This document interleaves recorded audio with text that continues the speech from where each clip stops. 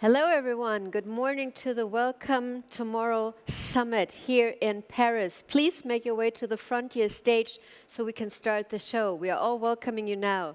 So see you soon at the Frontier stage.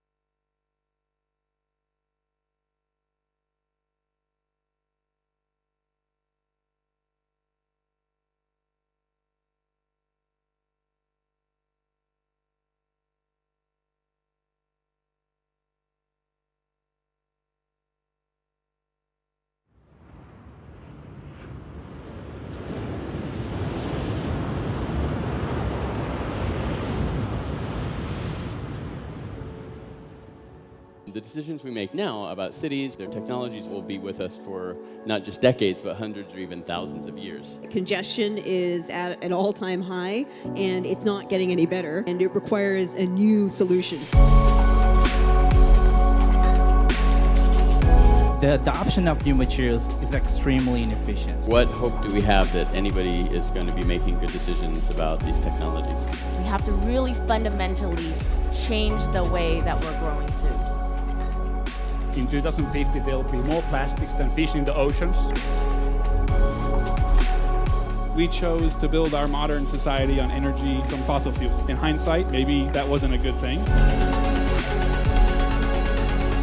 Do we want to be treating disease or restoring health? Become a choice between life or death due to a bacterial infection that has become completely resistant to all the antibiotics. This sounds really dark and dystopian, but this is the reality that we live in today. We live in a world of massive challenges and we have to overcome them. We have to find the new opportunities. We have to create this future we all want to create together.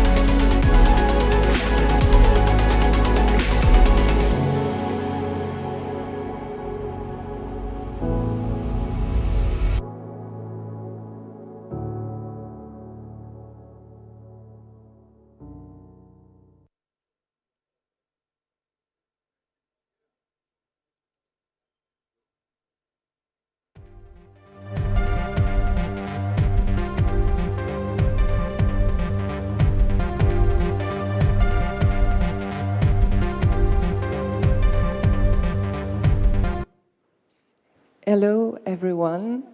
I am Maria-Lia Bestoujev, Head of Innovation here at the 104, and I would like to wish you all a warm welcome here. For this, we are very happy to welcome this new edition of the Hello Tomorrow Global Summit. I'm sure that during these 2 days, you will have a great experience. You will meet inspiring speakers. You will have great experience with startups and exchange with a lot of people. Normally, here, it's an amazing place. We receive more than 600 people per year visiting the 104. And I know all of you think deep technology will change the world, and I share the same vision, but I think that art and culture will contribute to change the world. During the pandemic, here at the 104, we vaccinate more than 100 people. And this place is very amazing. It's always changing. Today, I'm in this stage, very peculiar stage, but sometimes you have artists here dancing, doing circus, theater. We host artists from everywhere. They work here, they perform here, and we always give space for free practice. So if today you want to dance or whatever, there will be place for you here. We do a lot of things. We do art for good. We have spaces for young people. We work a lot with schools, universities, with the communities. We have so many action, and I don't have enough time to explain you what we do. But maybe what can I do is to show you some images. So normally, if I do that, you will show some. It's not working. Well, yes. So now you have few images about our place, an infinite place of art, culture, and innovation. And what I would like to share with you, we have so many different activities. We promote young artists, emerging artists. And what we have here, it's an incubator. The name of the incubator is 104 Factory, and it's dedicated to startups in the field of creative and cultural industries. And what they do here is they experiment their solution, their application with the public. And I think today you will see a lot of, and today and tomorrow, a lot of solution in order to help a new world, I think. So those images is just to share with you a little bit of what 104 is. And I would like to invite you to come back to the 104 and have a great experience here during the summit. We have the chance to have, in this moment, a great exhibition, and you, being part of this summit, you have access to this. So this is the name of the incubator, 104 Factory. So just to end my short speech, I would like to invite you to discover this exhibition is just behind me. So if you have time, I know you have a lot of things to do during these two days, but if you have the chance, you can go to this exhibition, which is beyond the real. And I would like to wish you 2 great days here at the 104. Have a great experience and come back anytime. Thank you. Have a nice Hello Tomorrow Global Summit.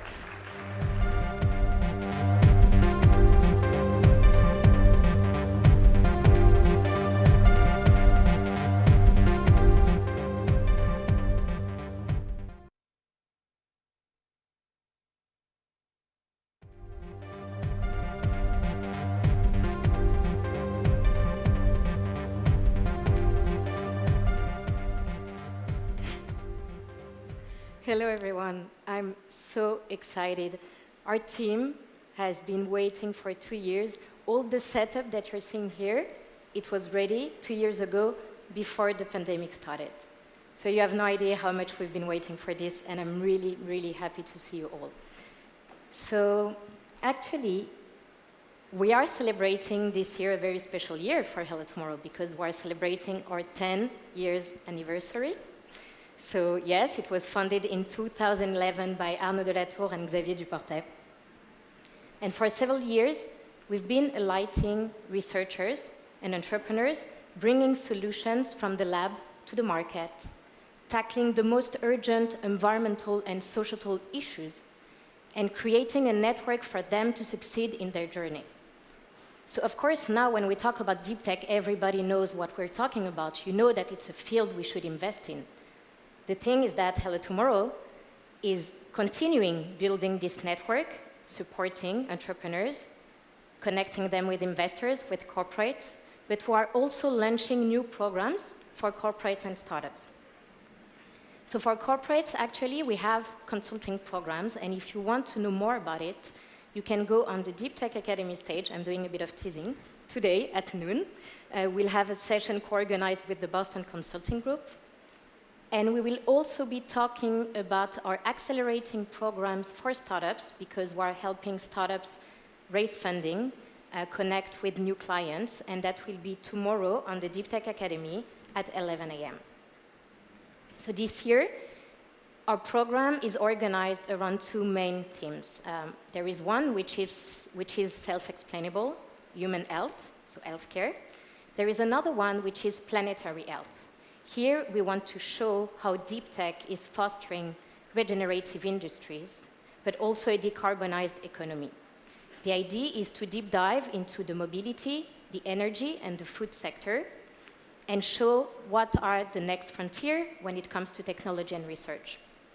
So in this stage, you will mainly see leading researchers, successful entrepreneurs taking the stage. If you want to look at the gems of the Hello Tomorrow Challenge or startup competition, it will be over there in the pioneer stage.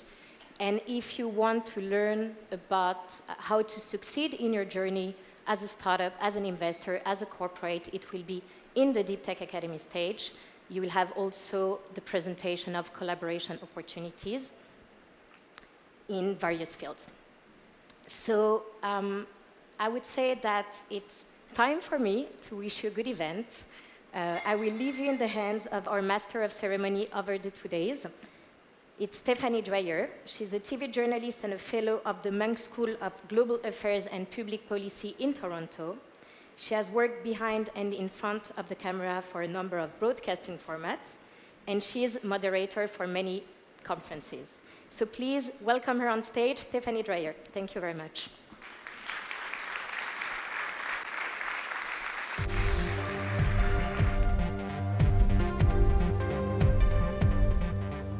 everybody. How's everybody doing? Good this morning? Thanks so much for coming. Bonjour à tous. Merci d'avoir participé. C'est un grand plaisir d'être votre MC pour cet événement. That's all the French for today. I'm going to switch to English.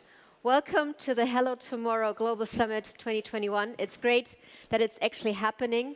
We have a really, really cool program for you in store. If you need to check anything out, try the app so you can navigate through the program and also get in touch with other people. We are a little bit behind schedule, so as you can see, we are already setting up the panel. So let me tell you a little bit more about the panel, and then later on I will tell you more what's in store for you with this conference. Because let's be honest, Europe is lacking a little bit and catching up with a thriving, robust deep tech ecosystem.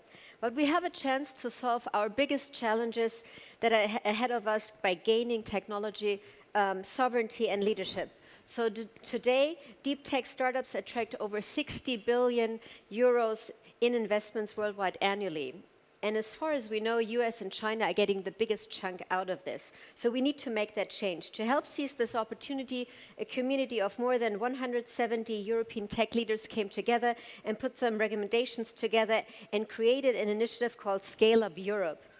The members of this initiative shared the recommendations with the French President Emmanuel Macron, and he was delighted, and also the European Commissioner for Innovation, Maria Gabriel. She was embracing the ambition and said, yes, we should get these tech giants 100 billion each by 2030 from European soil. So let's do this. Why not even more? And I think that's the spirit. So we need to increase the pace this decade if we want to achieve this goal.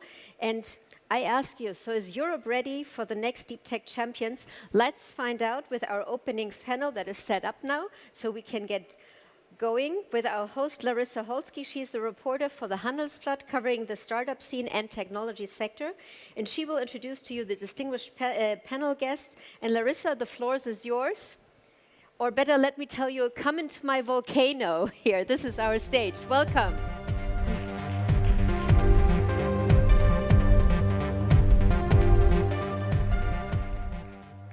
Good morning, everyone, and welcome to Hello Tomorrow. Laying the groundwork for tech leaders in Europe and fostering deep tech innovation. That's the ambitious goal of French President Macron when France takes over the EU presidency in early 2022. He asked experts all over Europe to share their ideas on how Europe could become a fertile ground for research-driven startups and deep tech innovation. And I'm looking forward to discuss the matter with some of them. Please meet our panelists.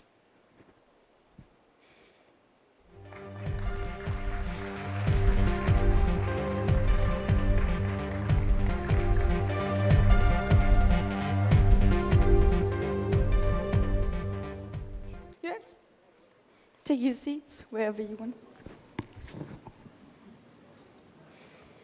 Yeah, please join me in welcoming the members of Scale Up Europe.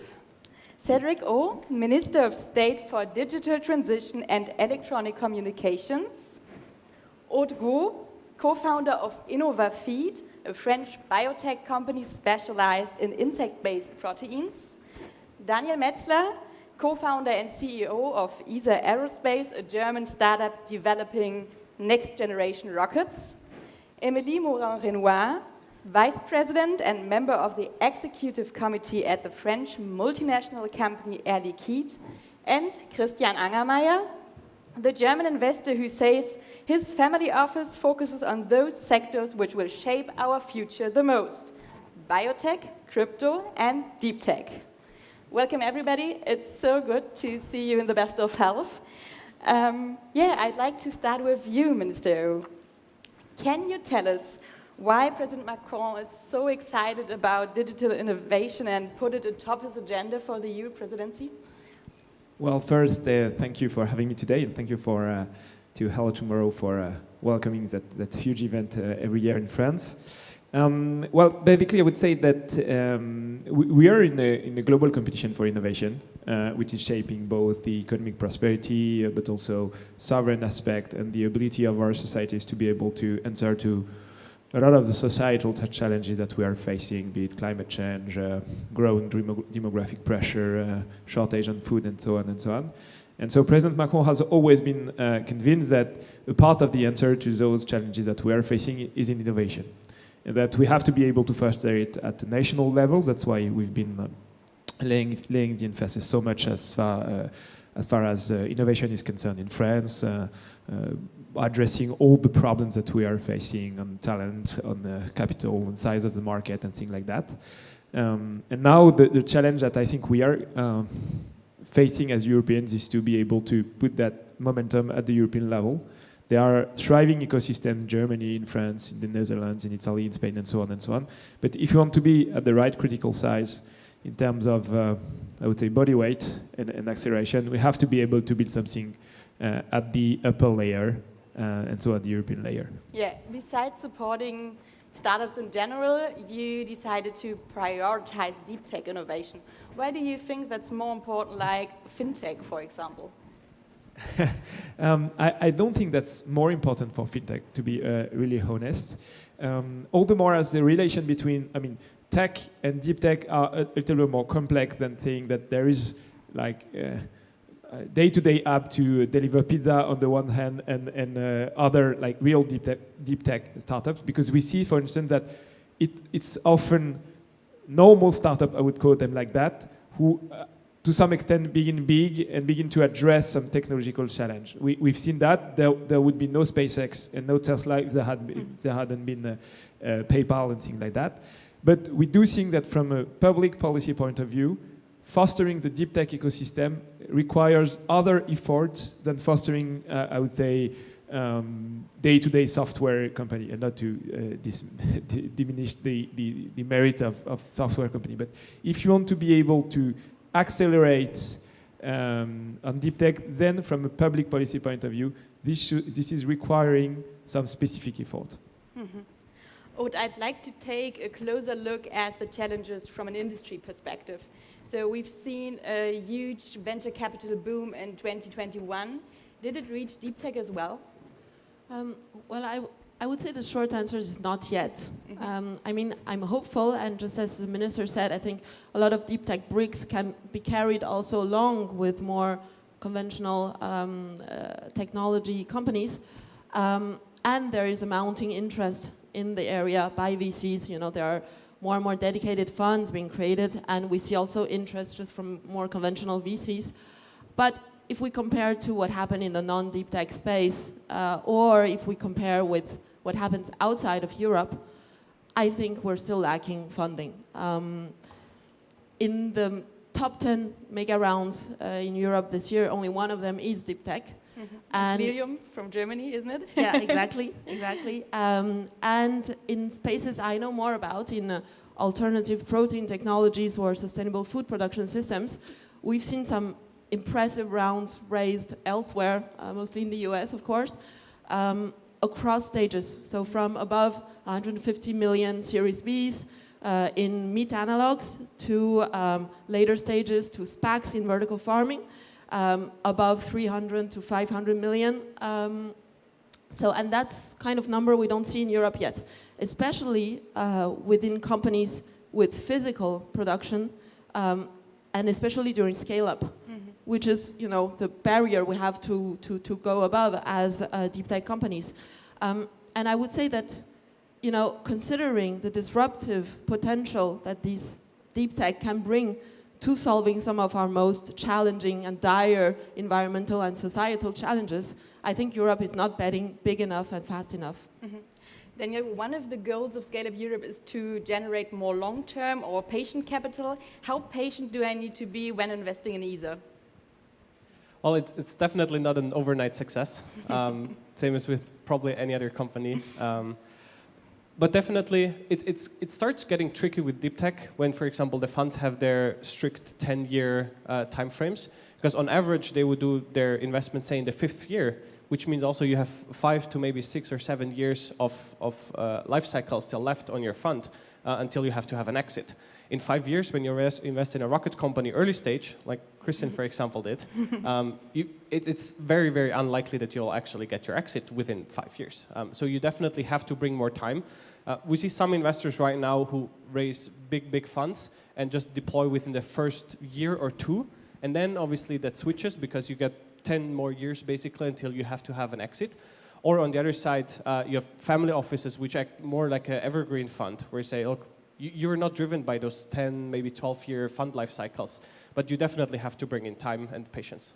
Christian, maybe you can help us to understand the problem from an investor's perspective. So why is it so much harder to deploy funding for 15 years than for 10 years? I don't think it's hard. So first of all, meaning Daniel is so German, it's so conservative, because he did an amazing job. When did we start ESAR? We started it, we were the seed investor in 2018.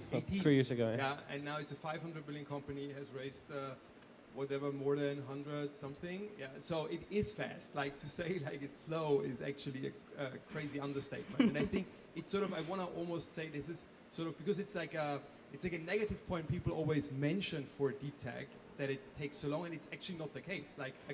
ESAR is growing faster, doing a better job, and I'm saying that to promote you, than a lot of, let's say, other companies I've seen. So that's number one. Second is, in America, that's another discussion we can have. You need another microphone. Okay, it's not working. You hear that? I said he's fucking awesome, but that was the short version I just said. And he's really going fast. That was the point. Within 2 years, he raised more than 100 million, and the valuation went from 10 to now 500. So deep tech is not slow. That is my message. Because people, it's almost like you scare people away when you're always saying from the beginning, oh, deep tech is so slow, which is not. Yeah. So that's the first point. The second point is, especially in America, exit markets, especially actually for deep tech, if you look what happened this year, what is cool, which by the way is thanks to all the Robinhood traders, which I think is a very healthy thing, that the younger generation is voting with their feet of which companies they want to invest in. And they want to invest in Tesla, which is deep tech. They want to invest in SpaceX, which is not listed yet, but creating very much excitement. Yeah? So there is a lot of cool deep tech companies who IPO'd, not early, not late, but in a normal speed like any other tech company. Yeah. A problem is that we in Europe don't have exit markets, but that's a general problem, not a deep tech problem, and we can go to the US. I don't think it's a problem that European companies list in the US. I think European equity markets are dead. It's like MySpace in 2005. You don't want to be on it. Yeah, but it's, again, we have great companies. We did my portfolios. We did 8 IPOs the last 12 months, all in the US. But again, it's okay, it's quick, you can do it, so deep tech is a great place to be in. And by the way, last point, meaning we're doing also biotech since almost 20 years, which is also like deep tech, so it's not so new and scary, whatever, so we should treat it positive very normally, because I think in the next 20 years, what we now call niche deep tech will be most of the companies out there, because in consumer internet and social media, we've done actually more or less. There will always be one new idea, but I think the really big companies over the next 20 years will be built in deep tech. Okay, but to be clear, so as a family office, you can invest your own money and you can decide about the fund cycles, and that's very different from venture capitalists. Yeah, but so Apeiron, my family office, so we have most of the capital is my own capital. We actually do have outside money in funds as well. Again, yes, if a venture investor invests in year 5, but then again, if something is wrong with the investor, because meaning I think, by the way, the venture industry is sometimes very slow. They raise funds for a year, which is insane. If I'm a good investor, I shouldn't raise funds and spend my time raising funds. I should spend my time investing money, because that's what I'm good in. So the cycles on the venture industry are actually painfully slow. So we raise normally a fund in a month, and we deploy it within 1 or 2 years, and then we do the next fund. So, and then I have my 8 years, again, if it's a fund, and then actually 6 years is a really reasonable time frame. It's all not as bad as people make it. I think we have way too many risky associations with deep tech than we should have. Okay, thank you. Emily, at least as important as funding our first contracts for young companies, how does your company think about startup cooperation? So I'm part of Ernitide, and the way we look at startup and cooperation and collaboration with startup is really always a long-term approach. Air Liquide has been in business for about 120 years, and most of our business is long-term. We have like 15-year type of contracts with customers. And we apply the same for startups. So we work with startups probably like other large corporations in three ways. The first is typical. We partner with them to embed some of their innovative solutions in our products to make also our solutions and offers to our customers better, to differentiate over competition, and also to go faster and more rapidly than if we were doing it ourselves. The second is we invest in startups. So we have our corporate venture, Aliad, and we take some equity, minority stakes in some deep tech or other type of startups. We've invested about 100 million euros in more than 35 startups since the creation of our corporate venture fund in 2013. And the last thing we do, and I think this is quite unique for Air Liquide, is we have a deep tech startup accelerator. So we host deep tech startups in one of our innovation campuses, the one in Paris, close to Paris. And what we do, we host deep tech startups. They have access to offices, but also labs, so they can do experimentation. They have access to our experts to design their experimentation better, but also access to marketing and sales team to have access to direct customers. So that's what we do, and I think this is quite unique. We have now 8 deep tech startups hosted in our innovation campus that started 2 years ago. Yeah, that sounds very great. So many, yeah. One important point. Again. Okay, I'm too stupid for the micro.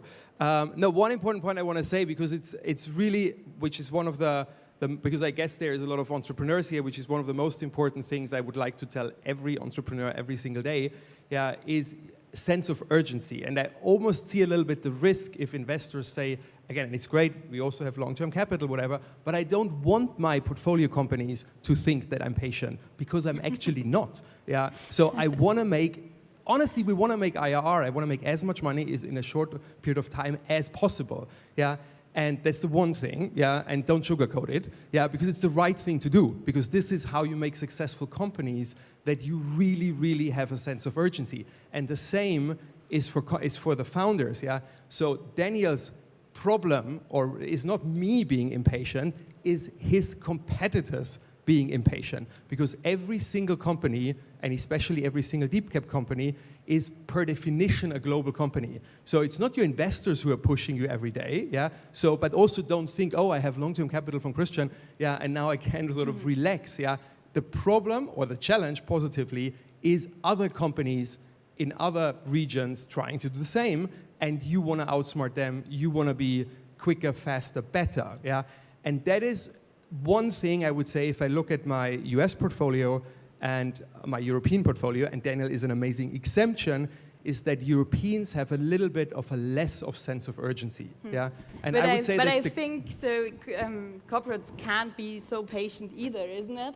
And many founders complain that some corporates agree to collaborate only when the startup takes all the risk and do first projects at no cost. How can politicians help there? Well, I don't think this is the way we work at Air Liquide. No cost and no risk for us, all the risk for the startup at all. I think we work in a different type of partnership.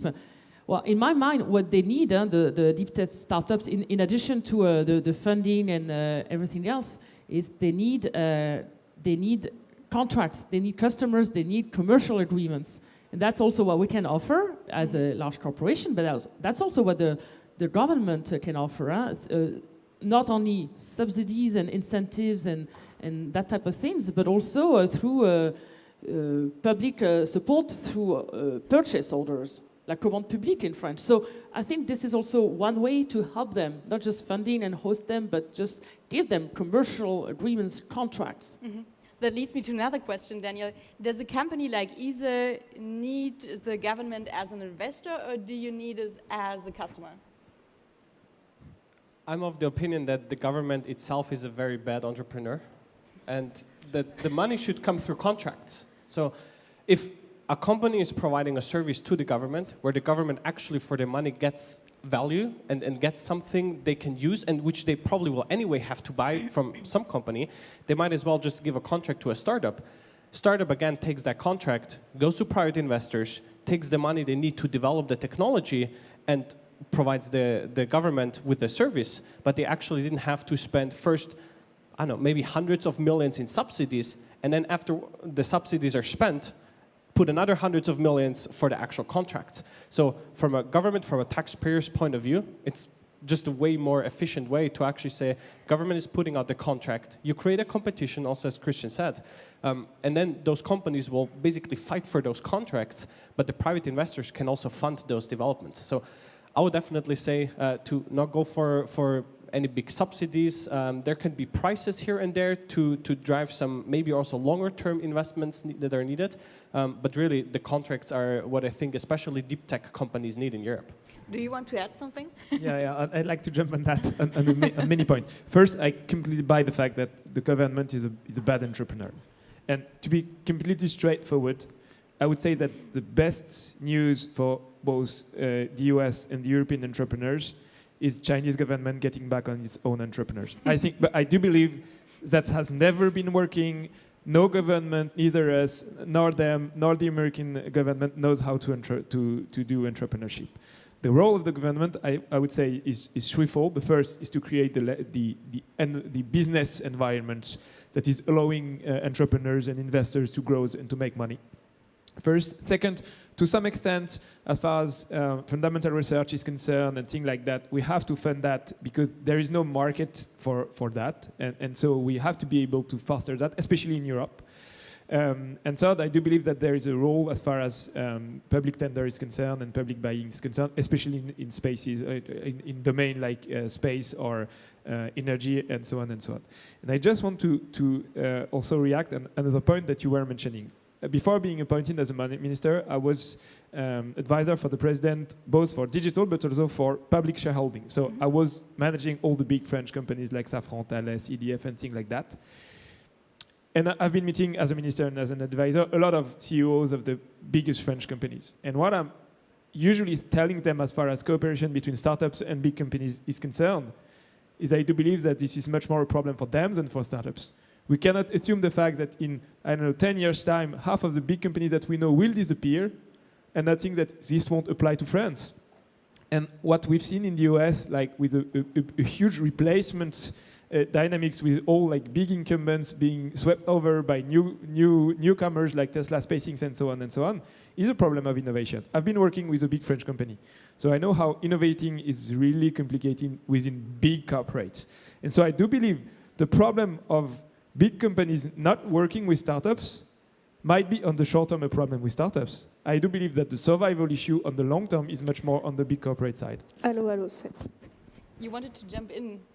Yeah, I think, no, I would agree. Yeah? It's a win-win collaboration. What we do, for instance, when we are a large corporation working with startups, is not just for the sake of the startups and helping them. It helps us. So I fully agree. And why does it help us? Again, it helps us grow faster on the market with some innovative products. We embed some of their innovative breaks, solutions, software, whatever the case may be, into our offers.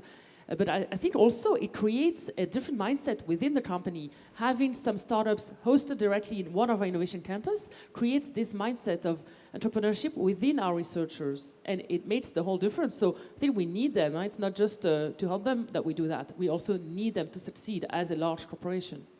Maybe we can talk about an example for the government as a customer. So, Daniel, as the winner of the German micro-launcher competition, you've recently signed a contract with the European Space Agency, including the provision of launch services for institutional European payloads. How important is that for you? Well, obviously the contract itself is massively important to us as a company. But secondly, also, in that case, the change of the government, again, going from putting subsidies or funding development programs per se, which are not necessarily commercially or low-cost driven, and moving more towards a world where the government basically defines what do I actually need, and let companies do a competition around it and actually buy the best services they can. So for us, it enabled to So the contract, it was an 11 million euro contract through the European Space Agency. It enabled us to raise 65 million euro funding round on roughly about double the valuation than the round before. So again, from a taxpayer's money point of view, those 11 million euros actually had roughly about a 10 times return within less than a year. And if you think about this, then obviously you can think of what if every government euro spent on deep tech can actually be made tenfold or increased tenfold again to the taxpayer. Yeah. I think that's a huge pure financial motivation other than obviously creating global leaders out of Europe. Sounds like a huge opportunity for everyone. Christian, do you predicate your investment decisions on governmental programs like this?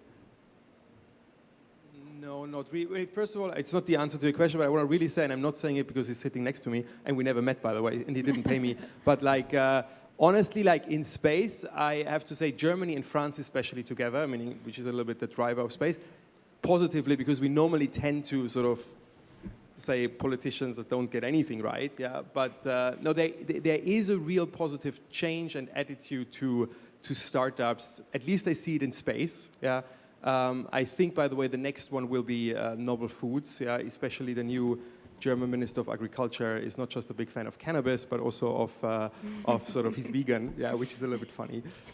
So because I don't think there will be any farmers, so I think I love the novel food approach, So, and I think governments are starting to get it, and especially I want to reiterate, being a customer, just treat startups normally with the same love you treat big ones, exactly what you said. That's not more, not less what they need.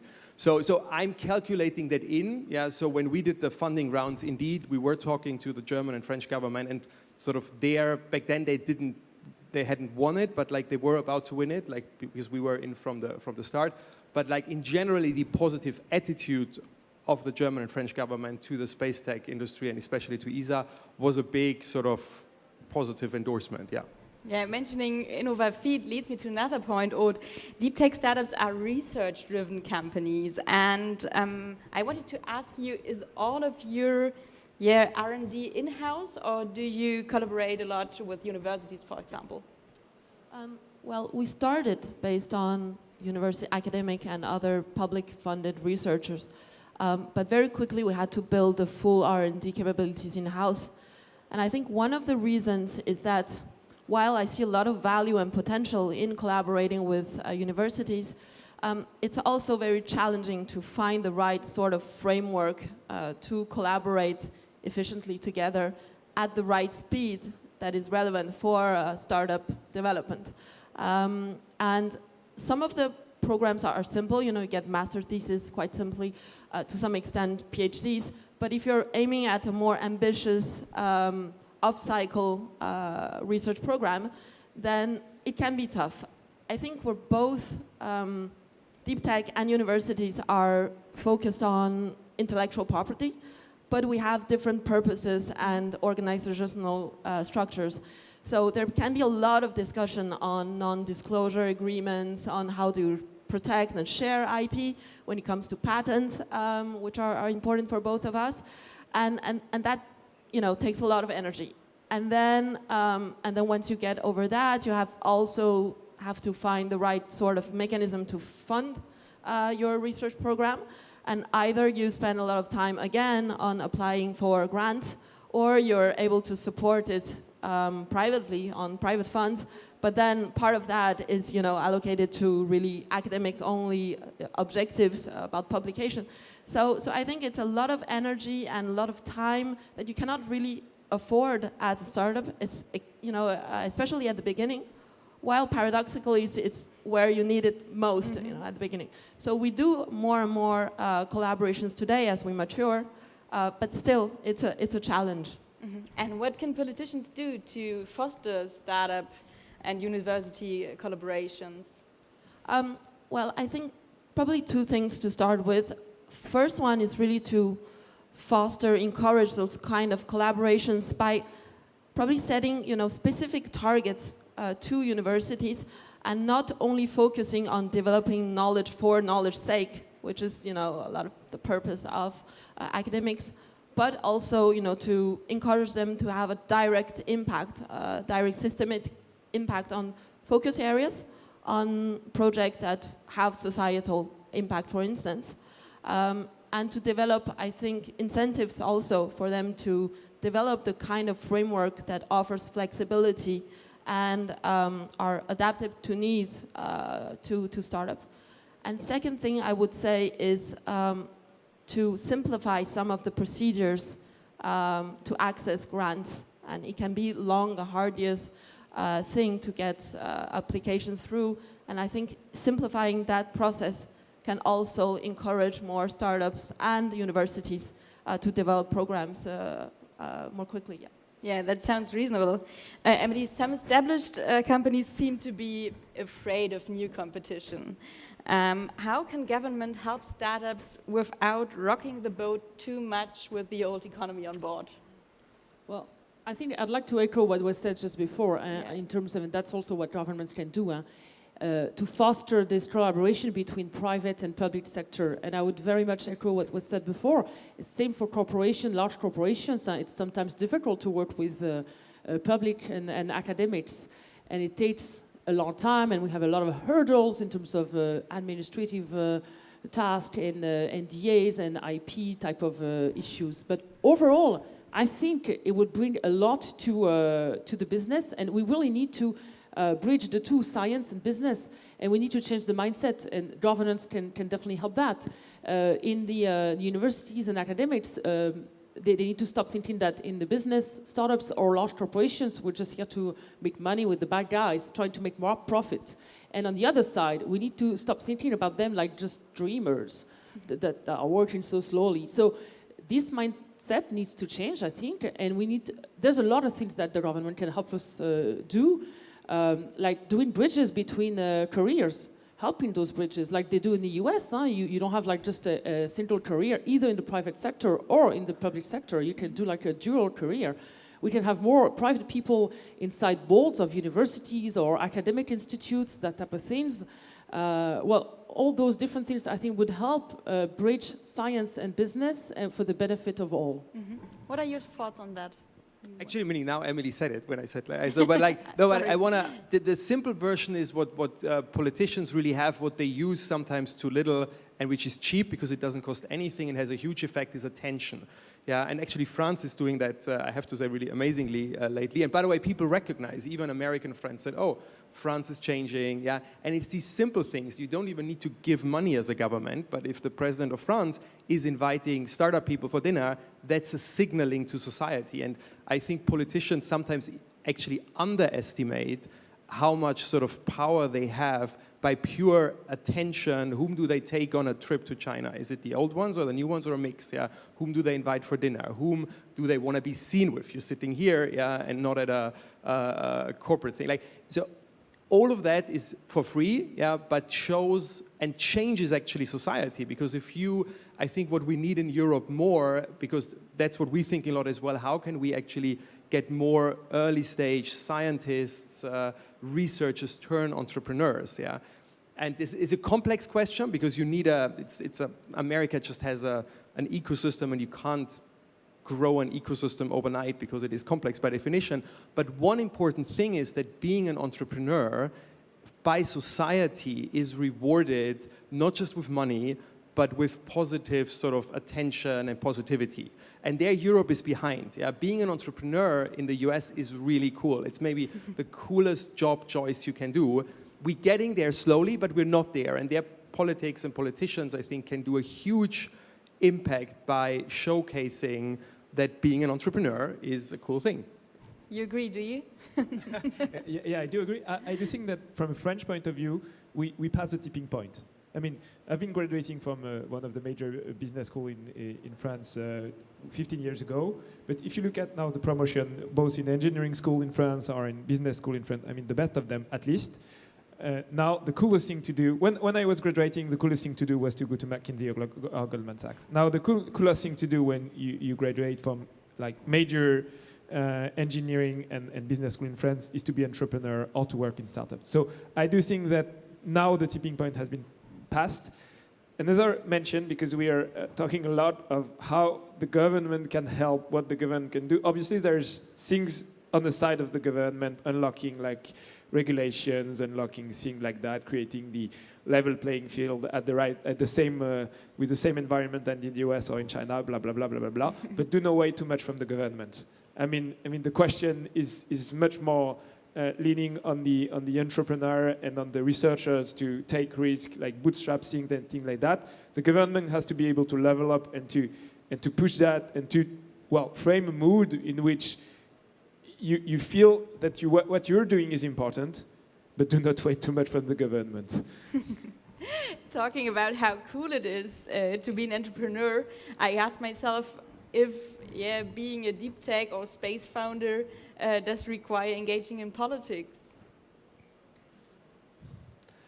I think as a deep tech founder per se, you don't necessarily have to. There are obviously some industries where it helps, where also the government is, for example, your genuine customer, like in energy, for example, or in space, obviously. So for me personally, of course, I have quite a vivid exchange with politicians across Europe, across the world, actually. But it's not, I would say, necessarily a given to spend lots of time as a deep tech founder with politics. Can you give us an example? Well, actually, I've been more often to the the Élysée Palace than to the German Kanzleramt. So very good job really to France on really promoting also exactly what Christian you just mentioned, those startup engagements. It's a lot about the procurement, for example. This 11 million euro contract, we talked about it before, it wouldn't just happen like this purely from a government point of view. We pushed a lot towards changing the mindset on how the government does procurement. So obviously sometimes from an investor point of view, from a startup and industry point of view, you have to bring in your ideas proactively into politics. And then on the other side, you have to have the right politicians to actually take maybe not all of the ideas, but some of the ideas and cherry pick them and actually take actions on them. How much time do you spend on lobbying, Aude? I think a fairly amount of time at the beginning. And one thing that Minister is talking about is it's about regulations. We talk about funding, but regulations is an important topic, as much as important as funding sometimes, even more. And in our case, when we're talking about the food industry, then there's a lot of course, regulations on food quality, on food safety. And we've been building dialogue and help policymakers to understand, provide data and to understand, what are the stakes, what are the quality and the safety of what we're doing at all levels. So we have association of insect producers at the European level, discussed with the European Commission, but also at national level, working with quite a few political officials and policymakers at different various various areas to not regulate, but to have the right regulatory framework adapted to our business, especially when it's very innovating, and sometimes it's the absence of regulation which can be a problem. And I think there it has been very helpful from French government, who set up dedicated teams to help us navigate around all the governmental stakeholders, which can be many, and to be able to have the permits to first test, have pilot plants, and then as we scale up, to support the scale up by also evolving the different regulations in place. So that dialogue is very, very important. And maybe just one last point, I think something that should be stressed. I think sometimes it's the local communities which can be a big game changer. And we engaged a lot with local communities where we put our plant and with local officials. And it's because the local communities and officials supported us since the beginning that we were able to move very fast. So sometimes it's not about the big regulatory frameworks, but it's really engaging with people with whom you will build a common project. And I think, engaging those kind of communities around a project that makes sense there is something political to that, probably. Yeah, that's an interesting point. Minister O, Scale Up Europe started by asking entrepreneurs and experts and investors about their hurdles and ideas to improve the situation. What's happened since then? Well, to the initial point, not really the initial point, there has been like a preparing work, and so there was that gathering at the Élysée Palais. So over the past months and weeks, there has been a lot of work in many areas, and so the idea is to be able to make some enhancement and to make progress under the French presidency, which is beginning next January. So there might be an event at some point that I cannot disclose so far. And the two main topics in which I think we can make progress from a European point of view, I mean, is on capital and on talent immigration, which from my perspective are two of the three main issues. I would say that innovation is capital, talent, and market. And well, there is like public buying and things like that. But basically, if you have the right things on those three pillars, things will get great. So we need, as far as capital is concerned, we need more money. I think, to some extent, that the part of the problem of funding that we're like experiencing is quite logical. Always a question of size. I mean, if you have only a small amount of money and investors, they will be looking for short-term revenues. That's logical, and they are not philanthropists. They want to have money back on the short term. So they will be looking to easy-to-understand company and short-term revenue. The bigger the amount of money that is available grows, the more people will edge themselves and look for like specific and more complicated things. So I think that Europe should be focusing on one thing only. If there is one thing to focus on, it's the amount of money that is invested here. That is determined by regulation, by law that you're passing, by level of capital taxation. But at the end of the day, if we are able to catch up with the US in terms of amount of money that is invested here, we'll catch up in everything. So that's basically the thing. So capital and talent, because there is a global fight for talent. Historically, Europe was exporting some and a lot of their talent to the US because they had the ecosystem here to grow their business or their research and things like that. If we are able to keep them here, I think this will be a huge competitive edge. A huge part of the American growth has been built by Europeans, Chinese, Indians exporting to US. You only have to look at the heads of the FANGs, of the big techs, for instance. So if those guys are staying here, if capital is coming, another story. Okay, I think there's time for a short round on your expectations. So what do you expect from Scale Up Europe? I have to say again, I think it was a really good thing because France took the lead. Again, it's showcasing stuff. So yeah, I see this stuff more as a platform, but a super important one for politics and in general, like society to signal what is important in society. Yeah, and entrepreneurship, thankfully, gets a higher importance in Europe at the moment, which is good, but there is a way to go. And you need money. Yeah, that's actually my favorite topic, if I can say something to that, because you're 100% right. Yeah, but how do you get money? Meaning the problem is we completely killed banks, insurances. We don't have pension systems like in the US. Yeah, so we need to unlock that because again, why are our capital markets dead? In Germany, there's not one single hedge fund in entire Germany. So if I go in a tower, in one single tower in New York, there is more money in that tower, most likely, under management in Manhattan than in entire Frankfurt or even Germany. It's so absurd. It started having a dimension which I'm a little bit like, you can't change it anymore, but you can at least try because there is a lot of money. By the way, where is Allianz? Where is AXA investing its money? It's investing its money in the US. Yeah? And by the way, why do they do that? Because the US has a fascinating model of not putting things into law, but by signaling what I said before. Yeah, Trump, Biden, Obama, because they're all the same, by the way. We might like Biden more than Trump, but technically in terms of protectionism, which is not put in laws, but in terms of how they behave, they all the same, it's Democrats and Republicans. And they invite AXA and say, you know what? Yeah, if you want to do more business in America, if you want us picking up your call, put more money into America.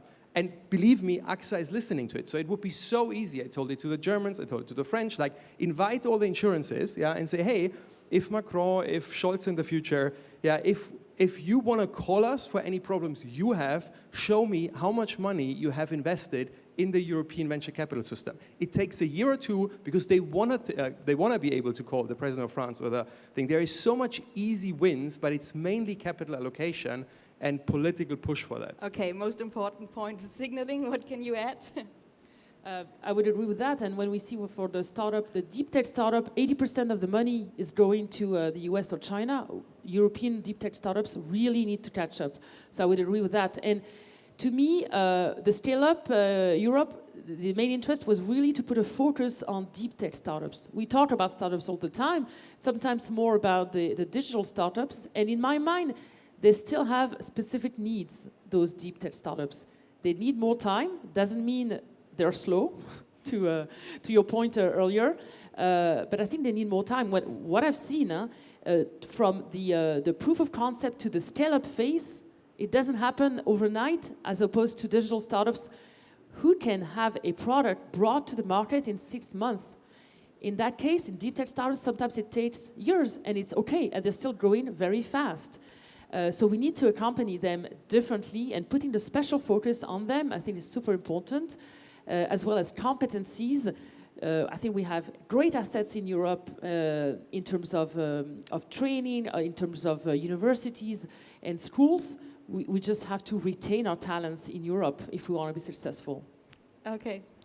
And maybe I want to add to that is I see also a great opportunity in deep tech because most of the deep tech companies, they are very purpose-focused, you know, and they work on technologies that will, I believe, solve a lot of the big questions, the big challenges we have.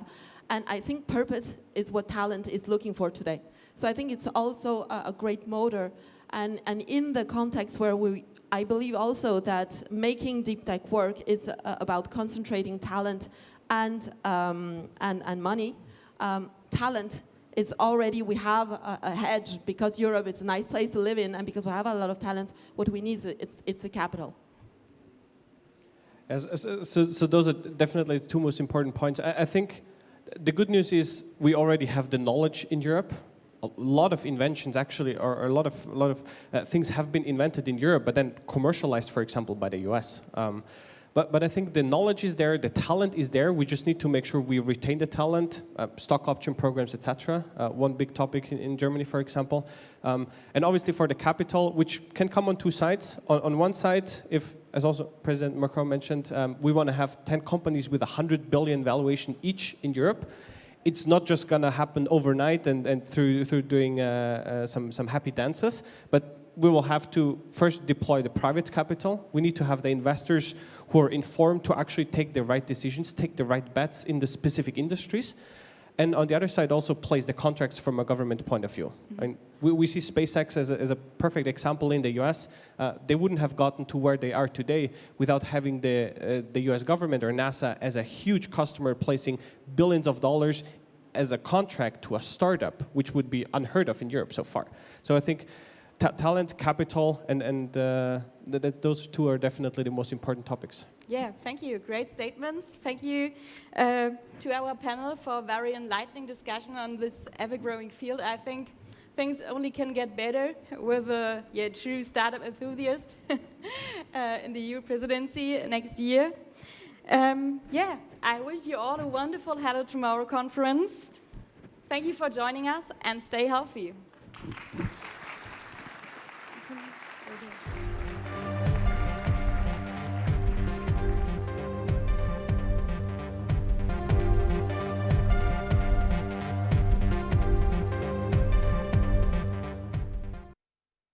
Thanks very much for this great discussion. Now, don't leave. We have more to come, guys. This is going to be huge and interesting what's coming up right now. But of course, I want to let you know, because we didn't have time in the beginning to give you a little bit more of an organizational sort of background. If you haven't already started, use the app for the conference, because this is also your way to engage with us in the conversation, because this is your summit and we want to hear from you. So if you have a question, please use the app. It says Q&A Frontier Stage, and you can just post your question there. Or, of course, you can also use Slido on your smartphone and then tap into the HT Summit and just post your question there. We will try to get to some of them. Sometimes we have time for Q&A, other times we might have a very tight schedule, so just try to reach out via the app to the speaker later on. But also, of course, you all know we are still fighting a pandemic. As you probably have seen, please wear your mask at all times. There are designated areas where you can eat and drink later on, but just to make sure that we are all feeling safe and at ease, it would be great if you could cooperate and stay, have your mask on if you're here at the stage and anywhere else where you're visiting other booths or the other designated areas. Of course, we have also hand sanitizers everywhere, so slather yourself with the stuff just to make sure that we are really protected. But before I go on with anything else, we have already set up the stage for our next big presentation. So let's see, what do we have in store? Well, it's supposed to be a fireside chat, but we are standing in a volcano, so I didn't really know if that's the right word. But it's definitely about a hot topic as well. And to start us off with our regular keynote sessions, I would like to welcome Massimo Portencaso and Jens Klein to the stage. Massimo is the founding partner of DeepWave Ventures, and he is also the chairman on the advisory board of Hello Tomorrow. He knows the deep tech ecosystem inside and out, and he can also support the next wave of innovation driven by nature co-design. And Jens Klein is the founder and CEO of Origin Bio, a company whose goal is to replace the current chemical manufacturing processes. By using synthetic biology, Origin Bio is able to create a new generation of non-toxic, chemical-free technologies. Those two will discuss the scale of circular bioeconomy by touching upon regenerative industries and sustainable materials. And in the past, the manufacturing sector was a force for wealth, prosperity, and development. But if we are really, really honest, the current production models have shown a severe impact on the environment. So the question is, how can we change a sector that has been running on routines for such a long time and make it better? What are the next game changers? And are there any other ways nature can provide us with sustainable materials? These and other questions will hopefully our two speakers answer, and probably a lot more. So let's welcome Massimo and Jens for the fireside chat.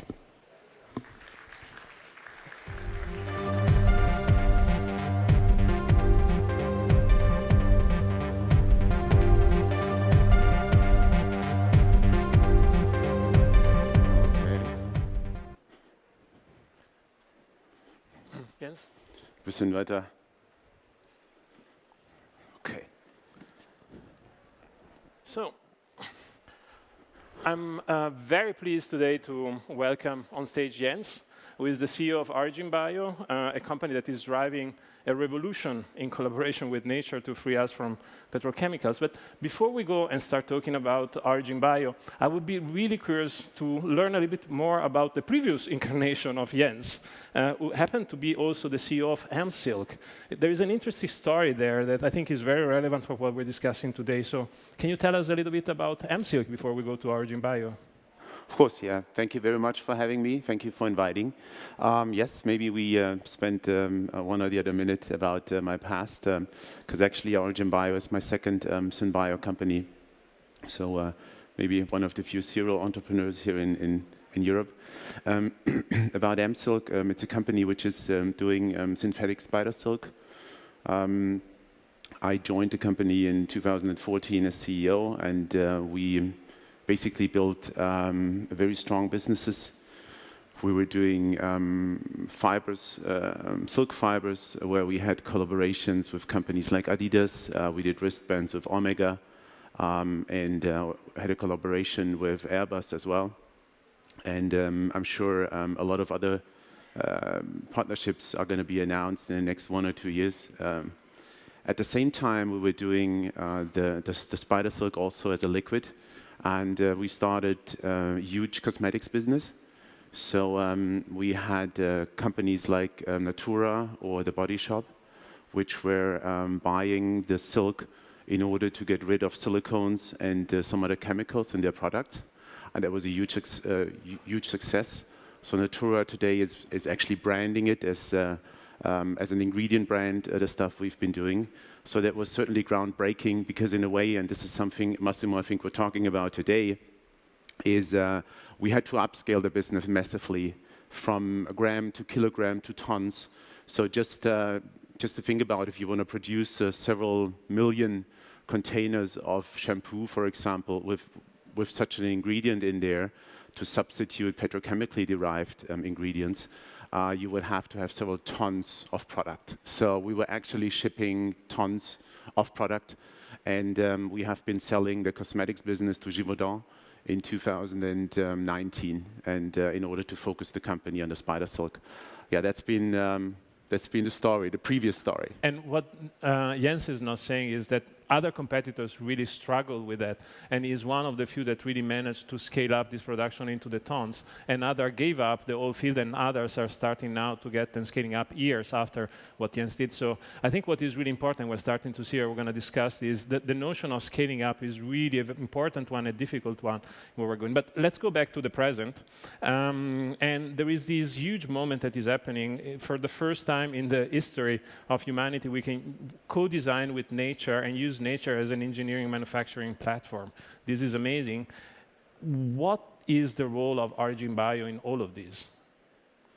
Yeah, so I mean, what is Origin Bio?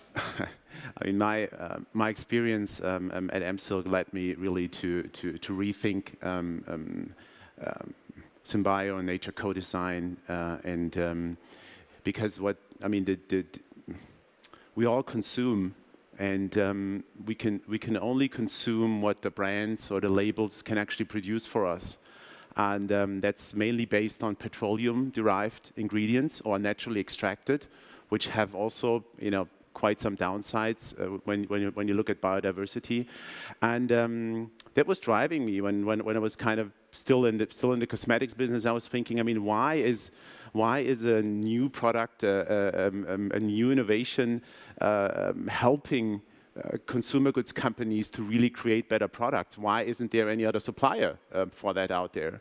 That was that struck me, and that really led me thinking about we do need a company which can produce a lot of alternatively sourced ingredients, i.e. biotechnologically produced, and that was one of the reasons why I founded a company. I mean, what we have done so far is we've exploited our planet, and what we want to do at Origin Bio is really we want to shift from an exploitative way of production to a generative way of production, and this is what we want to support, and this all in light of the climate crisis, CO2 reduction, and all these things.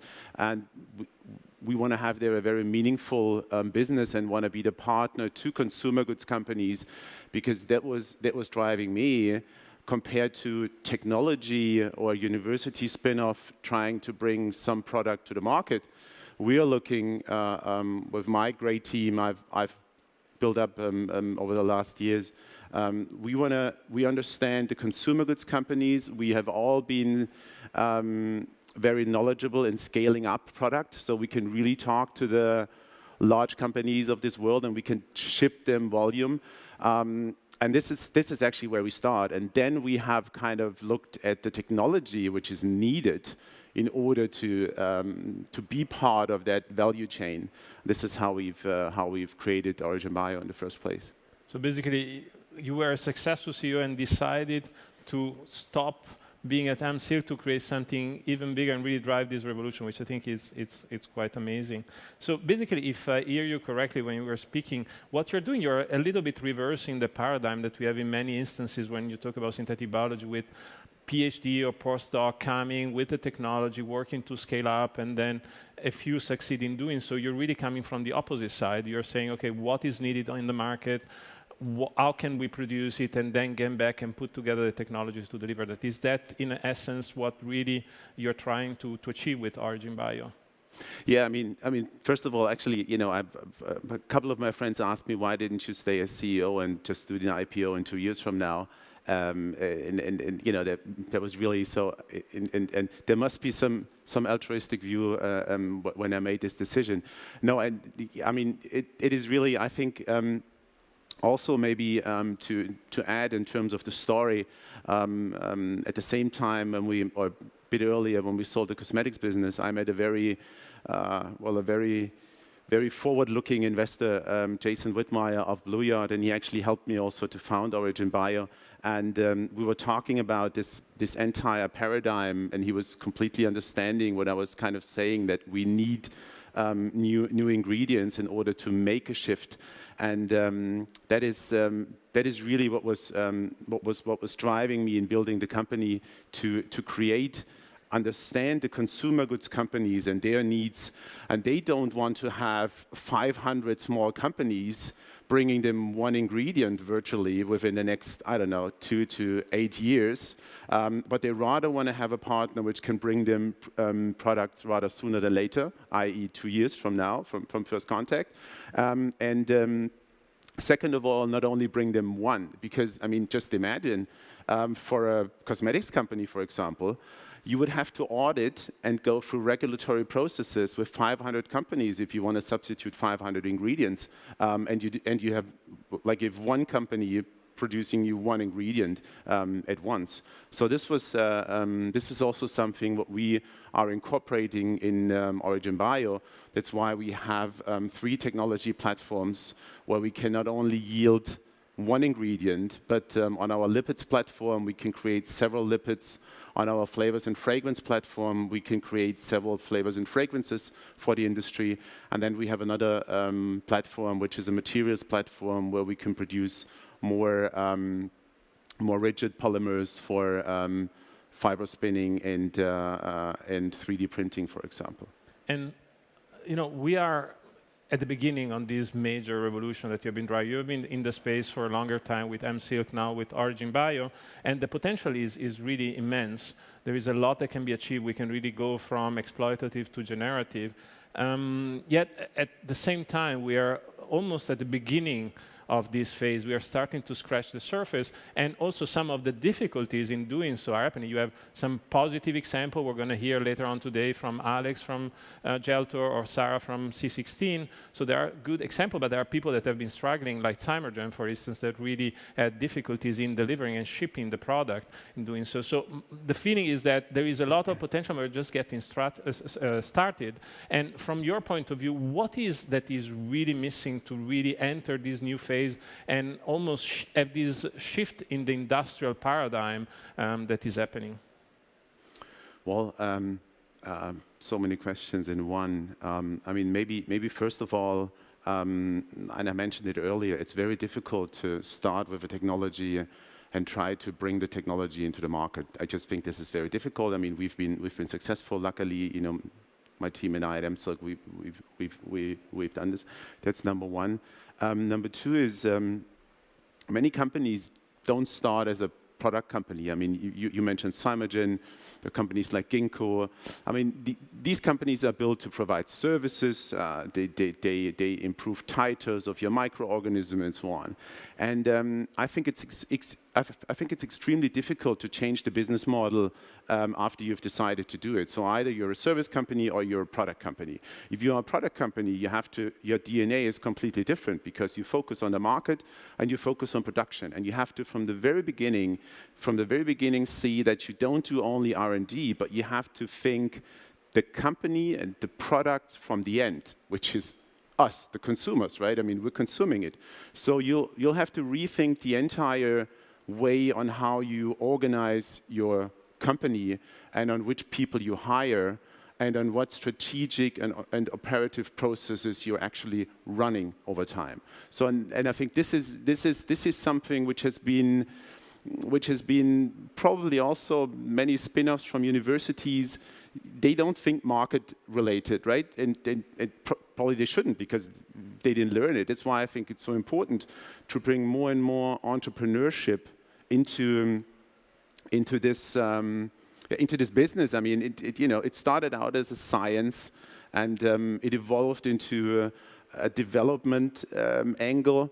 And now I think it's very important to look into industrial scale-up, because otherwise we're losing too much time.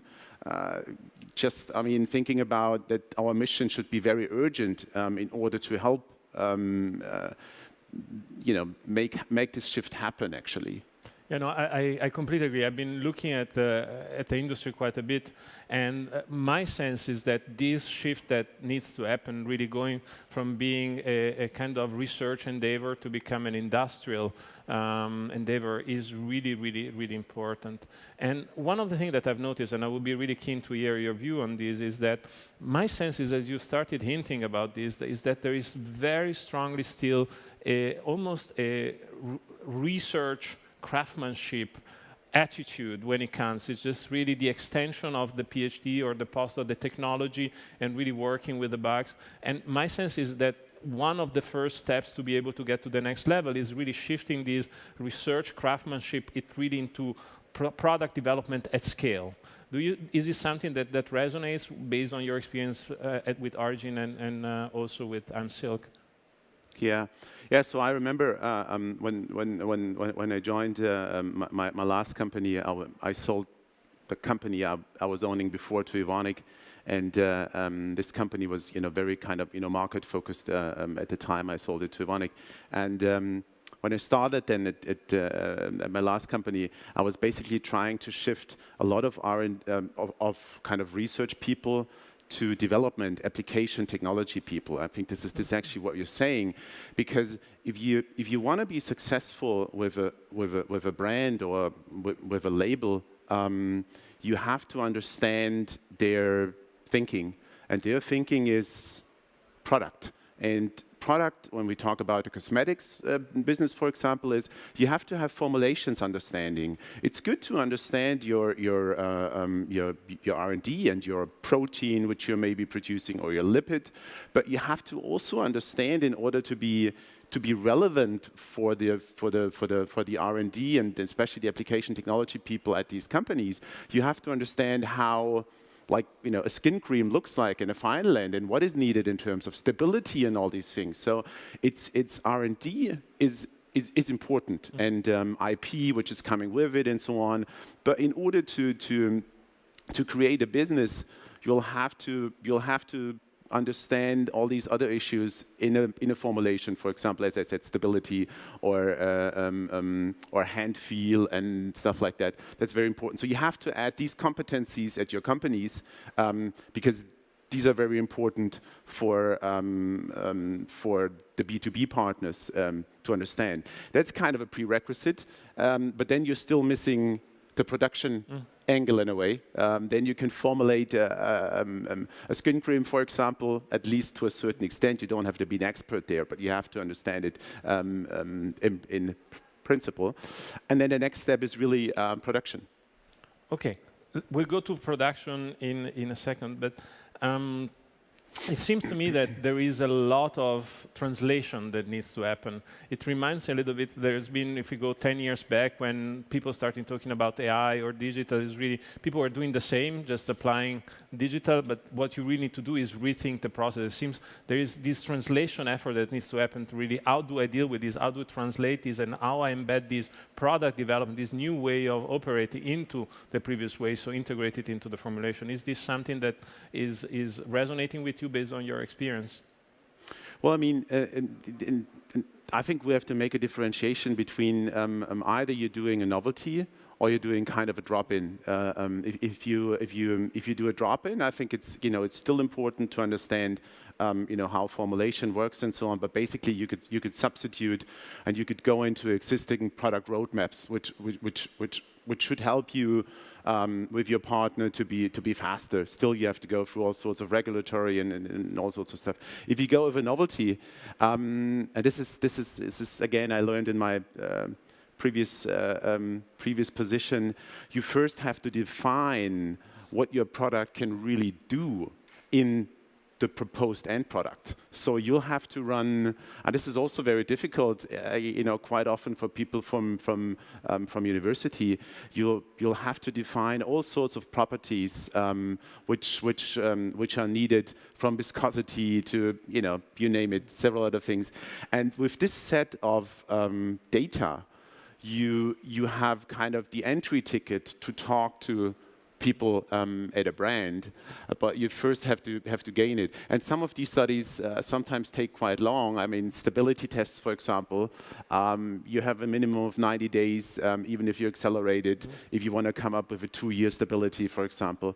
So these are all things you should have in mind, because otherwise, you do something and you reach all your milestones, but suddenly there is this stage gate of, oh my God, I completely forgot that I need to understand the formulation, or oh my God, I completely forgot that I need to produce this stuff at some point of time. And then you start getting an interaction with your investor telling you, well, maybe we have misunderstood something. Now you need again money, and you need again 2 years. So ideally, try to paralyze some of these processes and rather spend more money whilst you're running it. But you have all these prerequisites done, and you're not running against the wall. Okay. Let's move now to production. There's the other side of it, which I think is a really important one, and one where I would say the most are still struggling. And I think it's understandable, if I may, because we're talking about using nature as a manufacturing platform, but unlike when you create a steel plant and you set it up and then you have zero variability, it happens and it works. When you use nature as a manufacturing platform, nature is going to continue to do what nature wants to do. So you really need to manage the variability that comes with using nature as a manufacturing platform. And my sense is that we still have a long way to go there, and this is probably the area where we have to go the farthest, because it really based on very different assumptions to the 100 years that we have behind us. So what has been your experience, and how do you see this going moving forward? Well, I mean, the good thing, first of all, for Europe, I think, is that there is a lot of experience in producing biologically. We could start several hundred years ago with wine and beer, but we could also look into the times where we were still producing antibiotics in Europe, or at least precursors of antibiotics. And a lot of these equipment, which is in Eastern Europe, which is in Western Europe, basically all over Europe, there are former pharmaceutical antibiotics plants, because the stuff has now all been done in China, which have been remodeled or kind of reused for animal nutrition, so for kind of amino acid production and so on. So there is stuff out there. There is production capacity here in Europe, and I think that's a huge opportunity for Europe also to have a head start in that business, because some of these companies nowadays are contract manufacturing organizations. So there are actually manufacturing opportunities. How this is going to be developed, over time, if now more and more stuff comes into production, that's another piece of paper. But if you think about production, there is, and it's sometimes I talked to someone a few weeks ago, and he told me, yeah, well then basically, by the time I've scaled it up into the lab, into a 2 or 5 liter process, I should probably talk to one of these contract manufacturing organizations. I told him, well, probably not, because there is no way for these folks to accommodate your process, a 5 liter process, into a 30, 50 or 80,000 liter process. So there is the need, and this is also, we have these facilities also in Europe. You have to have a pilot facility, and this pilot facility, again, is important to really scale up 150, 1,000 liter, for example. And also it's very important, in order to be successful later on at the CMO, you'll have to really define standard operating procedures. You'll have to have 1 or 2 engineers, in-house engineers, who you could then later on send to a contract manufacturing organization to make this happen, to transfer your know-how. One is you have the written SOPs on how they should do, but you still, you should have kind of a man in the plant, at least for the first 1, 2, 3 runs, by the time it's established at the CMO, and then they should be able to do it. But this is also very important. One of the way I always love to describe this to make it tangible for people is I love to talk about the two CapEx. There is the capital expenditure for steel and what is imminent and doesn't change, and then you have your second CapEx, which are your bugs. And you need to deal with them over time, and you need to manage the bugs to manage the variability that those bugs bring with them. And I think this is a way that your engineer, that's basically what they're going to do. They're not going to work on the steel part, but the engineer will make sure that your other CapEx is delivering what it should be delivering. Isn't it the case? Yeah, exactly. I mean, it has to be a very smooth transformation from the know-how you are generating at a different production size, and then transfer it into your partners. And again, I mean, you have to think about it. This is a partner. They have their own view on things. Sometimes you tell them, listen, you'll have to heat this up to 38 degrees, for example. And they say, well, but we've never done this before. And then you say, well, but this is part of our process. Well, so we can probably not do it. Or, steering.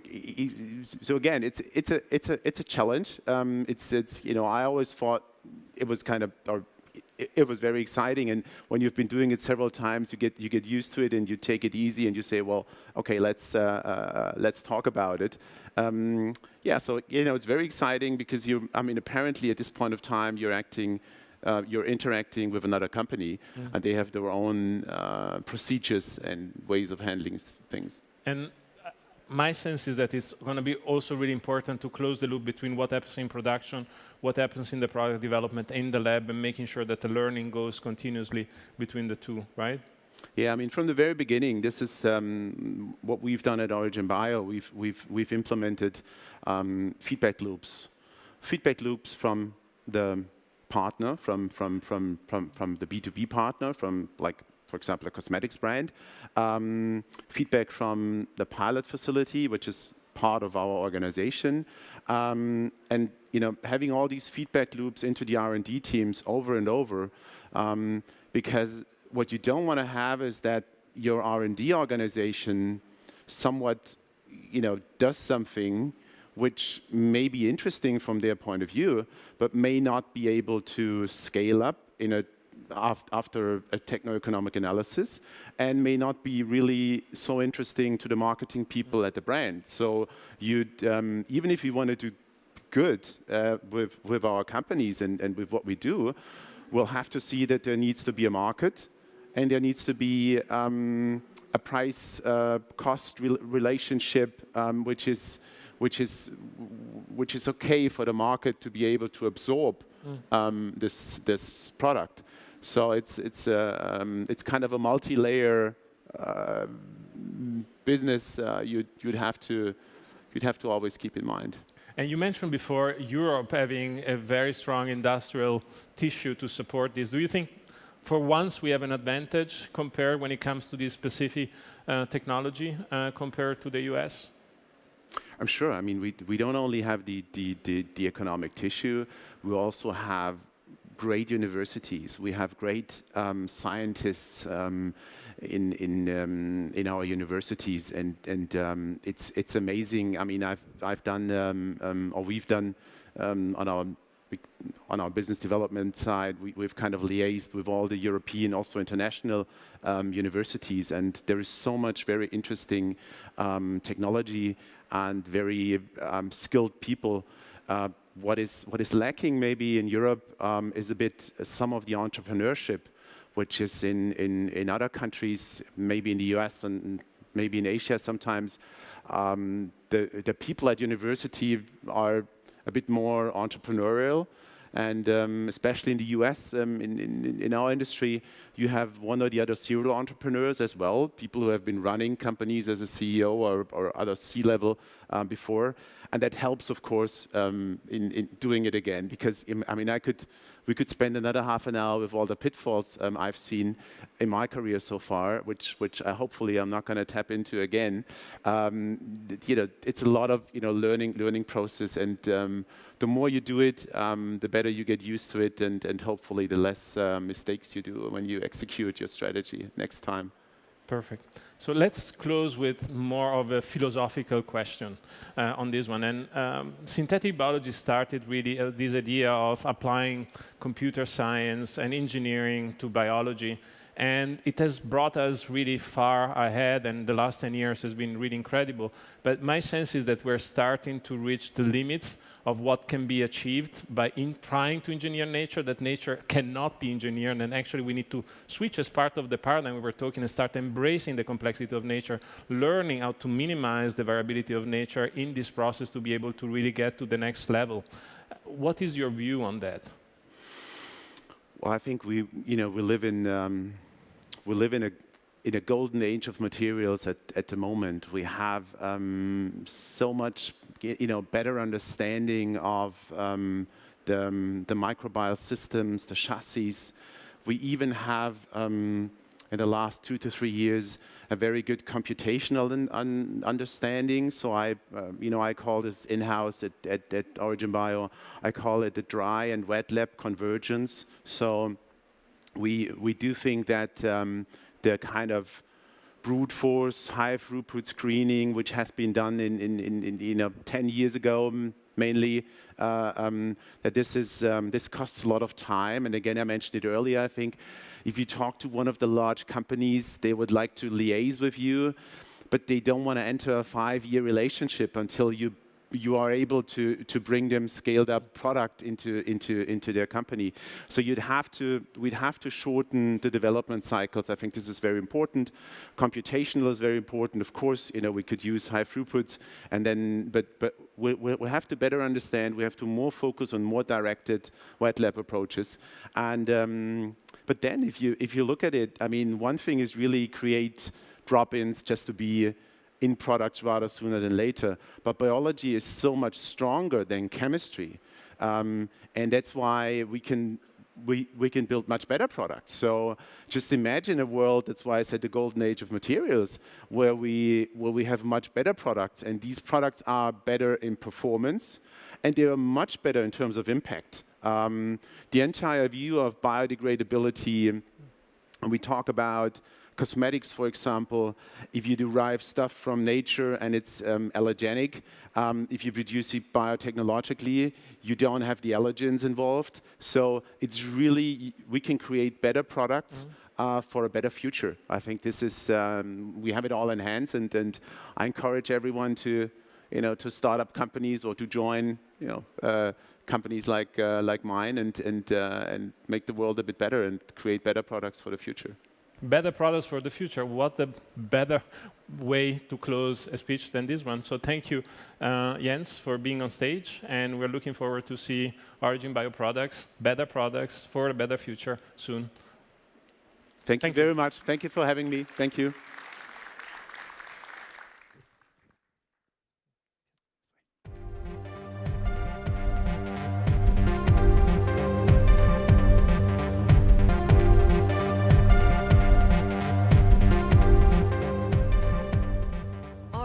Really, really cool hot topic in our volcano. Our next speaker will join us via Zoom on the big screen. And while we are getting the connection ready, I tell you a little bit more about the presentation. Every year, more than 50 million tons of electronic waste are being produced, and half of it ends up actually on landfill in Africa, causing a dramatic social and environmental impact. And if you know how much, sort of rare metals you have in your iPhone, tablet, or whatever, and then at some point you just throw it away. But it's a big resource that we should recover. So imagine if you could find microorganisms that can actually do the job for you. They can really, really find the really, really important parts that can be recovered. This is exactly what our next speaker is working on, Sébastien Farnaud. He is a professor in enterprise and innovation at the Coventry University in the UK, and where he provides strategic direction, leadership, and management in various innovative projects, also in bioinnovation within the Institute. And his research portfolio includes the application of biotechnology in the development of sustainable methods in closed-loop systems, and as part of his focus, on bioremediation, he created the bioleaching research group, which promotes the use of these microorganisms to recover the metals.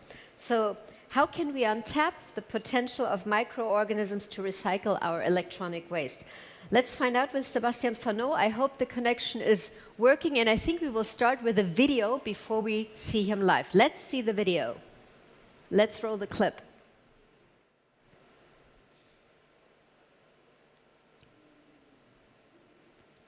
Are we ready to go?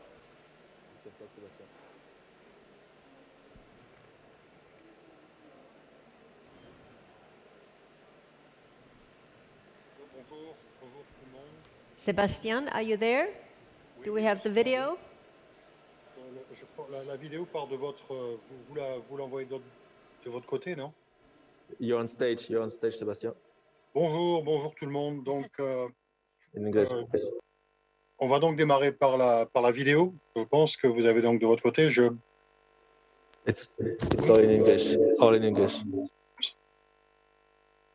Good morning, everybody. So I want to thank the organizer to invite me. I want to apologize for not to be able to be present, but I'm still very pleased that I'll be able to present some of the results we've been working on recently. I think to start with, to understand the issue, I think it would be quite a good thing if you could, I've got a short video where we shorten it for the purpose of the presentation, but just to understand the issue. So if you can put a video on to start with, and then I'll give my presentation.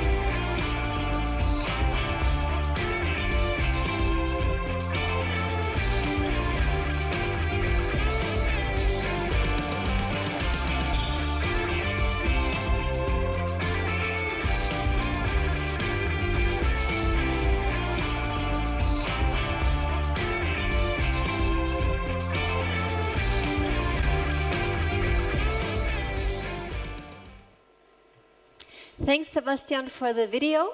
Let's try and see if you can share your screen now for the presentation so that it works all out. Thank you. Thank you very much for the great introduction. So I'm going to share my screen now.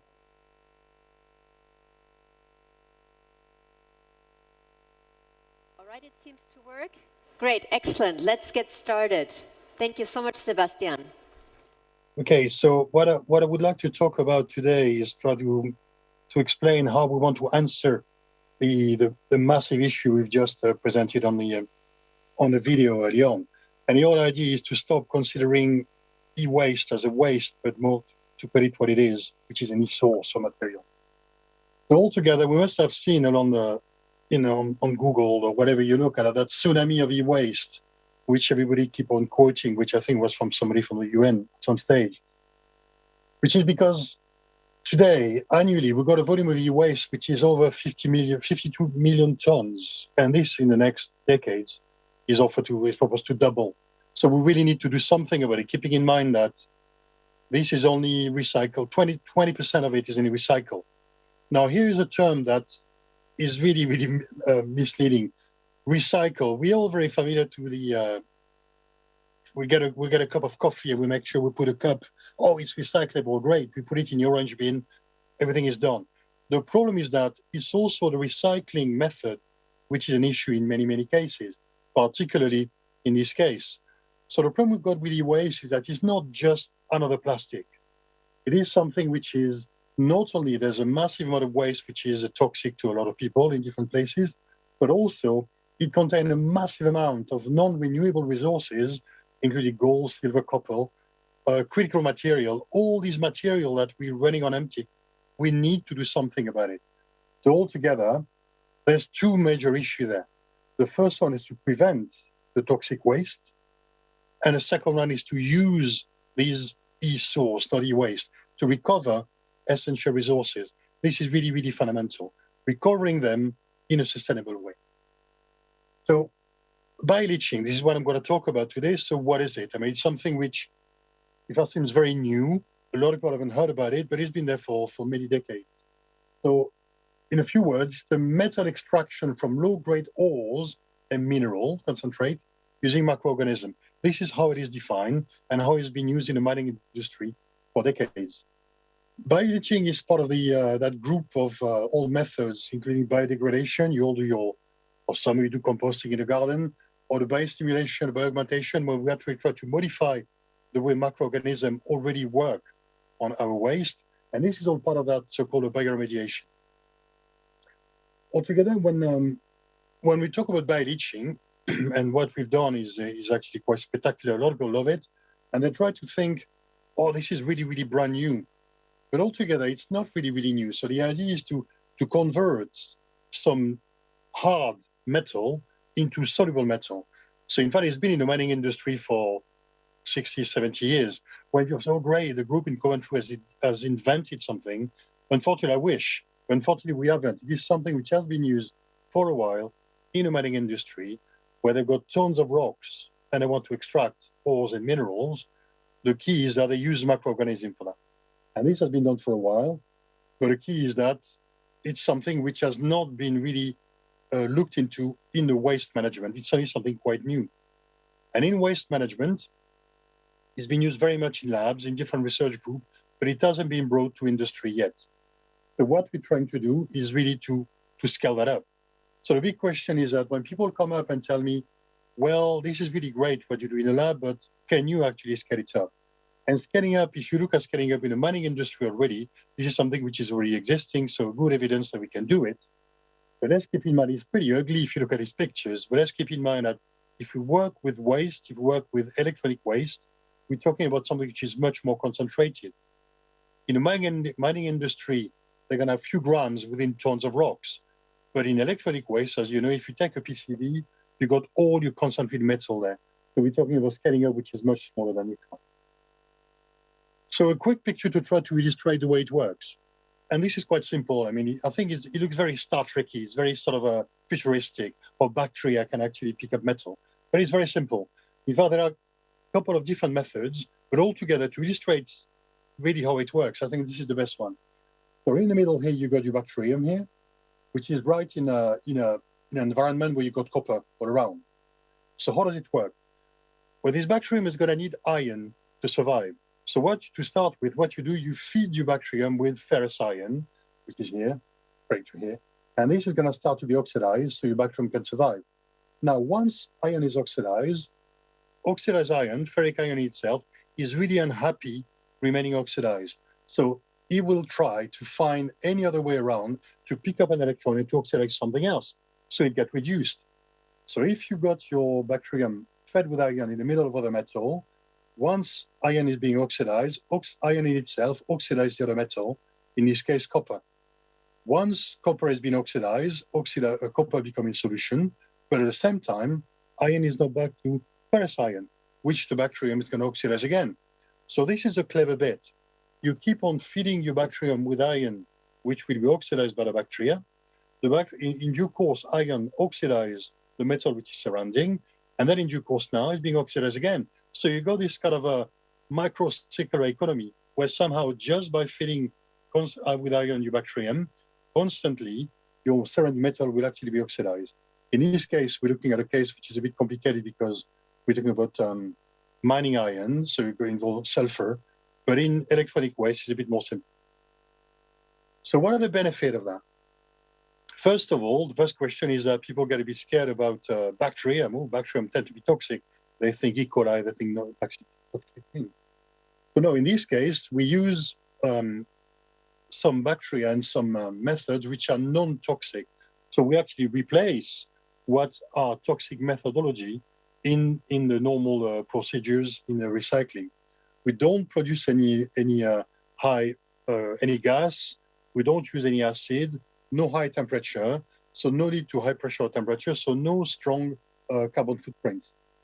Also, growing those bacterium is really inexpensive. You feed the bacterium with some sort of broth, a different kind of a mixture, is something which is really cheap.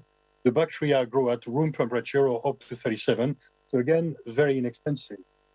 And the key is that now there's more and more techniques that are being developed into the recycling waste and quality meta from waste and drainage. And again, I think I'm using the term recycling because people are familiar with it, but I think it would be good if we try to think of not recycling, but recovering. And this is what I really want to emphasize at the end of the presentation. So how does it work? I mean, I said in a different research groups, some different, very few, but different research group, I've developed some methods. And here's a very good example. So we're starting, the idea is to extract indium from monitors, from screen. And quite simply, as you can see, the first thing is mechanical. So you dismantle your screen, then they get shredded, and would get shredded and grounded. So now we've got it in a powder so that you can literally feed the bacteria with the powder. So that then if those bacteria get fed with iron, then all the base metal can actually get oxidized. And you end up having your, what I would call a bacterial soup, which now has the metal in solution. This is great. And most of academics are really proud of that and publish it. The problem is that, as you can see, that picture is a bit lying because there's something missing there, the last arrow. Because the point is that you can have as much as you want of your metal in solution, but for industry, this is not really usable or barely usable. So what we've really been tackling in my group, and which we published with an example with copper, for example, is to make sure that we've got a complete cycle. So what you start with is your PCB, which gets shredded. You grow your bacterium, you incubate your bacterium with in your broth cultures so that the copper is being in solution. And then instead of stopping there, then we would have different methods which are also sustainable to make sure that we can obtain the copper foiled back so that the copper can be reused into the PCB.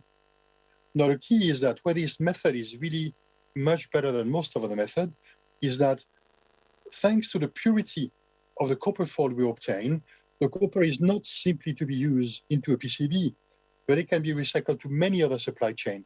So somehow, again, that method I keep on talking about, recycling, is more than recycling. We're recovering the copper so that we're opening many other supply chains. So what are we doing? So this is the theory, this is the group, and what have we done to bring that to industry? We've, over the last 3 years, we did a knowledge transfer partnership where the key is that, as we know in industry, in academia, we've got a lot of knowledge, a lot of theory, a lot of practices, but this is ready transferred into industry. So we've been very lucky to work with a company called N2S, which is a company which over the last 50 years has been recycling electronic waste, but I've got no idea, they had no idea of any biological procedures. So the key was that we applied for a grant with the UK government. That grant was 250,000 K over 3 years, where the idea was to, first of all, in the lab, we start in my lab to make sure that we confirm that those metals from PCBs can be extracted. Then the idea is to transfer the knowledge into the company. So we literally had to build a laboratory in N2S premises, which was a bit complicated as you can expect, since they had no idea of any biological mechanism. And finally then, once we got the lab into place, we need to develop some method to extract the metal. So these were the objectives within the project plan. Now, for the company point of view, the key was, first of all, they wanted to keep the metal in-house, because so far they would dismantle the computer, the PCBs, and send this abroad to be processed. They would get some money back, having no idea what they've sent and no idea what became to it. So again, They wanted to make sure that the method that were used downstream wouldn't be toxic methods. And finally, what they really wanted to do was to develop a method which is also much more efficient than what is actually used now. So the project went actually fantastically well. To be honest, when you draft such a grant, which is a 3 years knowledge transfer, you expect that at the end of the 3 year, the company is going to be able to continue by themselves, but it's just the beginning of it. In fact, in our case, it worked really, really well. The first thing which I was really amazed with is that when I'm discussing with the company, where they were telling me, well, so what kind of method should we do? And as my question was, well, what sort of metal do you have? And then you understand the first key point is there, is that whether it's this recycling company or any manufacturers of computers, they have no idea of the material which is contained into their computers. So we studied back and doing some analysis to find that, as you can see, I don't expect you to read all the table, but the composition and the components within those computers, some of them from the 70s, are incredibly rich. So then we went back to the verification stage. Just a quick show to show what we did for the first 6 months. But a bit that is quite interesting is the graph on the right here. The most important thing is that on a most simple setup, which is shredding your piece of PCB, mixing with the bacteria, ignore this graph here, but this one here, you can see that on a most simple setting over 7 days already, without optimizing anything, you get already 35% of your copper in solution. And then you also got your zinc, your aluminum, your manganese, and so on. So this was the proof of concept, which was extremely simple and extremely successful. Then, of course, that went on a bit more. And what we ended up doing was that, which we've published later on, to really demonstrate that, as I mentioned early on, by shredding and by etching the PCBs, we end up, for copper, for example, we get something which is extremely pure, a fold which is extremely, which is visible for any other application, so that altogether, when we even analyze the copper with electron microscope, we find that this is a 99.5% purity. So the good thing is that we're opening doors instead of just having that idea of recycling back to what it was with a bit of a waste on the side. We're not. We're opening many doors. So somehow the power of this recovery is a very, very strong business asset. Altogether, then to get something a bit more complicated, which is a bit simplified too, is that one of the keys when you try to work with the bacterium, of course, at some stage, the bacteria don't want to work anymore. They try to tackle the copper, the zinc, the tin, and so on. And that's the negative feedback that tend to stop the bugs. So what we develop is what we call indirect bioleaching. So right in the middle here, you got now your bacteria in a bioreactor making all their oxidant, the leachate. But we separate them from the metal so that there's no negative feedback. So once the leachate is done, we're targeting the metal, the PCBs, then the metal get all separated and get recuperated in different methods here through cementation, electrowinning, and so on.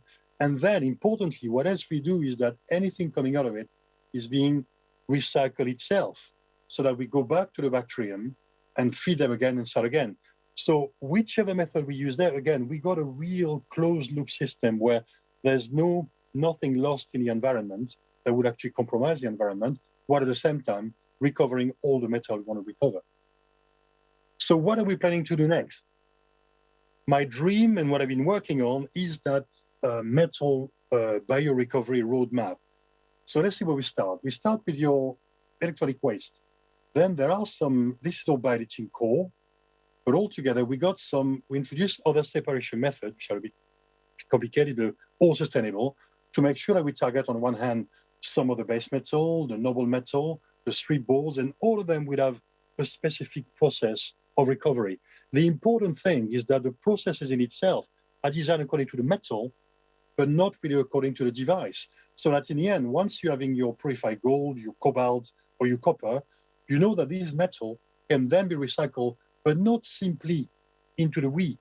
It can also be into wrapping, into solar panel, into electric batteries, and so forth and so on. So that somehow, again, this part of the recycling is targeting opening of the supply chain, not simply closing down. And this is quite an important point. So what do we do now? The next stage is that we continue working with N2S, And now we are to scaling up when in fact somehow from a small SME, then becoming a global company with actually all scaling up all of what we're doing. But all these methods is now be applied also to other metal recovery. We want to target also on the side, within we you got a lot of plastic, so we're targeting the plastic through bioremediation, targeting textile. So it's really something I really want to bring it in to illustrate what we can do with metal, but also beyond that. To finish with that, there's a last slide I would like to bring up is that before the talk, I was looking for a proper representation of what I would call circular economy on Google. And it always makes me laugh because you've got a lot of those pictures where somehow circular economy was circular, so you come in and come out. This is not circular to me. This is just a bit bend. It's a linear we bend because we come resource and waste. And this is what the problem is. And the only one I could find which was a bit more elaborate is this one, because what it got really close is the recovery and a design get together. This is the key. The problem we have is that when people come with electric batteries or a PCV and tell me, can you recycle this? My point is that if it was designed so that I can recycle it in an easy way, it will be much, much better. So the true key of the circular economy is going to be when manufacturers and providers will consider what the recovery method is into the design. And this is the important thing. And somehow I think what I would see as a circular economy is not just a simple circle that start and end. It is one of those endless screw where you've got, it's moving on. The design has to be worked with a recycler so that we can end up having something which is facilitated, and that the recyclers are not the end of the line or the end of the cycle. They're the beginning. I think this is really, really fundamental. I'd like to thank my team at Coventry, and I'd like to thank the N2S team too, which has been, without whom we can see this is really important. This knowledge transfer is that I'm not the only research group that got a fantastic method, but the key is that we needed an industry partner to be able to translate all that.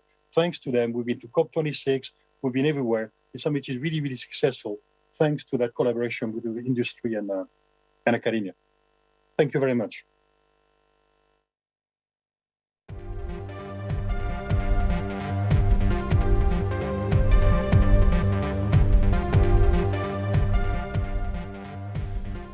So hi, Sebastian, I'm back. I'm here to give you some questions. Thanks for still having the time. Tell me a little bit, because you mentioned that it would be great that also the companies that know now what kind of materials they actually use, if they would redesign their ideas and already factor this recovering process into the design so that it would be much easier. Do you already have gotten some notes from some players, global companies, that might be changing now that they know what you can actually do? This is a very, very important point, because the issue we had at the beginning with N2S, when I was asking them, so within those components, within the little chips, what metal do you have? And they didn't know. So we need to do some ICP to analyze, so forth and so on, and then to redesign a method. So when I talked to some of the giants of the IT industry, and I explained that, and they loved it, and they all come and say, fantastic, what can we do to help? I said, well, if, as an example, to make it more simple, if on your chips, for example, on your components, you just take a code and tell me what is in there, then that's going to be much, much easier for me to know how to design a process. The answer, unfortunately, was that, well, we can't really do that. A, we don't know what is in there, and even if we come upstream and work with the providers, somehow they don't want to do it because there's some competition IDs and some IPs protected, which make it a bit more complicated. So it really shows that somehow it should be able to be, we should be able to do that, but somehow we need to work on some. It's not simply the technology, and that's always what the problem is with innovation. We come with a lot of ideas, but then we've got the IPs, we've got the confidentiality, we've got the legal. There's a lot of other things that we need to tackle to work together. I don't think it's impossible, but I think we can see where the obstacles are. So give me a time frame. When do you think your basically discovery will be used and really make a big difference, that maybe a global company is really saying this is how everybody should be producing? So if everybody is doing it, we are also not still keeping secrets what kind of metals or what kind of production materials we are using. So when do you think this project will really take off? So the project has already taken off, because the key is that when I was saying we're not really targeting a device, it's not anymore about I've got a company coming and say, here's my PCB, can you buy each that? The key is that because the method I've been designing targeting metal, the company I work with, Lent2S, has already got some patent filed for some of the metal, which they already commercialize as bringing back to market. So somehow, I think the methodology needs to be considered according to the metal for the processes. Now, on the other hand, my dream is that once we got a complete roadmap and each and every piece of electronics and beyond that will actually be used into a power plant. I mean, my vision is that in maybe 5, 10, 20 years, each big capital in the world will have a plant where somehow all these devices will actually be recycled as such. But the key is that it's true. On the one hand, it's a long road before everything is done altogether. But to this day, there are already some metal that we can actually, we do manage. This company, N2S, is already doing it with quite a few metals. Thank you so much, Sebastian, for taking the time. And of course, if there are more questions coming up, I'm sure we can refer them to you later on. Thank you so much. And thank you very much. And greetings to Coventry. Thank you very much. Thank you. Bye-bye. Bye-bye. Yes, this was Sebastian, and we are moving right along with our next speaker. He's also joining us with Zoom because he couldn't make it here, unfortunately. And as you know, we are still fighting some restrictions and everything else, but we still have the possibility to make it virtually happen. So our next speaker will be talking also about something really, really interesting, and I just have to figure out where my slides are so I can tell you, because it already says break, and I'm sure we all wanted to have a break, but not right now yet. Because it's Maurizio Montalti, and he's talking about Mogu, and Mogu is doing a lot of really interesting stuff about furniture and interior design. And he's the co-founder, and educator, and entrepreneur, and also the R&D director of Mogu. And by radically disrupting the design and production of everyday items through the development of targeted mycelium-based technologies, Mogu develops and commercializes responsibly innovative products and circular solutions for interior design, architecture, fashion, and beyond.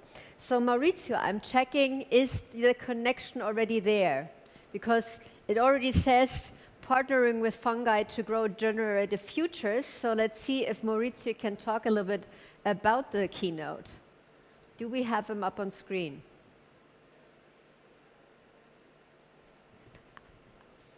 I wasn't sure they were working on it in the back, so I'm sure. There we are, Maurizio. Here we go. Bonjour à tous.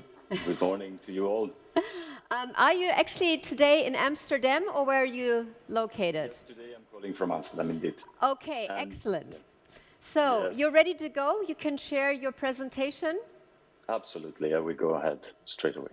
Great. Thank you so much. And Maurizio, the screen is yours. Thank you so much.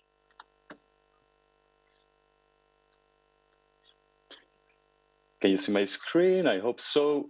Here we go. So, good morning. I would have loved actually to be there sharing the room with you today as planned. However, some unexpected issue prevented me from being there in person. So my excuses to you all about that. And thanks to Hello Tomorrow for having me as part of this wonderful summit and for all the related support.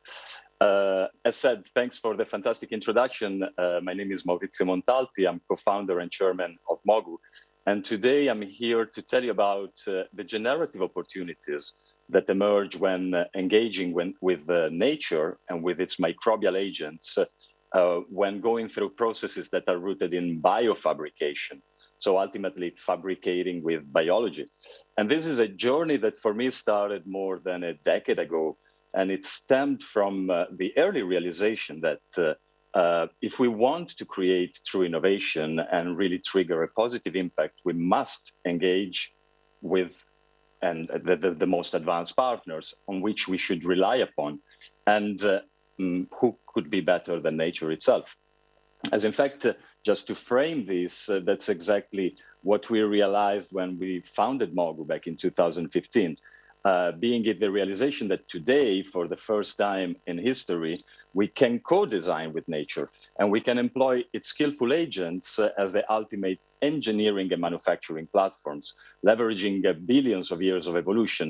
And as also what emerges in Hello Tomorrow's report on nature co-design, we should not underestimate this realization because it represents roughly a $30 trillion economic opportunity to rebuild the industrial and economic tissue of our civilization.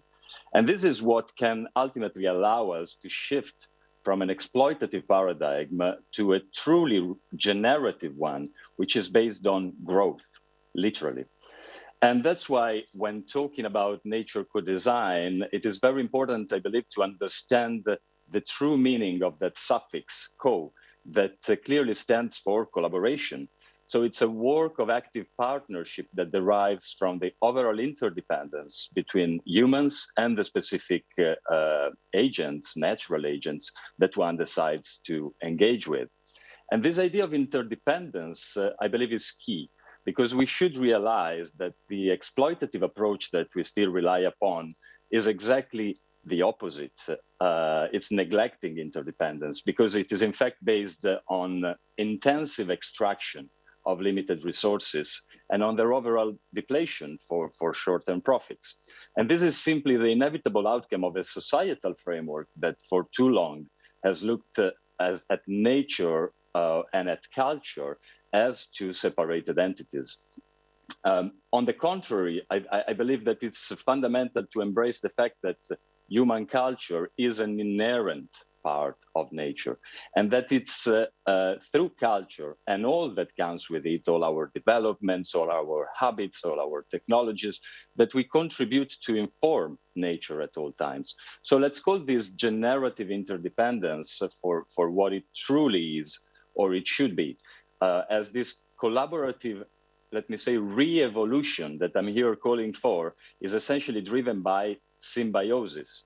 As in fact, today, by co-designing with nature and with its agents, we have the ability to establish and to further engineer new symbiotic relationships. And symbiosis is nothing else than that active process of, let me say, entanglement through which nature evolves, as in its continuous becoming.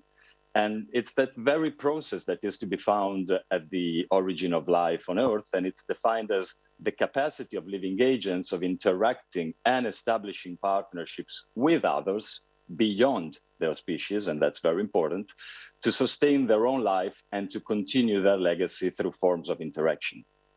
And it's exactly if we look through this lens that we are able to let me say, situate a revolutionary paradigm where design-led biological technologies and overall processes can be further augmented by means of deep technological advancements. So ultimately, it's a literal biotechnological symbiosis where biological computation, so the intelligence of, for instance, microorganisms or living agents, and digital computation happen to be in dialogue with one another, as mediated by our culture, human ingenuity, our creativity.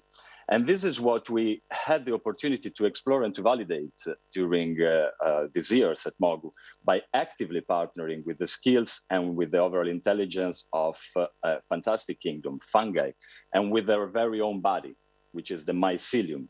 So allow me just to spend a few words about this incredible kingdom, fungi. Because without fungi, the world as we know would barely exist. And let me give you a few examples. Fungi are that fundamental agents that are capable of creating ecosystems. As in fact, even from an evolutionary perspective, no life could have moved from water to land if it would have not been for fungi. And another example is, for instance, that if there wouldn't be fungi, there would not be forests to walk in. There would hardly be herbivores, such as cows, as in fact, there would not, fungi are the responsible agents that break down their nutrition in their guts. There would not be the fantastic fermented drinks and different types of products that we like to indulge in. And the list goes way longer. So let's not also forget that fungi are very much of our biological ancestors. They have been around for much longer than we humans have been, as in fact, it's estimated that they emerged around 1 billion years ago. To give a comparison, plants are estimated to have emerged around 500 million years ago, and we humans barely 300,000 years ago. So most probably there's something we can learn from this intelligent community and system. And fungal mycelium, what you see here on screen, is the fungus. So not the mushroom that is the fruit of a much larger organism. And that organism is the mycelium. And the mycelium has been defined as, poetically speaking, that living seam by which much of the world is stitched into relation. That's actually the information network also happening in the soil ecosystem that allows plant roots, for instance, and all the different life, microbial and not, in the soil to communicate. And its principal role in nature is to sustain life on the planet and to unmake, to regenerate, and to restore broken systems. Therefore, it is no surprise to reflect today upon employing mycelium for pioneering sustainable innovations and to radically disrupt those sectors that most damage the planet in industry. So fungal mycelium is essentially what we employ and collaborate with as part of our processes and technologies. And it consists of this very tight network of thread-like cells. They are branching fungal cells. They are long filamentous stranded cells that by clustering together can form a lot of different types of structures.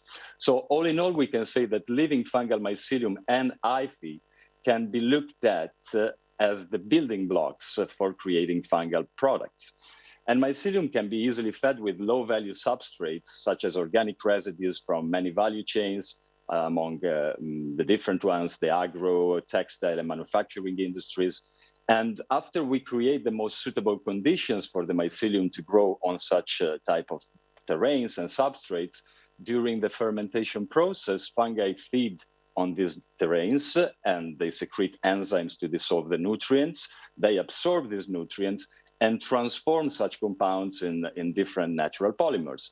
While at the same time, the hyphae, the fungal cells, colonize the substrate and bind together all the individual particles. So by doing so, they assemble self-supporting materials.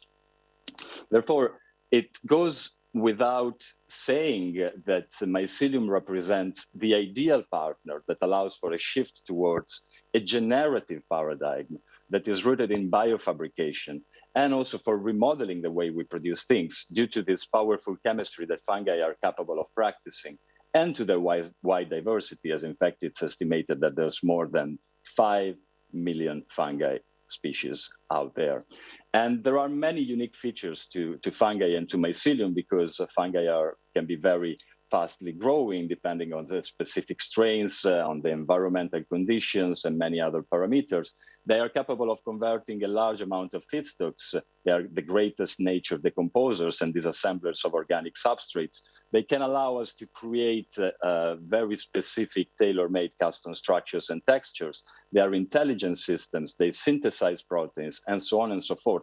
So by harnessing the potential of mycelium-based biofabrication, during the past few years, what we started doing at Mogu is to unravel an entirely new world of possibilities, as we in fact started delivering naturally grown products with advanced properties. And we launched our first collection of products back in 2019, focusing on solutions for interior design and interior architecture. Specifically, we started with Mogu Acoustic, which is a collection of modular acoustic panels that have been biologically grown, or better said, biofabricated, to perform for the specific purpose, so their capacity to absorb the frequencies of speech in indoor spaces and to create comfort. And this is thanks to the porosity that characterized their structural surface that we learned to engineer starting from the biological process.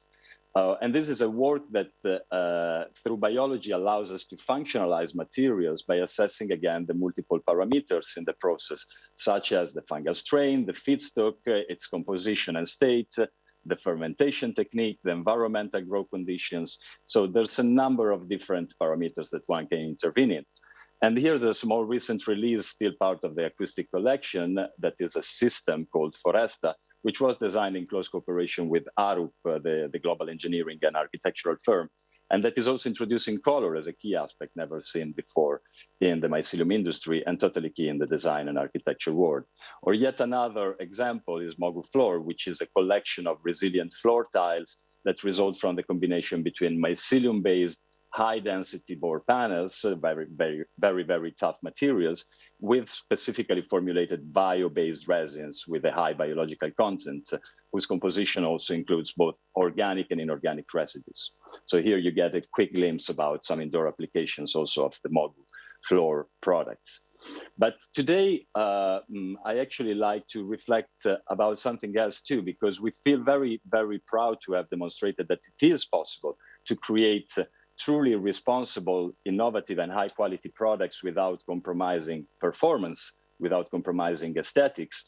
And yet, when it comes to consistency and repeatability, that's one of the major constraints today when dealing with biology, because nature never stops surprising us. And as opposed to chemistry, the complexity behind biological processes is pretty great. And when repeating protocols, it is often inevitable to encounter variabilities. So improving this fundamental aspect is what we have been focusing on, namely the establishment of a deep technological platform that allows us to untap the full potential that is to be found in fungal mycelium.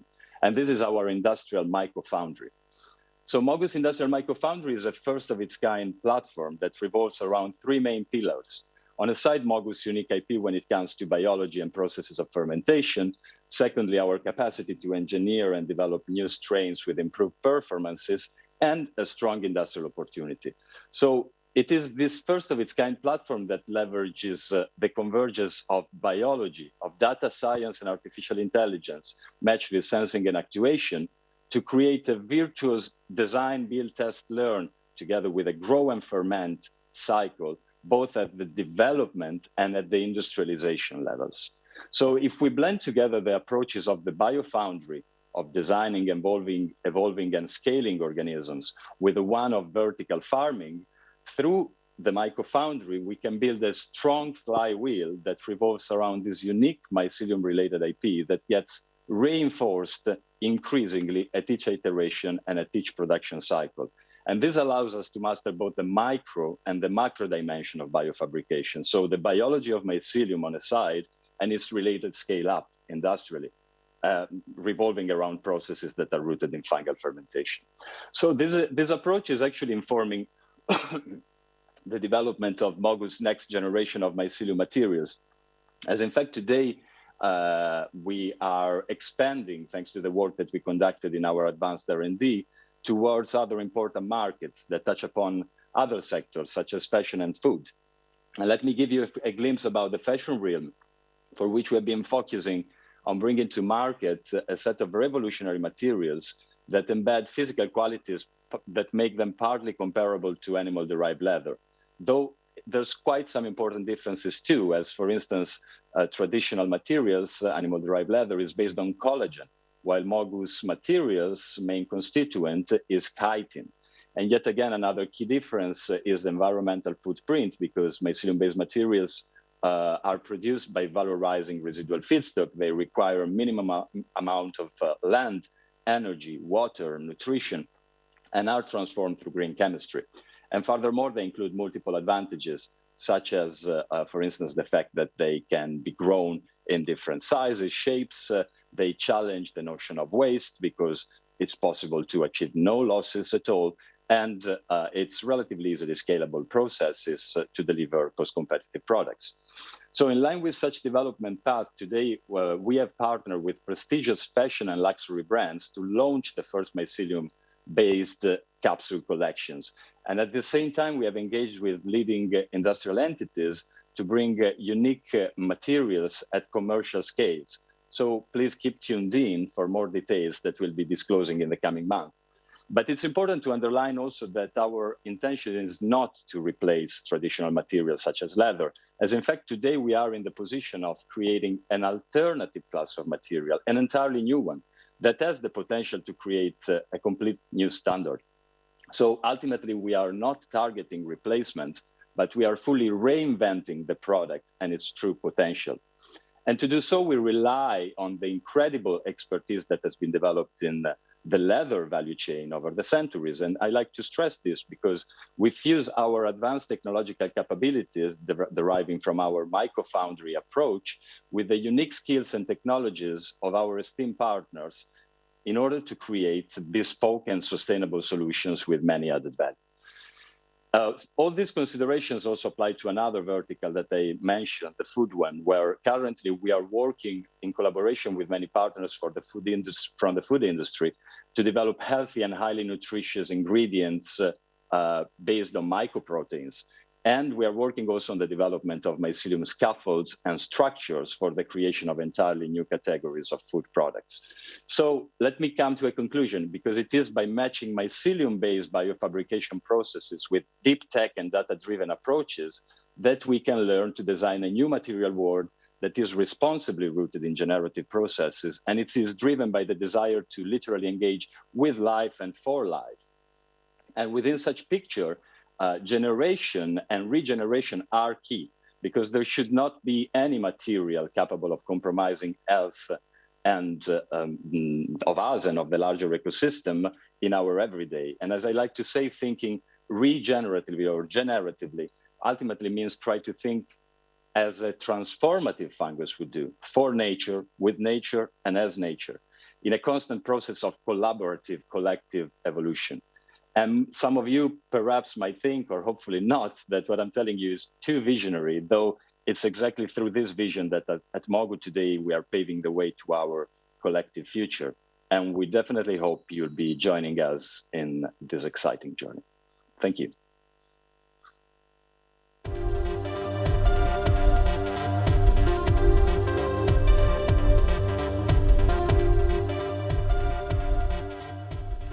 So Maurizio, I thought we have a few questions before I can let you go with the connection. And because it's still stable, let's use this opportunity.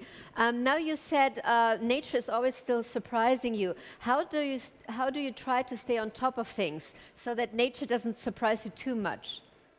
And that's a good question. Actually, that is part of our daily challenges that though we embrace. As said, in fact, there is always a good degree of, let's say, small unpredictability when dealing with biological-based processes. And that is why in time we have learned really to master our know-how in regard to the way in which specific species and strains of fungi we engage with grow. And therefore we can anticipate on their behavior based on the influence that we create while altering the different parameters, such as, for instance, all the parameters that contribute to the fermentation process itself. However, we have also realized that we have a limited computing capability when it comes to us as humans, as operators, as in fact interlacing and interpolating all the different data that derive from these processes is not exactly intuitive and is the result of a complex computational process. And that is why today we have moved towards the development of technologies together with partners that are very capable and have already demonstrated being capable of scaling up processes based on, in fact, sensing, actuation, and artificial intelligence-driven processes in order to be able, through the industrial microfoundry approach, learn and generate research while already producing industrially. And this is a very, very fundamental and disruptive approach that, of course, can allow us to move, technologically speaking, much quicker through the developments we are targeting and intervene much more precisely in how we are able to assess all the parameters that contribute to the emergence of specific properties and therefore to truly be able to functionalize the nature of a material, for instance, or of a food product, starting from the biology itself. Now, with all this data that you have, are there any limits? Because you were talking about defining new standards. So are there any kind of limitations, or especially when it comes to consistency and quality? Or do you say, well, the sky is the limit, we just have to figure out how we can grab it? Oh, absolutely. The sky is the limit, and even perhaps beyond the sky.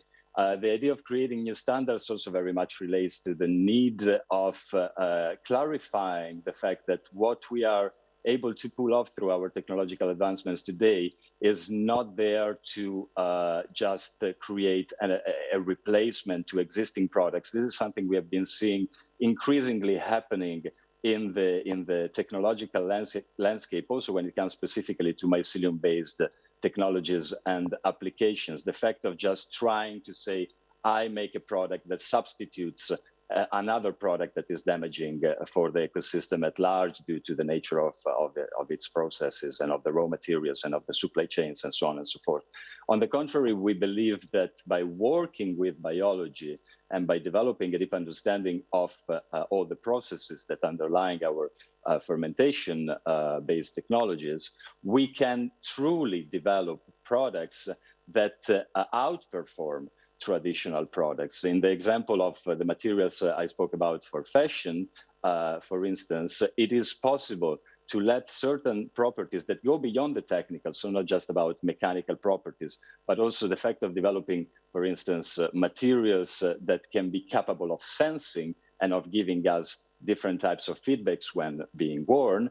That is something that, for instance, with traditional materials such as for instance, leather, to make an example, to make another example in another domain, plastics and so on, it is hardly possible to achieve. So this is what ultimately biology, biotechnology, and the industrial microfoundry approach can definitely allow us to leverage. Thank you so much, Maurizio, for taking us with you on this journey and for your insights. All the best to Amsterdam, and hope to see you next time again at the Global Summit. Thank you very much for having me. Wishing you a wonderful conference. Bye-bye. Thank you. Bye-bye. Yes, again, another applause, Maurizio. Okay, and we have already the next speaker up in the wings so that we can make sure that we have our lunch break that is coming up. So let me introduce to you our next speaker. Providing biodegradable alternatives to current plastics is in packaging an urgent matter. And indeed, most plastics used today decompose slowly in microplastics that can remain for hundreds, not even for, maybe sometimes for thousands of years. Those microplastics are a threat to nature and humans. And some of the unwanted long-term effects we don't even know yet. So some scientists even coined the term plastosphere. All the plastic that is accumulating in marine ecosystems serve as in the habitat for various types of microorganisms. And despite efforts to implement recycling programs, recycling rates still tend to be quite low. So for example, in the EU, only 29% of the plastic consumed is recycled. The plastic that does not reach a recycling facility or landfill will mostly end up in our oceans due to accidental dumping of waste, loss during the transport, or direct disposal from boats. And to give you a very drastic number, the Ellen MacArthur Foundation estimates that there could be as much plastic in the oceans as fish. So that's really something that we shouldn't really look forward to in 2050. That's pretty much around the corner if we are talking about this kind of evolution. So we need to get rid of the plastic as we know it. And our speaker, Marie-Helene Kramatikov, is the co-founder and CEO of Lactips, and she is working on bio-based, biodegradable, and edible plastic-like materials. And how does it feel to have a scale up as a startup in this field? She will tell you about her products, lessons learned, and how to overcome obstacles. Please welcome Marie-Helene.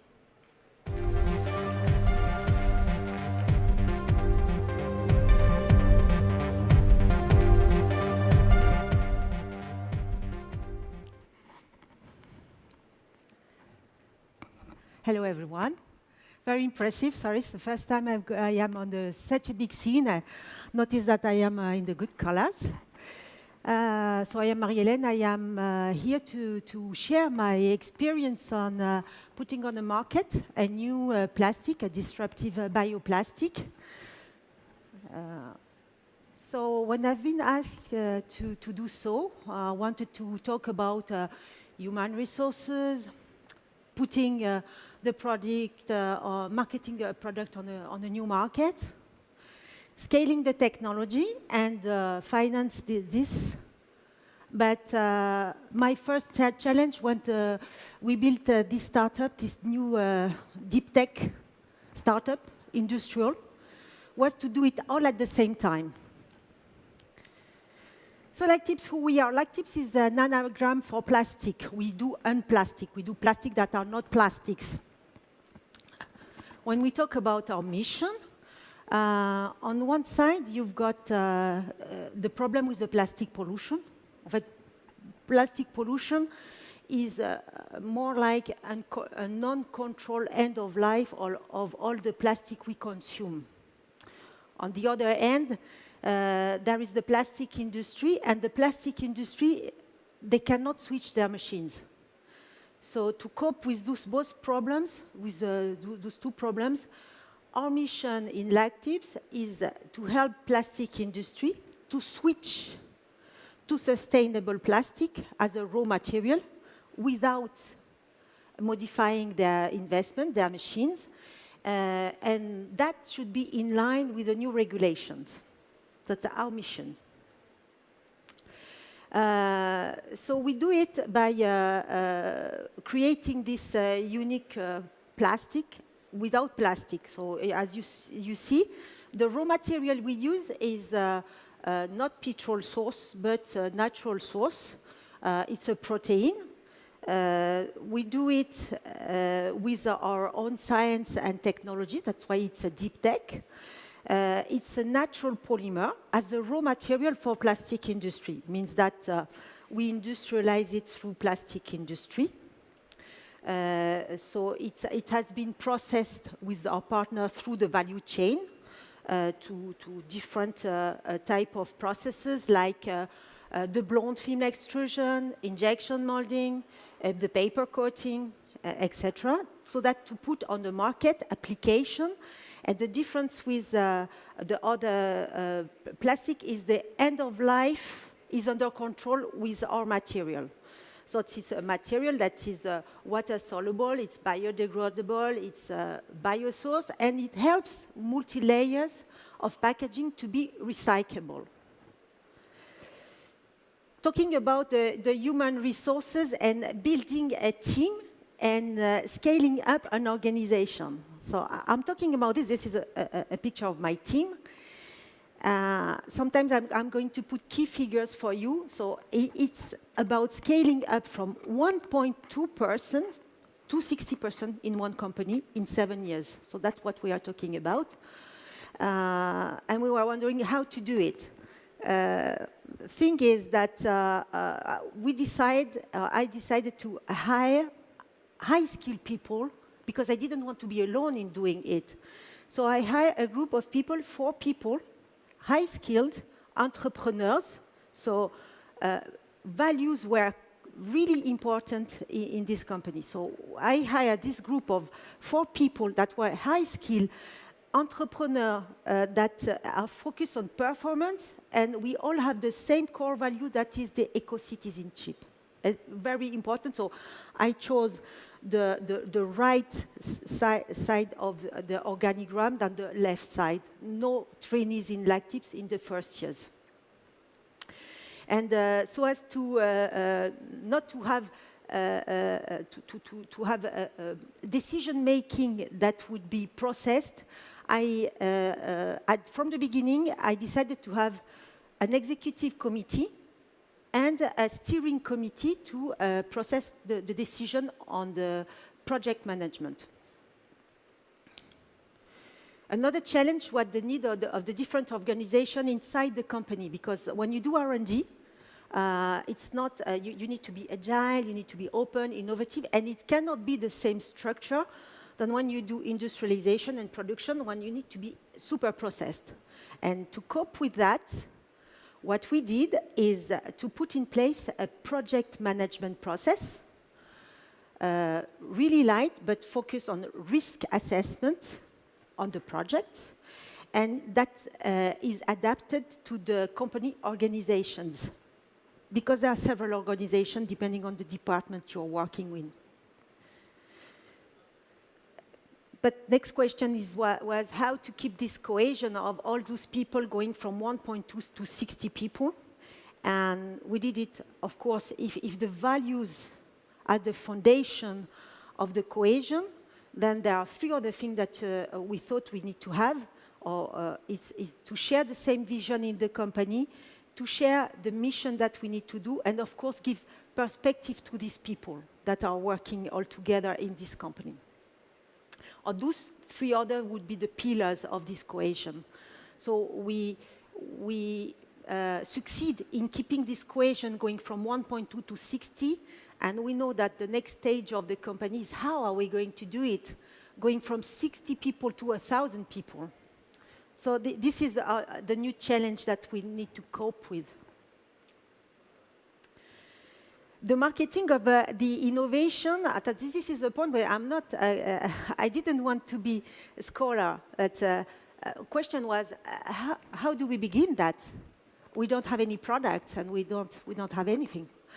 And it was really funny because even though the teachers say, you need to start with the job to be done, and you say, it's easy, but it's not easy. For instance, we were wrong.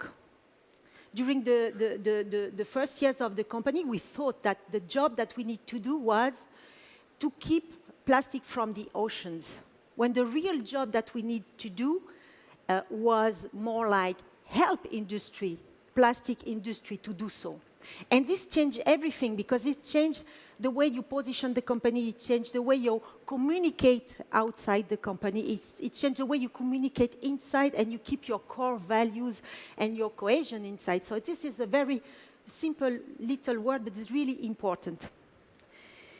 So our job is to support the complete supply chain, the complete industrial value chain. And how we are going to do that. So that's really I want to share with you is, so we are a raw material at the complete end of the value chain. And then we need to work it with, for instance, here I took the example of the value chain of the coating on paper. So we need to work with guys that make the coating, and they need to work with the guy that make the flow packing. And this goes at the end with a brand owner, very simplified. And took a brand owner we are not working with, so we don't have the problem. And then you need to push it on this value chain. But if you only do the push, nobody knows your product. Nobody knows about you. Nobody knows this innovation. Then you need to pull it also through the value chain, taking brand owners as prescribers. But you need to qualify the product with all single one of the stakeholders that are in the value chain. And that is very, very difficult to do, and that's what we've been doing during those years. So that's another sharing that I want to make. And I want to talk about managing the technology risk and the uncertainty, because you are a deep tech. So the first part, when I met my co-founder, Frédéric, he's the inventor of this technology, we did a mapping, and we did all by the book. So we found one product application with one customer, and this is the minimum viable product. So all the books are talking about that, and that is really great. But something that is not in the book is that when you are deep tech, you have a major technological risk, and this risk is not on your side only, is on the value chain. When you are on the one side of the value chain, problem is putting it at the other side of the value chain, qualifying the product, and the scale-up. So to avoid that, we open up. We open up to a diversification of the technology in the value chain. Means that we didn't want to do R&D anymore, because this costs a lot of money, but we wanted to help other value chain to put it till the end, scaling up till the end of value chain. So if the first technology that we put till the end was the blown film extrusion, we diversified to coating, paper, injection molding, etc. So we lower the risk of technology, but of course, the trade-off is the cash consumption. So at one time, you need to close it down again, and we did it. And we did it by choosing the application with our criteria to lower the technological risk and concentrate the resources. And we do it according to our criteria, and notably, for instance, for us, one of the most important criteria is regulation. So that was a bit difficult to explain, but we can go on with the questions on this if you want. And the last thing is the scaling up of the technology.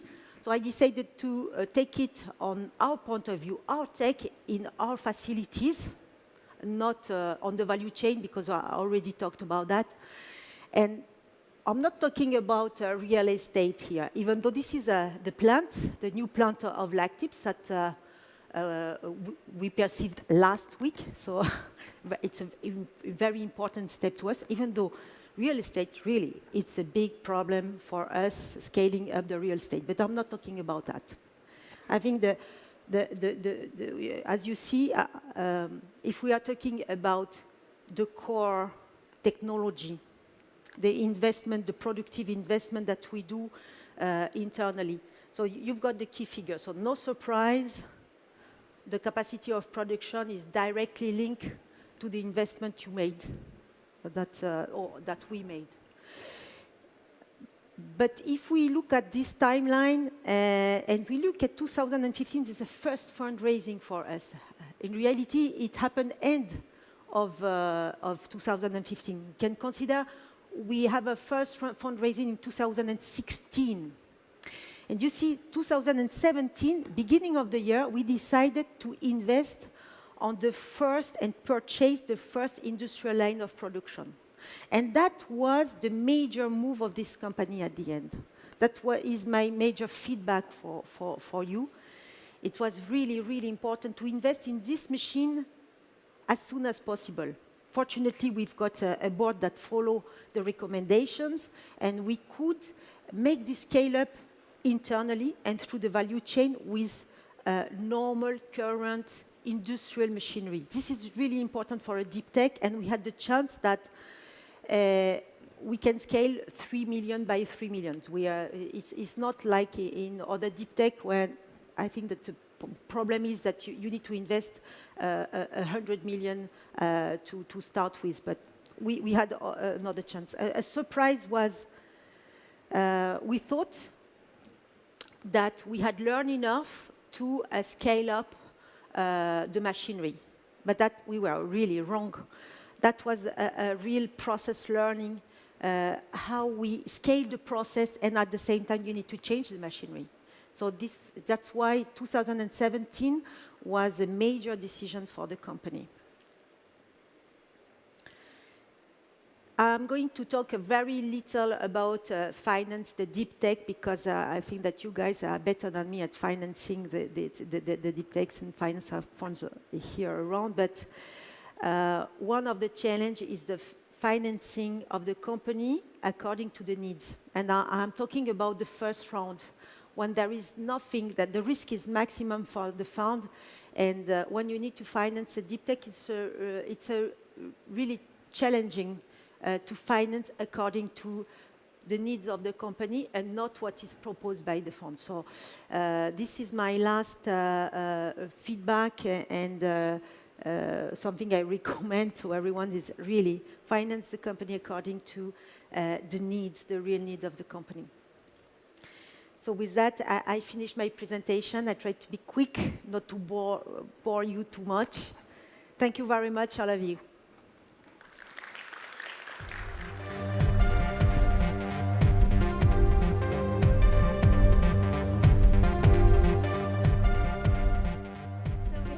Minutes before we break for lunch, when you were talking about finding, sort of these 4 high-skilled people, you had a very big list of what they should all have. Tell me a little bit, how did you find those? Because you need those to really grow and scale up your company, but they start with this core team. Did you have a lot of time? Because, competition is also moving on these, talents. Yeah, the first thing is I found the chief financial officer. And this person that I found I knew him from another company. I've seen him work, and I knew that he was really good also on the human resources. And his mission was to take resources, financial resources and human resources. So that's how I built a first one that helped me spread and hire other people that were skilled. And he has this entrepreneur feeling, and he wanted to be an entrepreneur with someone, not alone, with someone. So it was the first stone that helped me hire other people and hire skilled people. Mm. And you mentioned that you basically changed your whole job that was supposed to be done. Did it take you long to realize that you're going from the wrong end in the beginning, or how did the process really happen?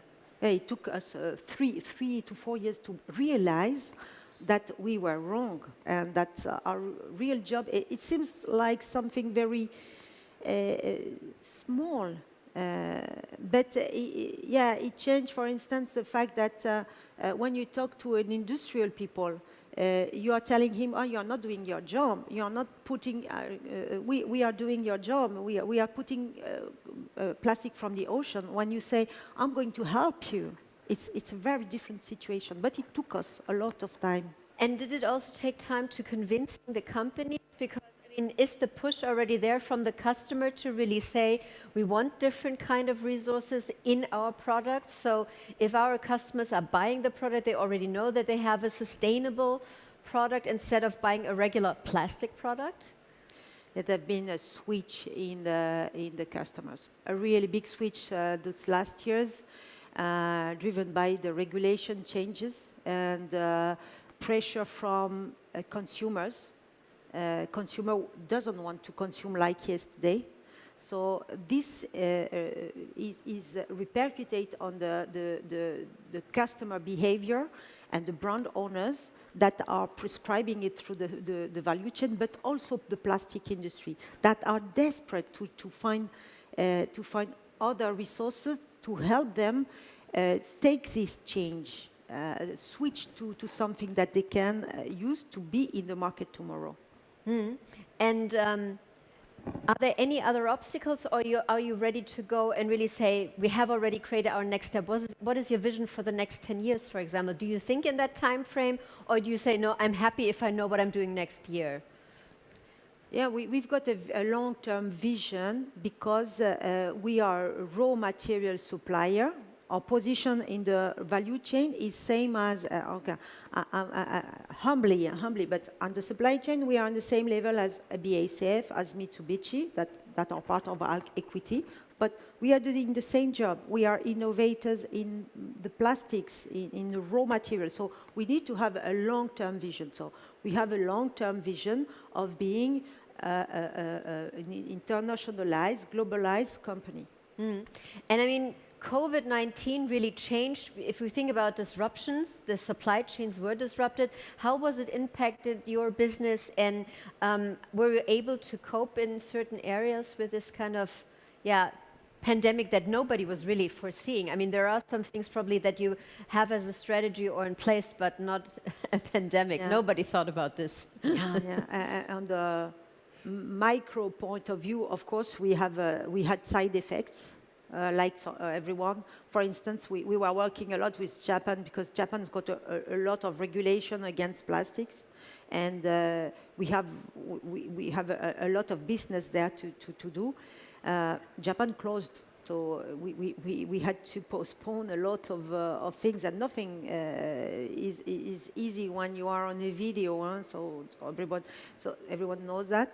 Second, a lot of customers at the beginning of the pandemic, they thought that they needed to stop everything, so they stopped. But there was a second stage in the pandemic, was that the realization of the consumer willing to consume differently, and there is a big trend that reinforced the fact that they don't want the plastic to be in the ocean anymore. So that helped us.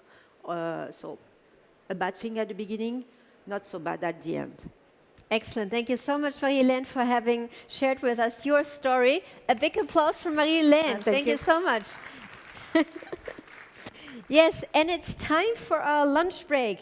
If you made already the choice ordering online, you will pick up your lunch package at the designated area downstairs. If you have not selected anything online, there are things available, a restaurant, a cafe, and also lunch bags can be purchased downstairs. And if you want to go outside, I haven't seen them yet because I haven't been outside, but I'm assured that there are some food trucks that are serving pizza, dim sum, sandwiches and salads. And of course, we have some time now, so I encourage you to check out the other areas, the exhibitors, and of course, the Deep Tech Museum to explore some prototypes from our pioneers.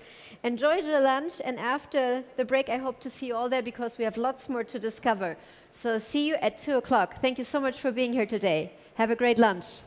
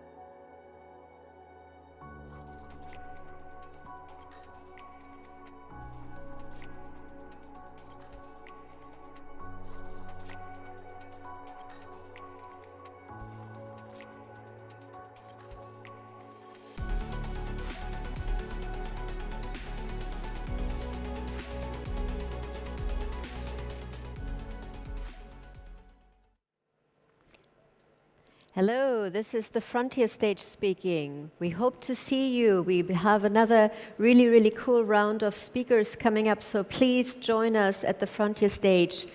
We would love to welcome you there and have some great speakers who are just waiting for you to come. So see you soon.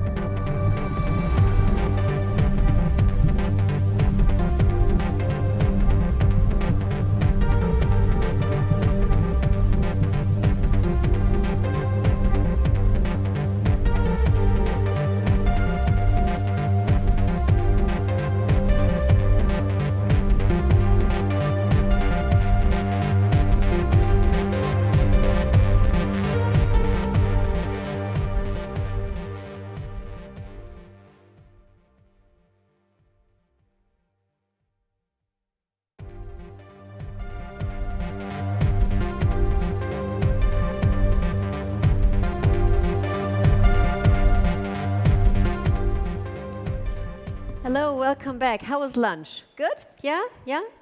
Maybe? I hope you had a great time. Okay, I can see maybe tomorrow you have better luck if you chose the wrong thing today. So we have something new for you tomorrow.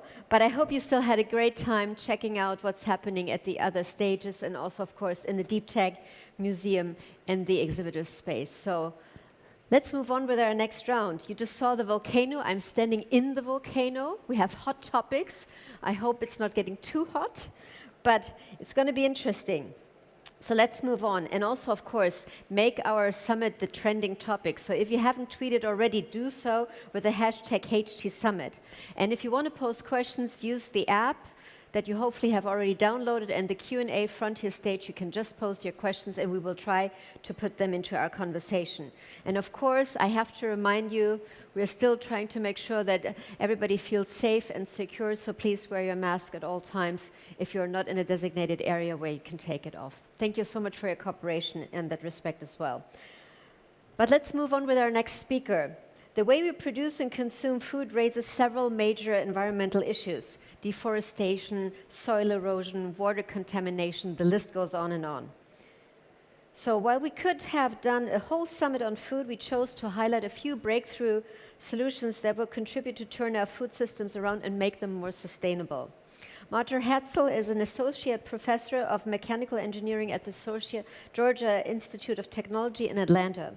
Currently, her research focus group on exploring the sustainable catalysis and separations with applications spanning from solar energy conversion to desalination. She is a pioneer scientist tackling the issue of ammonia production. And ammonia is a key building block of agriculture fertilizers and has been produced for the last century in very centralized and very energy and carbon intensive processes. So ammonia production alone accounts for 1% of global energy consumption and 1.5% of the world's carbon emissions. So within her lab, she is developing a new technological approach to produce ammonia in a much cleaner and more efficient way, and potentially anywhere on Earth, directly where it's needed. So let's hear from Marta on harnessing the sun to decarbonize fertilizer production. Marta, welcome. The stage is yours.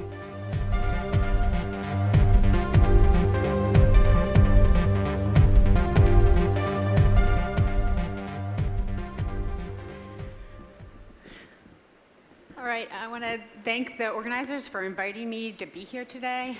It's quite an honor. I also want to acknowledge that a lot of the story that I get to tell you today comes from a research group at Georgia Tech that I get to work with very creative undergraduate, graduate, and postdoctoral scholars. So with that, the main goal of my talk today is really to highlight how we can transition chemical fertilizer manufacturing from something that looks like this to something that looks like this. It may seem like a far stretch to imagine that we can transform something that is made at such large scales to the farm scale, but the work that we've done in my research group over the last 5 years gives me confidence in saying that we can. In order to attain this goal, there's going to be a lot of advances that we need in terms of separations and catalysis to make this process green. And I hope to highlight some of those in this talk today. But before I go into the details of the science and the engineering, I want to take you back a little bit. Maybe you remember this nursery rhyme growing up. It's called Oats, Peas, Beans, and Barley Grow. I remember learning it, and I grew up in Philadelphia, Pennsylvania, which is not known as an agricultural center. But if you don't remember it, I'll refresh your memory. There's a common refrain in this nursery rhyme which repeats itself. It is, oats, peas, beans, and barley grow. Do you or I or anyone know how oats, peas, beans, and barley grow? The nursery rhyme goes on to have many different verses that actually discusses how oats, peas, beans, and barley grow. It talks about how a farmer needs to plant seeds. They need to irrigate seeds.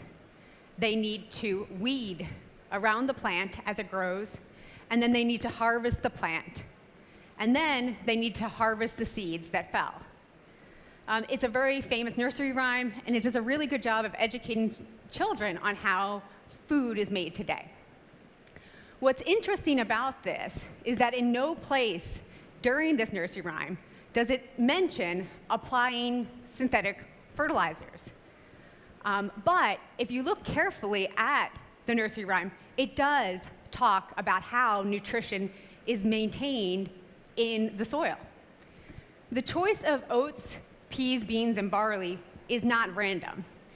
When this nursery rhyme was written in the 1600s, crop rotation was the main means of replenishing the soil nutrition from season to season. While oats and barley were planted in the fall, uptaking a lot of the nitrogen nutrients in soil, peas and beans were placed in the springtime to replenish the nitrogen nutrients in the soil. The farmers also knew that if they allowed the crop to decompose, that nutrients could remineralize the soil so that they could have consistent agricultural crops season to season. If you fast forward to today, we still largely use crop rotation and cover crops to maintain soil health. But in order to maintain agricultural yield, we have transitioned to synthetic fertilizers. Synthetic fertilizers are typically ammonia-based. They come in urea, ammonium nitrate, and hydrous ammonia. Typically, you'll buy them as a solid, and they typically will have 30 to 80% nitrogen.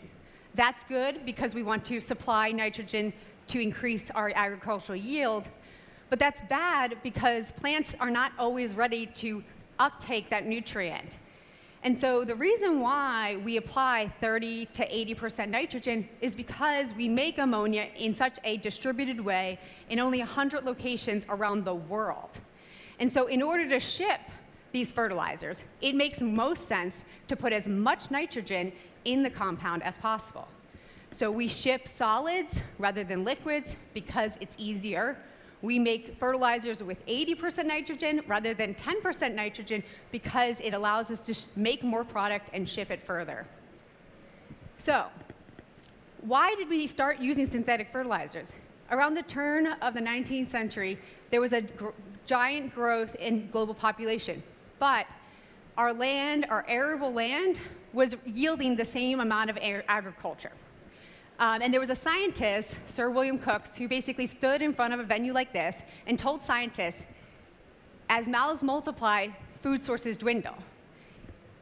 And what he charged scientists to do was to develop a technology that could enable on-demand nutrient production so that we can increase agricultural yield.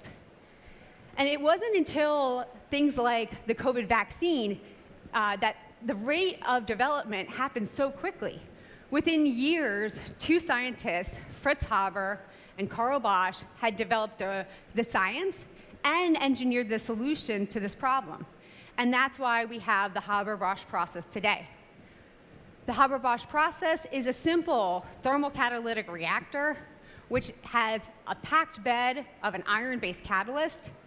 We separate nitrogen from air, and we produce hydrogen using fossil fuels.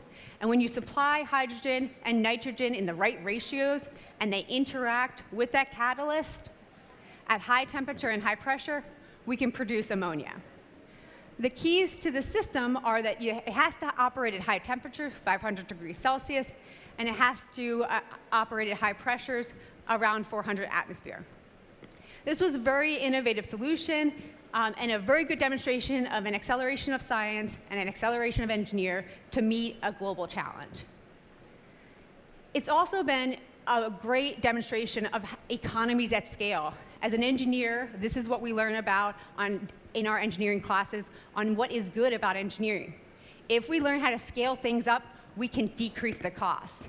You can see by this diagram here that with $500,000, you can create a Haber-Bosch plant that can get you a capacity of 10 kilograms of ammonia per day.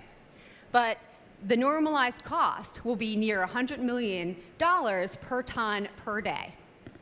If you scale that up to 1,000 tons per day, your normalized cost can be cut by 10 times.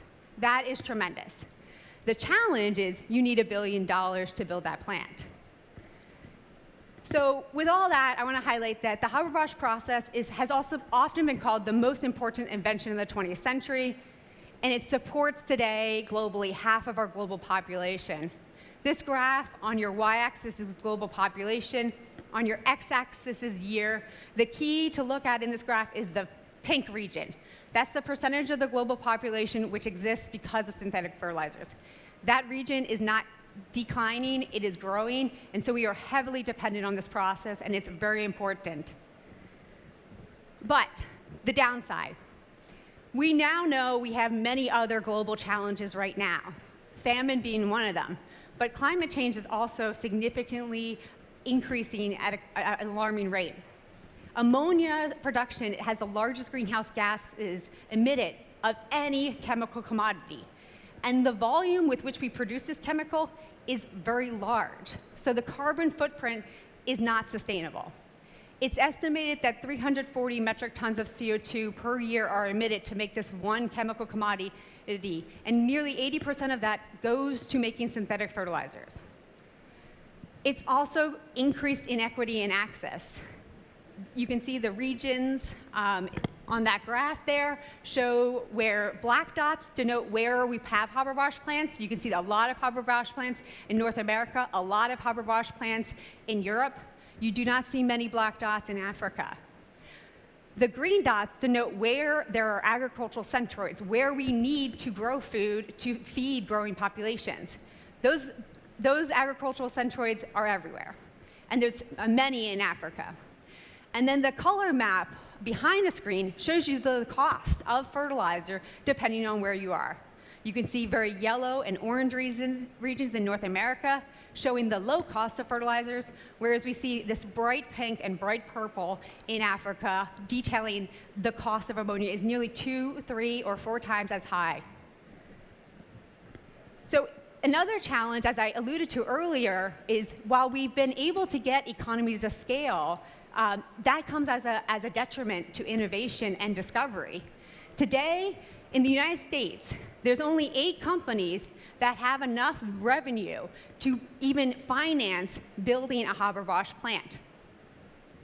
If you extrapolate that further to the continent of Africa, there's only 8 countries that have a GDP large enough to finance such an effort.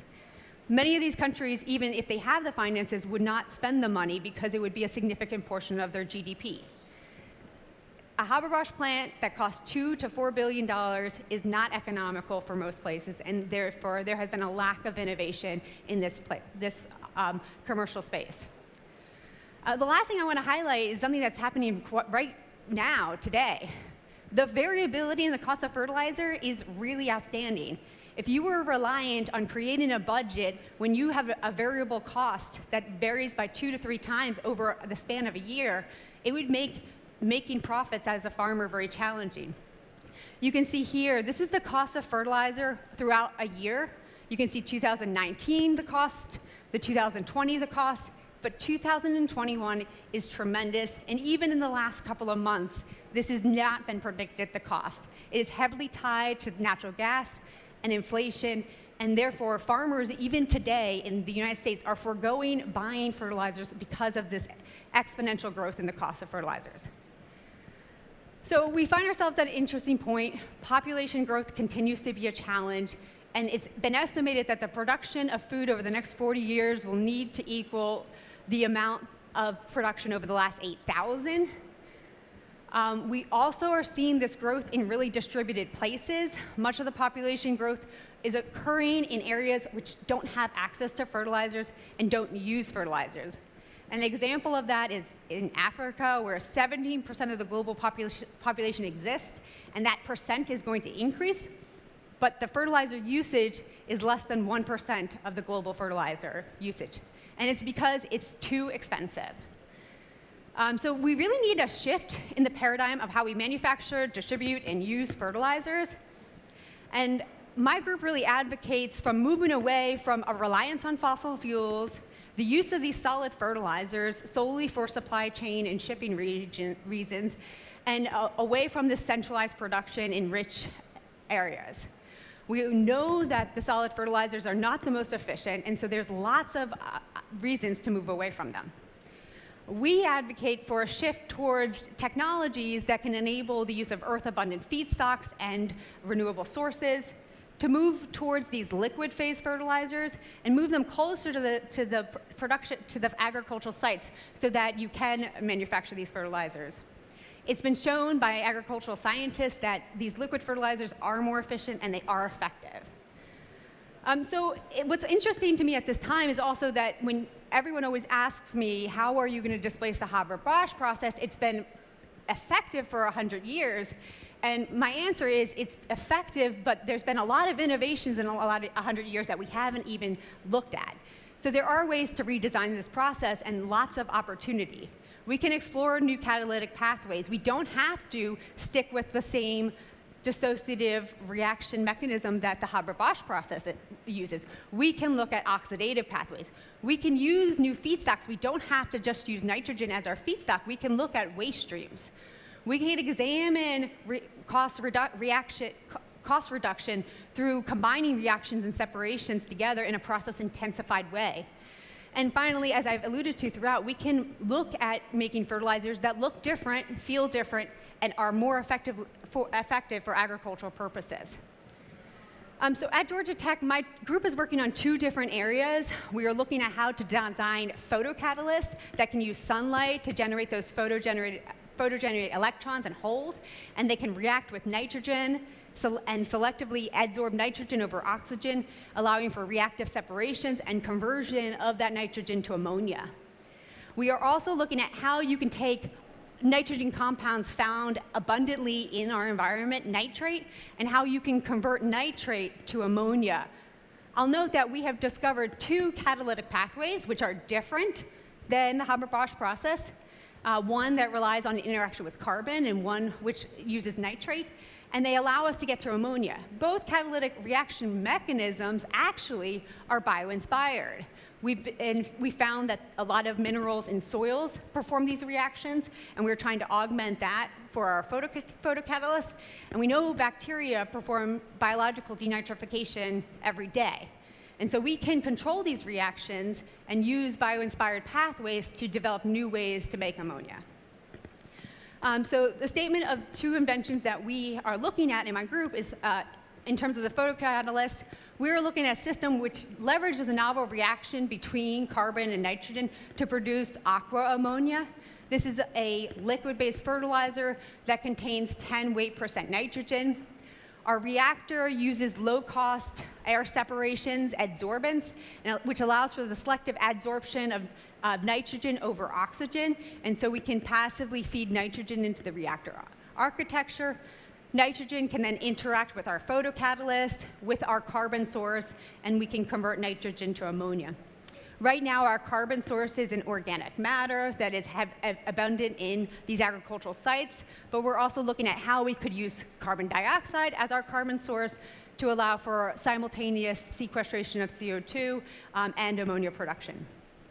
In our nitrate system, we are looking at an electrocatalytic system, which is a novel bimetallic catalyst, which allows for the selective adsorption of nitrate to one part of the catalyst and the catalysis of nitrate to nitrate. And then the nitrate, we're able to catalyze the selective conversion to ammonia on another part of our active catalyst. And so with that, I just want to summarize. My main goal is to talk to you about how we can harness the sun to decarbonize and distribute fertilizer production. If you asked me 5 years ago when I started in this area whether my technologies would be getting into the marketplace soon, I would have been honest with you and said, I do think this is a long-term goal, and displacing the Haber-Bosch process may be too ambitious. But if you ask me today, we've made a lot of progress and much faster than I imagined, and I believe that these technologies are going to be implemented in the near term. I'm excited to say that my students are beginning to take the work out of the lab and move to the demonstration scale to start to move this towards an actual technology that we can use, because simply put, the Haber-Bosch process is not sustainable, and it's been a little too long, and we need some more innovation in this space. And with that, I'm happy to answer any questions.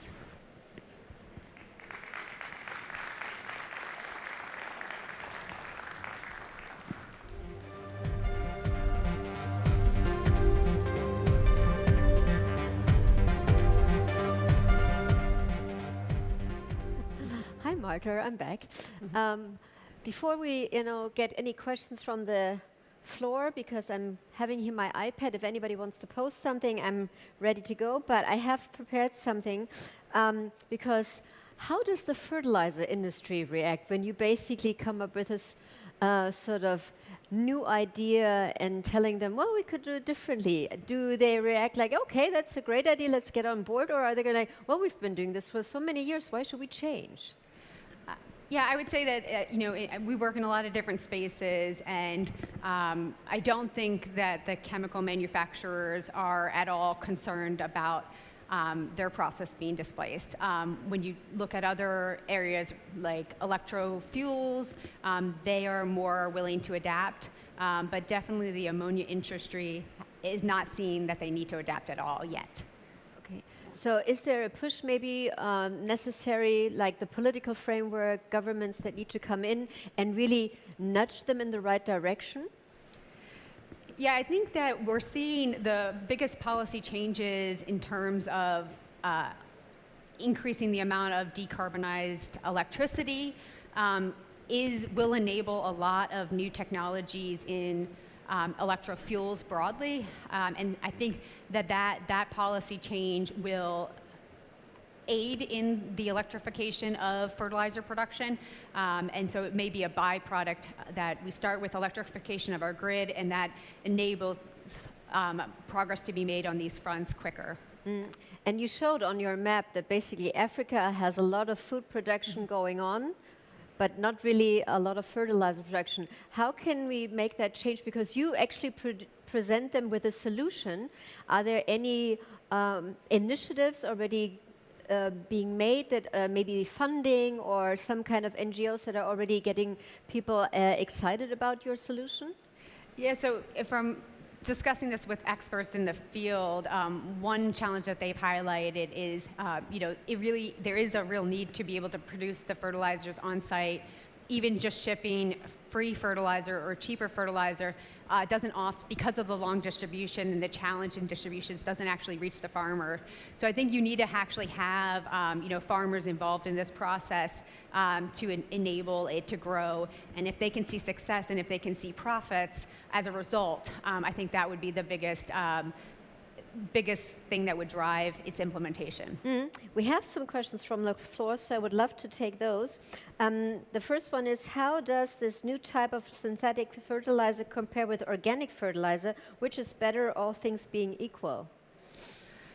So in terms of, I think the key with a lot of times with some of the organic fertilizers is there's a variability associated with it from depending on who's making it. And so that's one thing that when talking with farmers, there has to be a very consistency about it.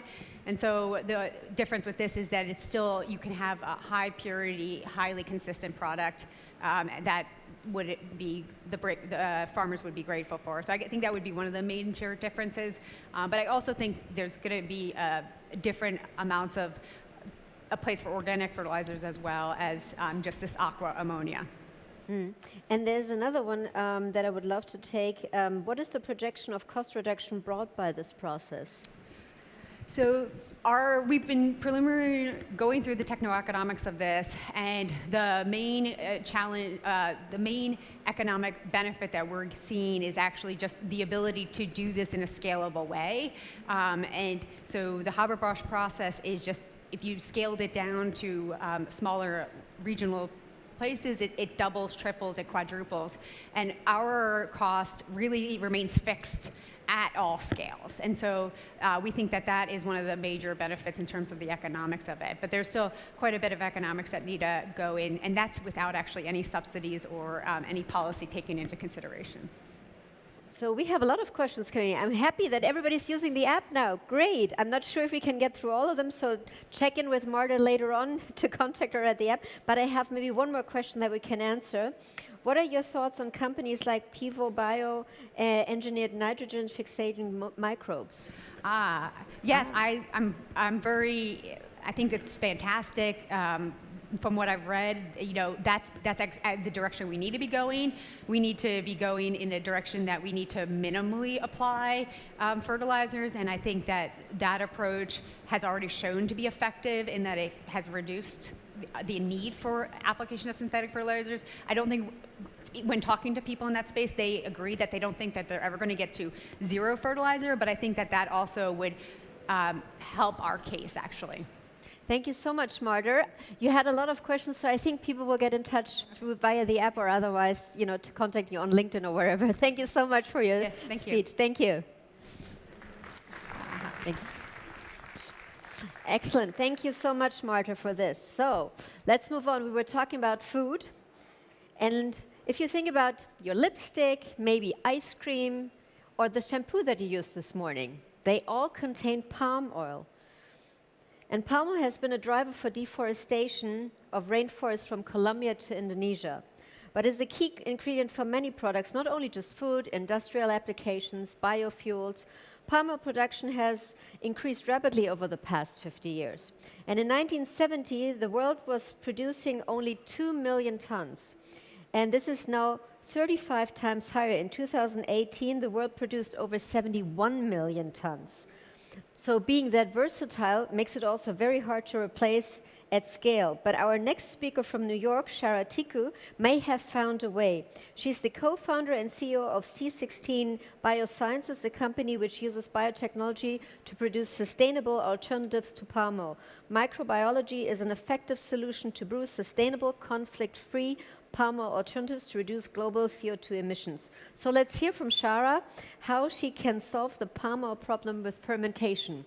Shara, the floor is yours. Come up to my volcano.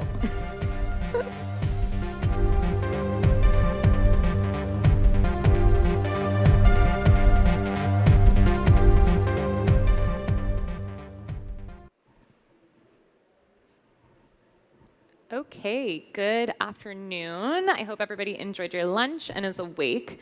Today, we are going to be talking, as you heard, about the palm oil problem and how we might be able to solve this as we move forward into the next few decades in which the climate crisis becomes the most pressing problem that we as a world face.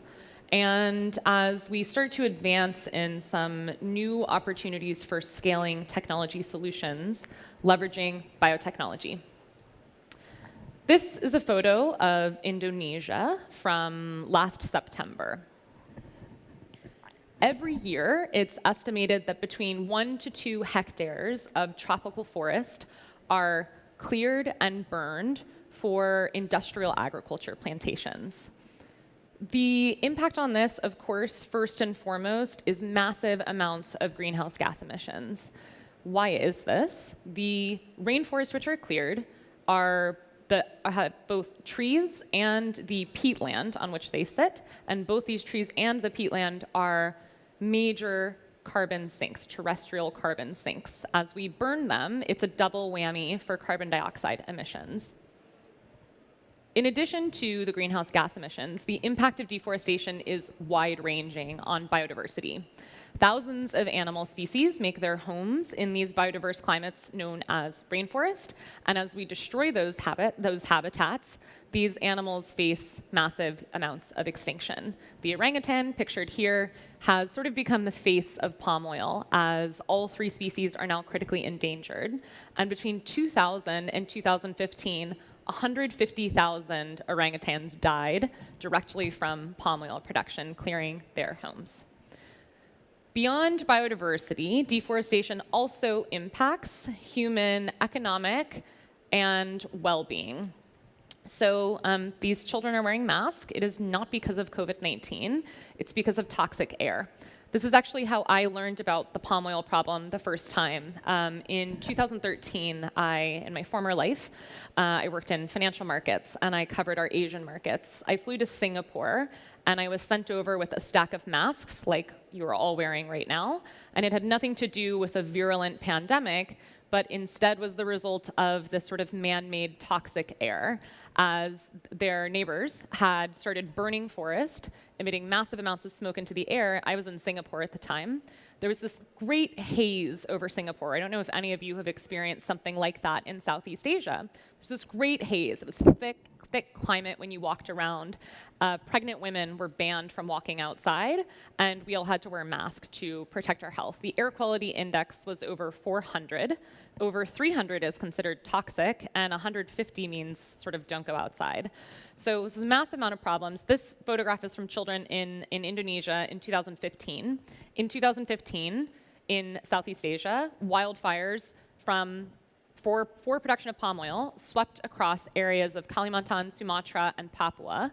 And the World Bank estimates that the cost of these fires was $16 billion, and that researchers from Harvard and Columbia universities predict that 100,000 people died prematurely from respiratory-related illnesses from this haze. So what's all this for? Palm oil is a vegetable oil. It is the most popular vegetable oil in the world, and it's found in 50% of products on supermarket shelves, which makes it a $60 billion industry. But it's just a vegetable oil. So why are we causing so much damage to the planet, to biodiversity, to human health, and human economic well-being for a vegetable oil? The problem with palm oil is not in the product itself, but in the way that it's made. So as you see here, the oil palm tree, Elias gunesis, is the major species that we use today, can only grow in an area that's about 5 to 10 degrees around the equator. The area that is 5 to 10 degrees around the equator is the most precious land on Earth. It has the highest concentration of tropical rainforest, and it's home to the most biodiverse land on the planet. So, as demand for palm oil has exploded over the last few decades, industrial plantations mostly, and industrial growers have moved into this land that's ripe for palm oil production, slashed and burned the tropical forest and the carbon-rich peatland on which it sits, and cleared the way for these industrial agriculture plantations. This leads to all of the things that we just covered. Why is palm oil so popular? Why does it continue to grow so quickly? Palm oil and its derivatives are found in nearly 50% of products on supermarket shelves. And while you may not think that you sort of use palm oil in your daily life, it's highly likely that every one of us here has actually already used or consumed palm oil today. It is found in soaps and shampoos, in laundry detergents. It's found in makeup products, especially those that retain color. It's found in packaged food favorites like Nutella and biscuits and French fries. And it's used in biodiesel, primarily in the EU. Why is palm oil so popular? And why can't we just change it? Why can't we just switch to another vegetable oil? I'm going to get slightly technical, but not too technical. So the sort of metric that we talk about for oils and fats in general is called fatty acid profile. To sort of make this more common, the two major types of fats that we think about are saturated fats, which are solid at room temperature, like butter, and unsaturated fats, which are liquid at room temperature, like olive oil. Here, I've shown the fatty acid profiles of a handful of the most popular vegetable oils in the world. Palm oil is at the bottom, and it has this really unique structure in that it's about 50-50 saturated and unsaturated fats. This is super unique among vegetable oils, as you can see above. And this really drives at the heart of why we are not able to solve this problem today. Palm oil is so popular, and it is found in so many different products, in such a wide range of products. It's one of the most ubiquitous ingredients on Earth. And the reason is because of its unique performance properties driven by this profile. This is what drives important performance elements like melting point or smoke point. Something called mouthfeel. When you taste it, how does it taste? In Nutella, how does the Nutella spread perfectly on your toast? And why does chocolate melt in your mouth and not in your hands? All of this is linked to this fatty acid profile, and no other vegetable oil from traditional agriculture can solve this problem. This fatty acid profile, which makes palm oil such a strong performer, also is the reason that it's become such an intractable problem to solve. And that is why, despite so much sort of talk about solving the palm oil problem, we yet to have any material change. Over 250 consumer brands have made public commitments claiming that they will stop using conflict palm oil by 2015, by 2017, by 2018, by 2020. Over 9 countries, mostly in the EU, have made similar commitments banning importation of palm oil, and the European Commission also took some action 2 years ago. And some supermarkets have also started to make claims as well, and retailers in the personal care space. This is really compelling. It's great news to see brands, governments, and retailers take a stand on a massive driver of deforestation. But the truth is that they have essentially all failed because they've not had a viable alternative. Until now. C16 is making that alternative, and we believe that the only way to solve the growing demand for palm oil is by harnessing the power of biotechnology. I want to point out that this problem is not going away. We've commented that palm oil is a problem. People claim that they want to switch. They haven't. And demand is growing. The world population is expected to grow to 9 to 10 billion people by 2050. As we alluded to earlier, palm oil is a major ingredient in people's lives, and particularly in their diets. So as the population grows to 9 to 10 billion people by 2050, demand for palm oil specifically is expected to grow 2 to 3x. And for vegetable oils, it's expected to grow at a similar pace, making it a nearly $1 trillion industry by 2050. Because we cannot solve this problem using existing agricultural alternatives, we have to embrace radical innovation. If we want to feed the planet of 10 billion people by 2050, our option right now is through increased deforestation or through radical innovation and a really different way of making consumer products.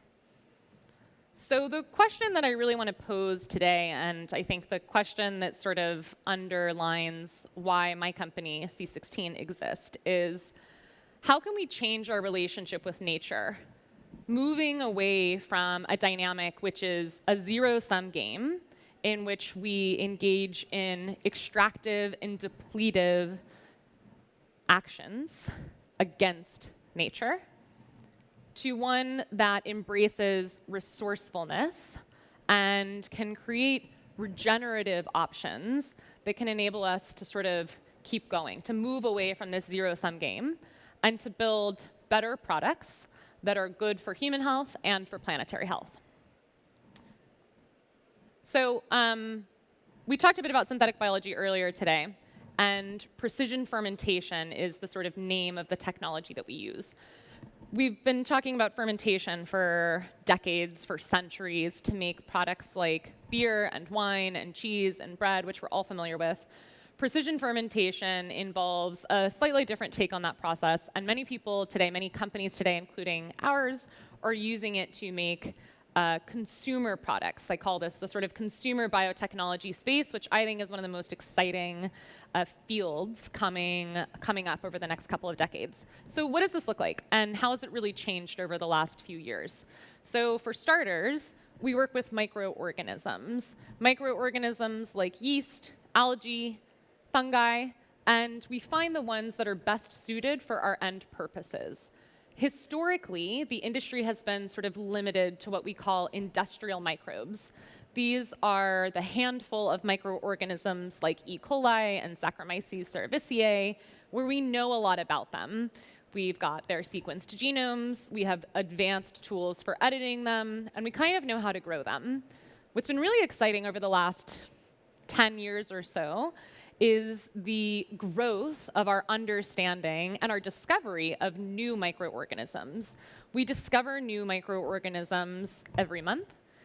This is the universal we, scientific community, we sequence their genomes and understand what's happening in their metabolism. And we start learning how to grow them. And I think this is really compelling because it opens up the toolkit that we have for making better products using biotechnology, whereas we only had a handful of organisms to choose from historically. It's really limitless at this point, the amount of host organisms that we can use to create better products. After you've selected your organism, you need to optimize its growth conditions. So microorganisms are living things. We have to feed them nutrients, and we have to create optimal growing conditions to make sure they can do the best, reach the best performance. This might include how long do we let the fermentation run? How much oxygen do we feed the organism? What type of carbon source, and how much of the carbon source do we feed it? So it's years of, can be years of process development to identify the optimal growth conditions for microorganisms, optimizing for metrics like efficiency and productivity. Once those have been optimized, you can scale up the process, and then you want to refine the product itself, in our case, the oil, and any of its downstream products. It's really important to be focused on end market applications so that you understand what are the key performance mechanisms here, and then put those into finished goods and do all the testing in the eyes of the end customer or consumer, stability testing, how does it cook, make sure it actually performs the way that you want it to perform. These are not necessarily always fungible, and so it's really important to make sure you understand how they perform. What's really exciting is that consumers have started to embrace this. I think there's been some fear that this might be perceived as freaky science or the backlash of the former sort of rebuttal against GMOs from its sort of primary interest through engineered seeds in agriculture. But this is different. Fantastic Fungi was a documentary on Netflix that came out, I think this year, sometime during COVID, which has been really popular. And I think we've seen with fungi, with mushrooms in particular, a lot of excitement in areas like beauty, where brands and consumers are really embracing the shift away from the plant kingdom, botanical ingredients, which again are highly extractive and limited in resources, from the plant kingdom to the fungal kingdom. How can we embrace the fungal kingdom for regenerative growth that's infinite rather than extractive? I started today talking about an oil, a vegetable oil, which may seem harmless, but in fact is a major driver of deforestation and of climate change more broadly. There's great ambition to move away from this vegetable oil, but we've been limited in terms of the solution set that we've had to date. Biotechnology and reimagining our relationship with nature allows us to solve this problem for the first time. It allows us to make products which can meet the needs and demands from consumers for natural products, which doesn't sacrifice performance. And it meets the needs of brands who want products that operate the same, their formulations are good, but aren't major drivers of climate change. And if we can solve this, it unlocks massive potential for better performing ingredients that are good for human health and planetary health. It can help us shift from jobs which are today highly labor intensive, dangerous for health and livelihood. There's toxic chemicals, there are snakes that live on these plantations. Many laborers on palm plantations are held in debt bondage, and most of the big palm plantations have also been found guilty of child labor. People often talk about palm oil being so popular because it's cheap, and I think one thing that's just really important for us to point out, we've sort of existed in this world that's been a race toward better, cheaper, faster. And palm oil is cheap because it's not fully priced. We're not paying for a price on carbon. We're not paying fair wages for labor. And palm plantations aren't paying for the land which they take. And if you believe that there will be a price on carbon, I do. I don't know when, but I believe we will have a price on carbon. I think we have to think about what these sort of fake prices look like and bake that into our future. And I think we should be putting pressure on brands and regulators across the world to drive this change forward. Biotechnology can shift from labor-intensive, dangerous jobs to high-paying, high-tech jobs. It can help us shift from opaque, long, convoluted supply chains where you don't know where your product is from and you don't know how it was made, to simpler supply chains which integrate up, middle, and downstream production on one site with full transparency and full sustainability. And it can help us move from a relationship with nature that's extractive to one that's reimagined, that's greener, that's iterative, that's beautiful, and can help create a better world. I forgot what I was going to say at the end. The end. Thank you. Am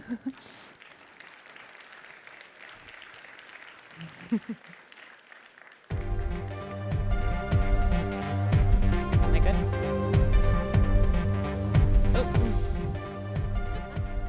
Don't go anywhere. We have some questions for you. Great. Very interesting. Now, tell me, you came up now with a solution.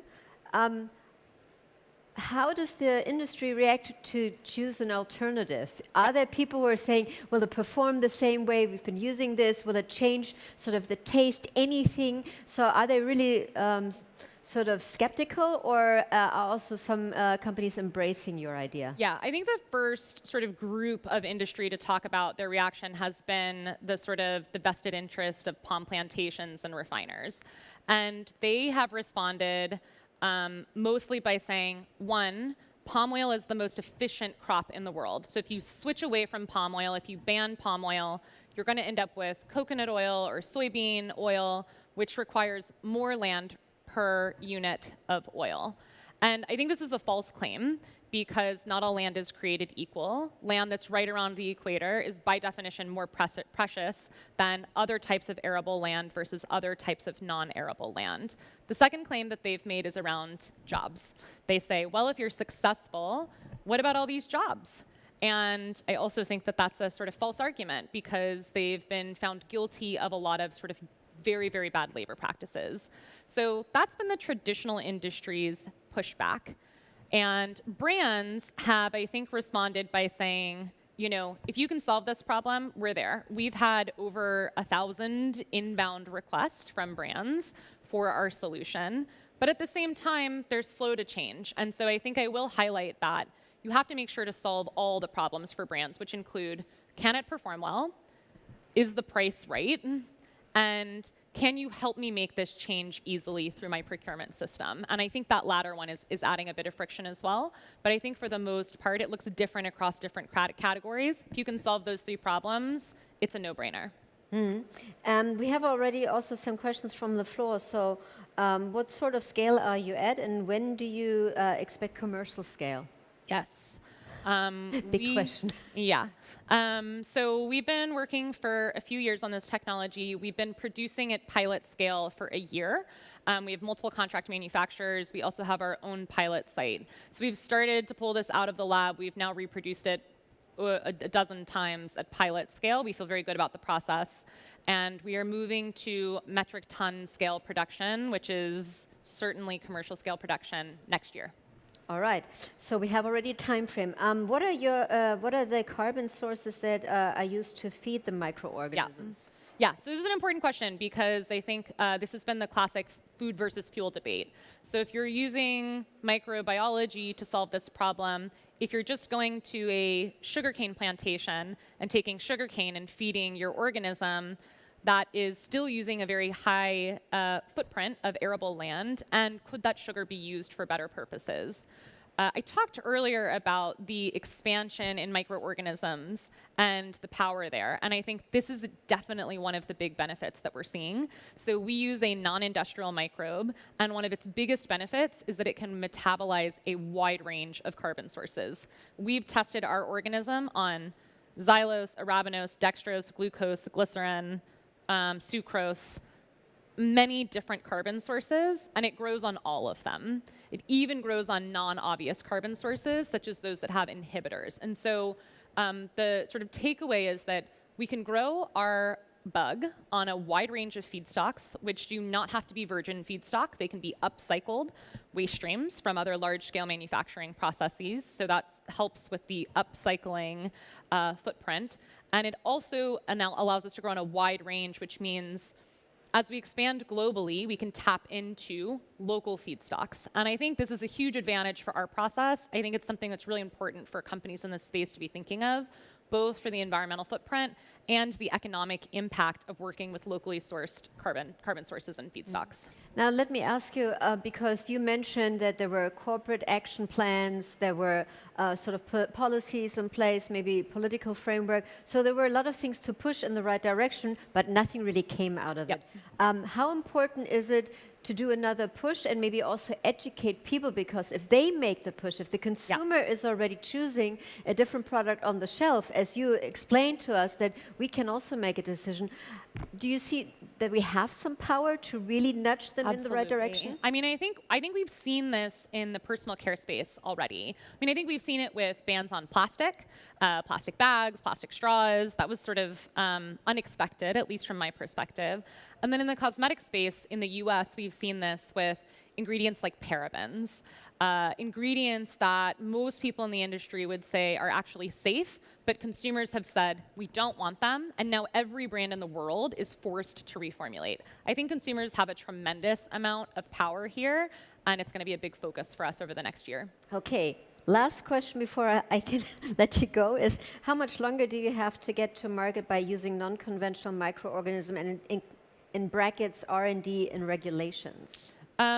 So I don't know how much time we have left, but however much it is, it's too much, right? I mean, I think climate change is really urgent, and yes, we're a startup, and there's a lot of urgency around just a startup bringing this to market, but the real urgency is the climate crisis. I think we have to bring this to market as fast as we can. 10 years ago, companies could wait a decade before they could bring products to market.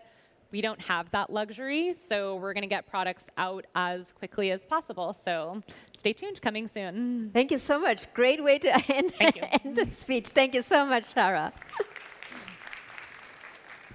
So next time you go to the supermarket, look for the ingredients list on the bag. Let's move on to another use case and to the San Francisco Bay Area. Today, the demand for animal-free proteins is growing amongst consumers, alternative meat being only one example. However, what some may ignore is that we heavily depend on animal-based ingredients in many consumer products, as proteins are key components in many industries. Our next speaker is the co-founder and CEO of Gelter Incorporated, creating designer collagen and other high-value protein technologies with unprecedented functionality and consumer benefits. Developed mainly for the cosmetic and nutraceutical and food industries, their vegan proteins are 100% animal-free and cultivated using a proprietary and sustainable fermentation process. We are getting around fermentation a lot, so you see there is quite a bit of buzz around that. Let's find out about Alexander's beautiful world through biodesign by creating sustainable, high-performance consumer proteins. Alexander, come into my volcano.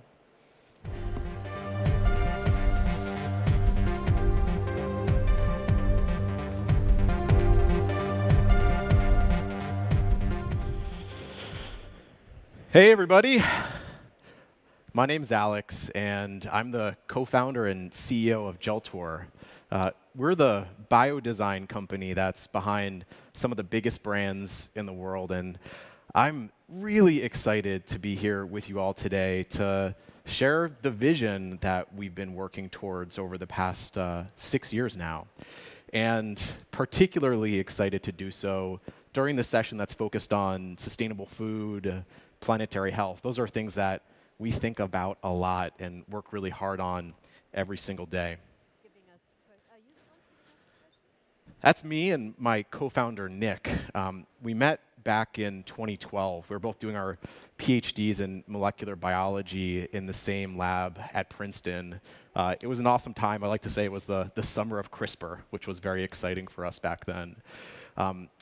And I was in this MD PhD program, and as I was going through the clinic, the thing I was trying to figure out was, why isn't there a Genentech for like everything, right? You go into the hospital, you see designer proteins that are like fixing diabetes. You see designer proteins coming out that are melting tumors. And you see designer proteins that would, drive breakthroughs in the lab. But what about outside of the hospital, right? What about the stuff that we use every day across our entire lives, the stuff that, fills our homes, the places where we work, the places where we gather, like this one? Why hadn't a really big, fabulous company been built that brought together biology and design for these markets outside of the pharmaceutical industry? And my co-founder, Nick, had an idea, a vision for answering this question, which was one biodesign platform that could make many, many proteins for multiple markets. And in 2015, we started Geltor. It moved from New Jersey out to the San Francisco Bay Area. And we got one bench, that's what you see behind us there, in a basement in San Francisco. And actually, our first investor is here. I'm not sure if Sean's in the audience right now. But that's where this vision of one platform driven by biodesign for many proteins, many markets, first came to life. And 6 years later, millions of liters of biodesign proteins later, I am more fired up than ever. It is so exciting to see Geltor, biodesign, bioactive proteins headlining some of the most iconic products in the planet. And the first categories that we honed in on were these really big consumer markets like beauty, personal care, hair care, food, nutrition, and beverage. And those were the areas where we started to prove out this vision of one biodesign platform for many proteins.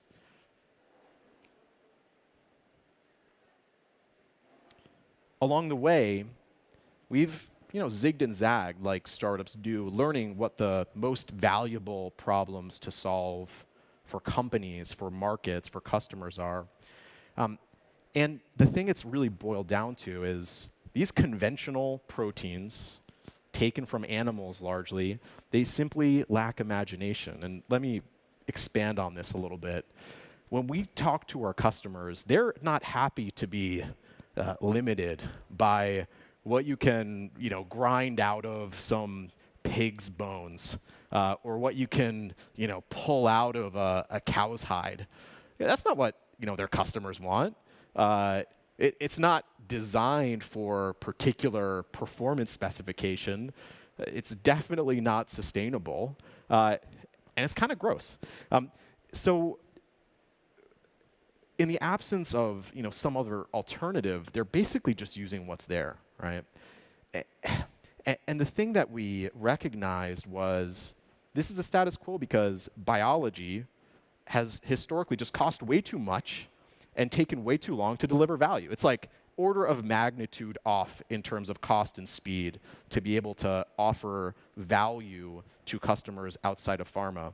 And that's particularly true in our first markets, consumer, right? It just does not sync up with their business cycles at all. Our customers, when we talk to them, they're thinking about launching a product next year, right? Not in 5-6 years, hundreds of millions of dollars after an R&D project. They want to go, right? Because their customers want something now. So what does the world look like when you can bring a biodesign approach, when you can bring imagination to proteins and intentionality to their design that meets what consumers are looking for today at a speed and at a cost that's actually relevant in the markets that you're operating in? And that's the vision that we're building towards every day here at Geltor. The first products that we made, they have made an incredible impact in some of the most iconic brands on the planet. we're really just getting started with what this platform can deliver in terms of value to our customers. There's some really cool things that we can do to demonstrate the power, the imagination that this platform can unlock. These are a couple of cool examples. One was, this is one of the first collagens we ever made. We brewed mastodon collagen and made de-extincted gummies, and I ate them. It was awesome. And that sort of brought to life the fact that you didn't need to be constrained by some animal that grows on a farm and that is slaughtered, and then you get the waste product from to make something new. Another example is making leather from the collagen in a jellyfish that, again, we make through fermentation. We never met the mastodon, obviously, never met any jellyfish, and then bound a book that was auctioned off for charity. So these are cool, concepts, things that really bring these ideas to life. But the things that we've really been, I think, maniacs about over the past 5-6 years is being, what I like to think of as just like real bloodhounds for value, for things that make a difference in markets that you can build a business out of. And we started doing that in beauty and personal care first. What you see here on the left is a lab sample of our very first biodesigned collagen for the beauty and personal care market. At the time, it was called N-Collage. I came up with the name. It wasn't a good name, so we hired folks that were a lot better at naming ingredients than I was to solve that. But it tapped into something that we were seeing over and over again from customers. They were looking to essentially rip animal ingredients, specifically collagens, out of their products with things that could offer higher performance in an accessible way to consumers. And today, this is so cool. One of the biggest health and wellness companies in Asia, maybe number one, it's called Watsons. If you go into their stores, in the airports in Asia, sort of, across the continent, they have Watsons collagen products with Coloom on the front of the box, with Coloom on the front of the package, that is speaking to the benefits that this thing can offer, right? It's more powerful moisturizer than an animal-derived collagen. So this cycle of going from an idea to a product to landing on shelves, to having people taking, this is called a shelfie, actually. It's not something that you learn in grad school, but it's been really cool to see people connecting with products in this way since launching Geltor. So this is one of the first examples of what this looks like in practice and what it feels like in the market. And as we've dug in with customers, it's been amazing to see them continue to pick up the phone and call Geltor when they need a new designer protein. Something that we were again hearing the need for over and over was proteins that were identical to the collagens, the elastins that were in our bodies that could offer sort of the most potent functionalities of the stuff that's in us to consumers that were buying products for hair care, skin care, personal care. And obviously, there aren't people farms, so brands were in a tough spot. How do we get human collagen, human elastin? Who can we count on to actually deliver this? And that's where Humacol 21 and Elastipure came from. And today, these ingredients are in products that are sold across Asia, North America, Australia, Europe. It is amazing to see how these stories have connected with consumers, but more importantly, how the performance that can get delivered through biodesign actually works and gets customers to buy over and over year after year. So the work in beauty and personal care has been really exhilarating over the past few years, but we're obviously looking to essentially take on this opportunity to build biodesign proteins market by market. And our most anticipated launch to date was in the food nutrition category. We had been really thinking about what the right way, the right time, right place to enter the food and nutrition market had been since we were founded. It's a huge passion for me and Nick to think about how we can transform, in many ways, the sort of broken, underperforming aspects of our existing food system with things that are beautiful, things that work, things that are significantly more sustainable. And in June of this year, we debuted Primacol. And this is the world's first collagen that's biodesigned, no animals involved in the process. And the response has been just overwhelming, candidly. It is so energizing to see the biggest brands in the world. These are visionary folks, but really big brands, thinking about how they can make their products more appealing to customers, right? If you go into any supermarket, particularly in the US, there are like so many collagen products on the shelf. How do you stand out? How do you stand out from a sustainability perspective, from a performance perspective? Similarly, there's an explosion of plant-based products in the supermarket, and that's something that really hasn't been able to access collagen as an ingredient, as a hero ingredient, until now. So Primacol has been an amazing first step for Geltor into the food nutrition market, and I just can't wait to share a little bit more about what's next on that front. So, we talked about the philosophy behind Geltor and a little bit about the products that we started to take into market and a couple of case studies. But why are people actually paying for this, right? when you're building a company, you realize it is really, really challenging and a huge validator to see big customers make big investments, big commitments to creating their goods with your ingredients. And one of the things that's come through over and over is these brands are really turning to Geltor as an innovation powerhouse. And it makes sense when you look at where they're investing. It's 1, 2, maybe if they're rock stars, 3% of revenue in R&D. So they really need to count on companies like Geltor that are doing something fundamentally different that can add value so that they can compete, so they can maintain that edge in the marketplace. The second point is on efficacy, right? Customers, maybe they'll buy it once if it sounds like a cool story, but they're not going to buy it again. I won't buy it again if it doesn't work.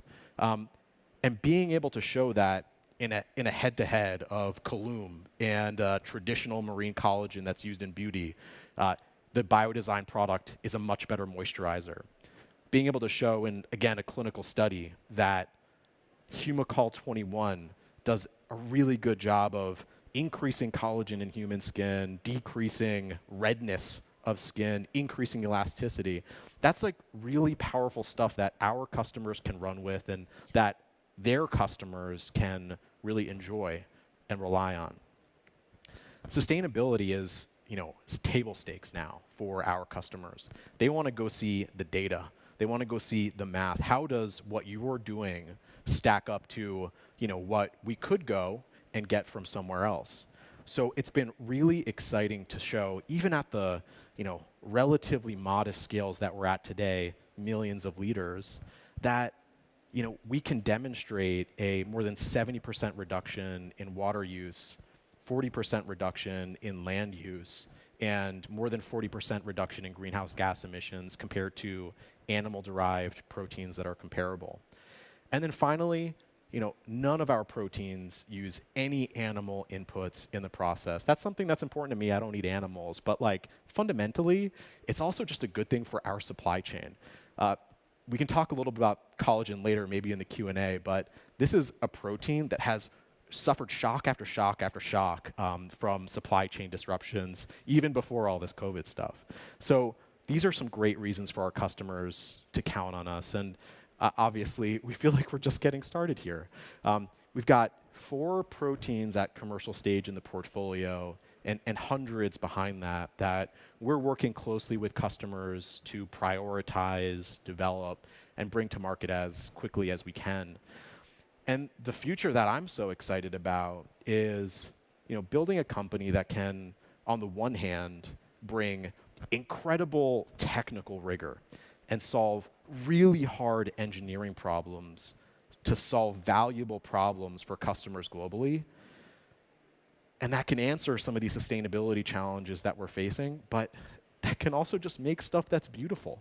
I think that is so valuable as you're working to build a business and really pays, I think, nature the respect it deserves. A reverence for nature is something that is really important to all of us jellies. So what we're imagining is a future that is just simply made more beautiful because everything is biodesigned. And it's really counter to, some of these images of mad scientists racing against a dystopic future. We're so excited about building something that is just fabulous with biology. And what's next? You know, this is a little bit of a teaser, and I only got a minute left, but I never thought I would meet a bigger collagen nerd than me. And then we met Sally Kim, and she is really on this incredible mission to bring the science, the power of collagen to the world. It's something that she's already built one incredible brand around.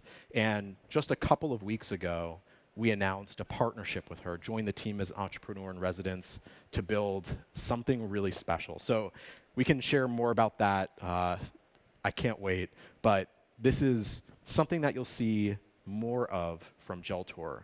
We've gotten to a place where this biodesign platform has been proven to be able to produce many proteins.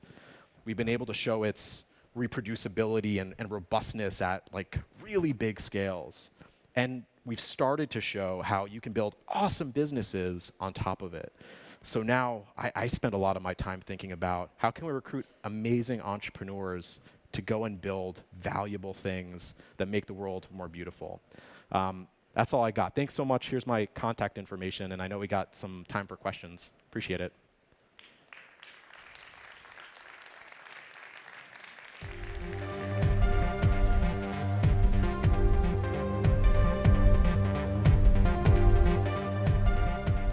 Hi. Hey.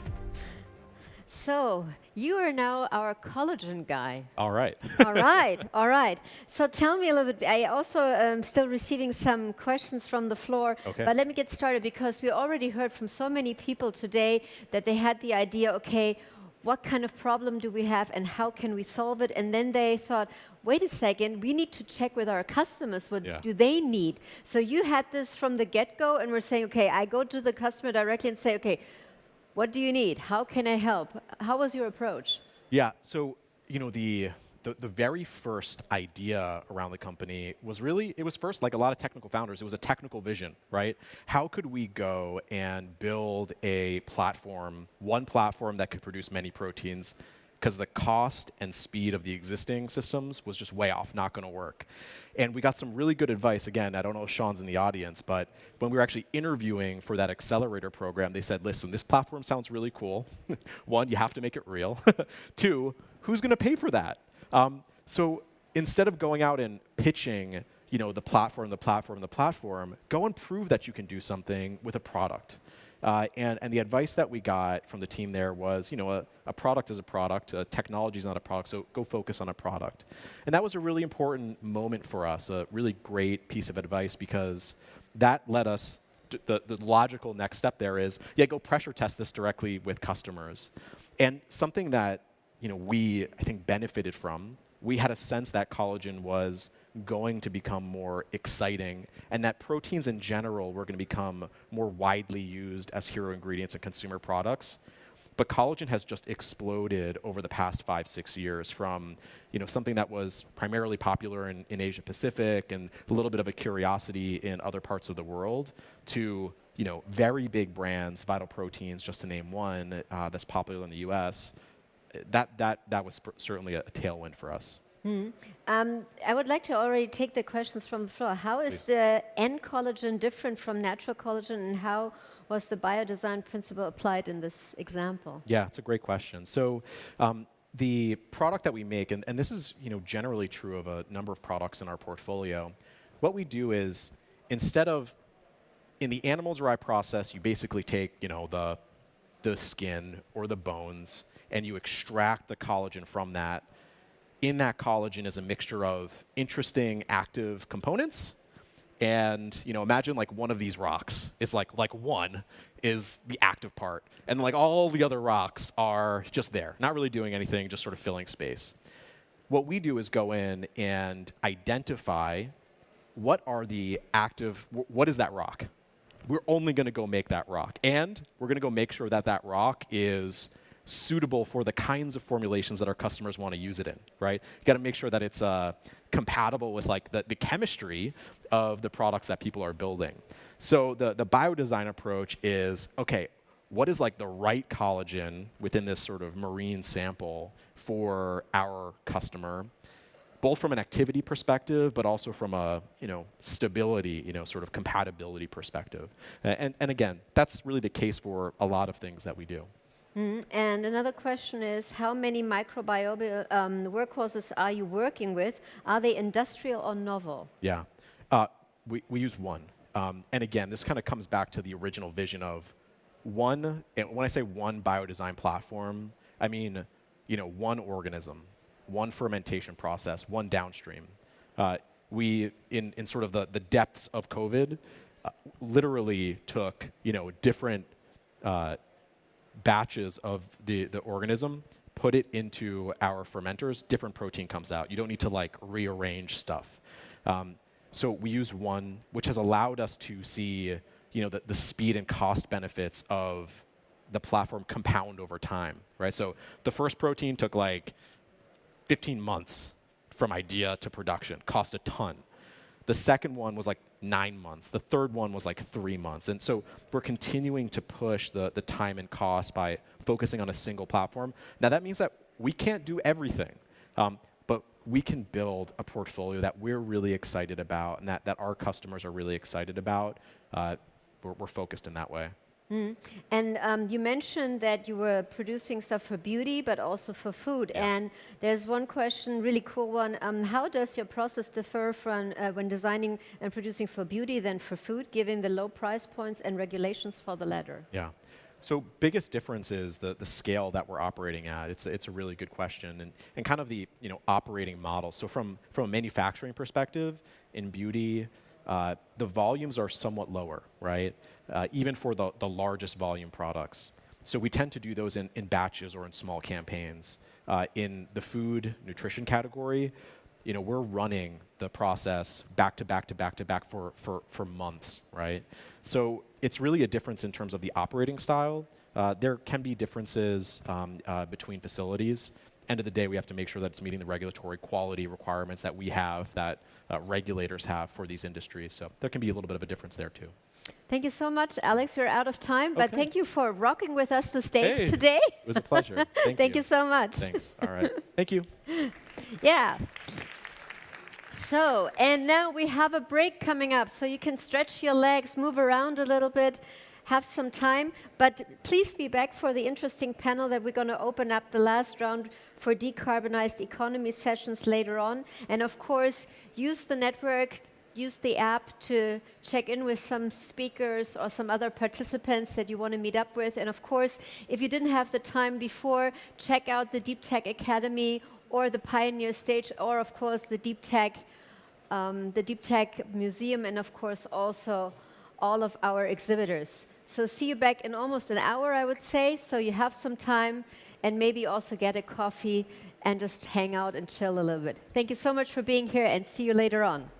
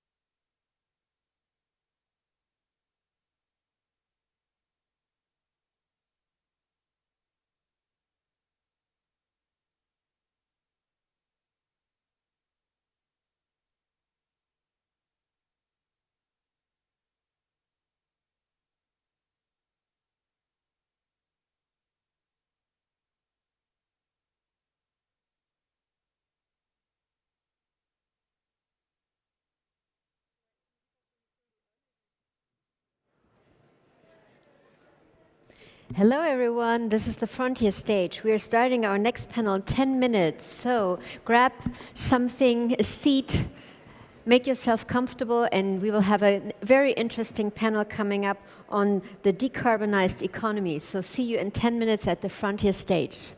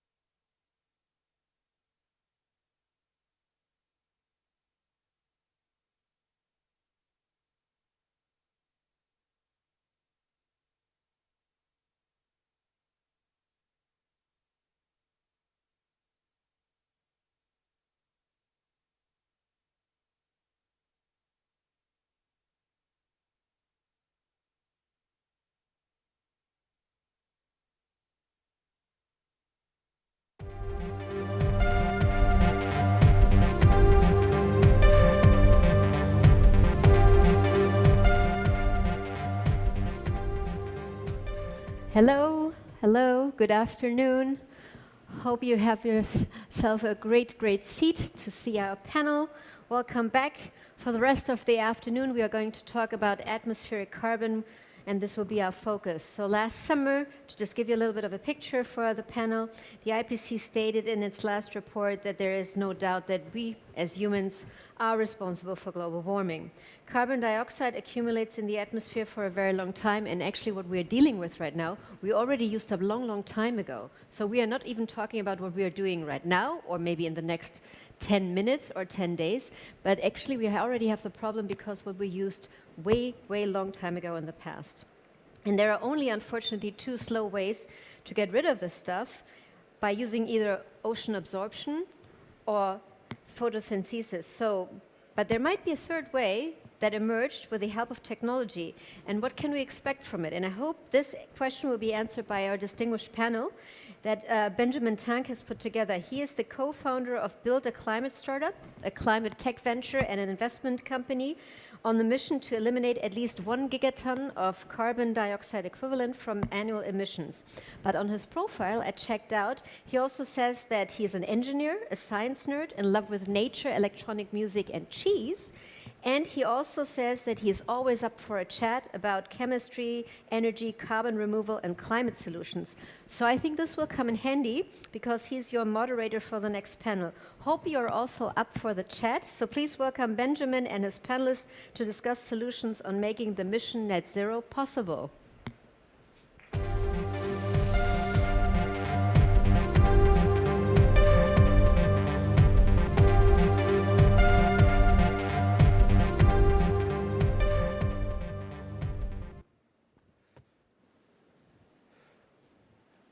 Hello, good afternoon, everyone. What a pleasure to be with all of you this afternoon to talk about carbon dioxide removal. My name is Benjamin. I'm the founding partner of the Climate Tech Venture Studio, focusing on carbon management, carbon removal, and decarbonization more broadly. Super excited to have an amazing panel of speakers to talk about carbon removal with us for this session. We'll introduce briefly all speakers. We're going to have a conversation together, and then we'll have 10 minutes at the end of the session to answer to your questions. So please remember to use the Slido app that you should all have access to, and you can ask your questions, and we will take them at the end of the session. So first, very happy to have Bryony Worthington. So Bryony is a crossbench member of the British House of Lords, and she's a long-time environmental campaigner. She was one of the lead authors of the 2008 UK Climate Change Act, and she's been leading and supporting many climate non-profits focusing specifically on carbon removal and how to abate emissions. Second, we have Clea Colster. Clea is a partner and head of science at Lower Carbon Capital, which is an $800 million VC fund that invests in technologies that reduce emissions in all sectors and that remove carbon from the atmosphere, and also buy more time to tackle the issue. She has a PhD in chemical engineering from Imperial College, focusing on carbon capture and storage. Julie Gosalvez, she's the Chief Marketing Officer of Climeworks, which is one of the early pioneers and leaders of direct air capture, and she leads the company's effort to bring to market very large-scale carbon removal to both enterprise and individual customers. Last but not least, Eli Mitchell-Larsen is the launch director of Carbon Cap, which is a brand new climate NGO focusing on making Europe a leader in carbon dioxide removal. He's also a researcher on carbon removal at Oxford University, where he co-authored the net zero principles, the principles for net zero aligned offsetting. Eli has also worked in clean tech and previously collaborated with Carbon Direct, which is a carbon removal VC fund. Super happy to have you all for this conversation. So I'd like to start from the top and maybe start by explaining what is carbon dioxide removal and why do we need it in the first place, because there's a lot of confusion between carbon removal, carbon capture, decarbonization. Bryony, I think you're the perfect person to start. What is CDR and why do we need it? Thank you very much. Carbon removals is really term that describes the drawing down of the greenhouse gases that are currently in the atmosphere and the locking of those away in safe ways. And why we need it is because at the moment, parts per million in the atmosphere are at record levels. They're at levels now that are higher than any time over the last 4 to 5 million years. And the last time they were this high, temperatures were extraordinarily higher. On average, you saw temperatures in the Arctic that were over 10 degrees warmer than previously under those concentrations. And sea level rise at that time was also, the seas were 10 meters, over 10 meters higher than they are today. So at that level of concentration in greenhouse gases, we are taking really, really big risks with our atmosphere and the effect that will have on our society. So we focus on temperature targets and the Paris Agreement, but that's a trailing indicator. What matters is the concentrations of greenhouse gases in the atmosphere and how high they are. They are way too high for us to feel confident or safe. So we need to draw them down. We need to totally stop adding to them, and that's a totally different story. But this story is about what we do about what's already up there, what we know will be released, and what we do about it. Thank you, Bryony. Clea, do you want to react? Why do we need carbon removal, Clea? Yeah, absolutely. I mean, Bryony said it very well. But in addition to that, I just add a kind of shocking number that about 50% of the emissions that we've had in the since the Industrial Revolution have come about in the last 30 years. And that is an unprecedented. It's an unprecedented concentration, but it's also an unprecedented rate at which we are increasing that concentration. So 100%, we need to reduce emissions as much as possible, as fast as possible. But even if we do that tomorrow, we still need to remove CO2 from the atmosphere. And that's what we're here to talk about today. Thank you, Clea. Eli, I'm turning to you because Carbon Gap aims to be like one of the leading advocates of CDR in Europe. So why does Europe need to invest in CDR? Why do we need CDR? Why is it important in the... Sure, thank you, Ben. Just to build on what Bryony and Clea were saying, I think the great thing about, the positive thing about climate at this stage is that our goal is very simple.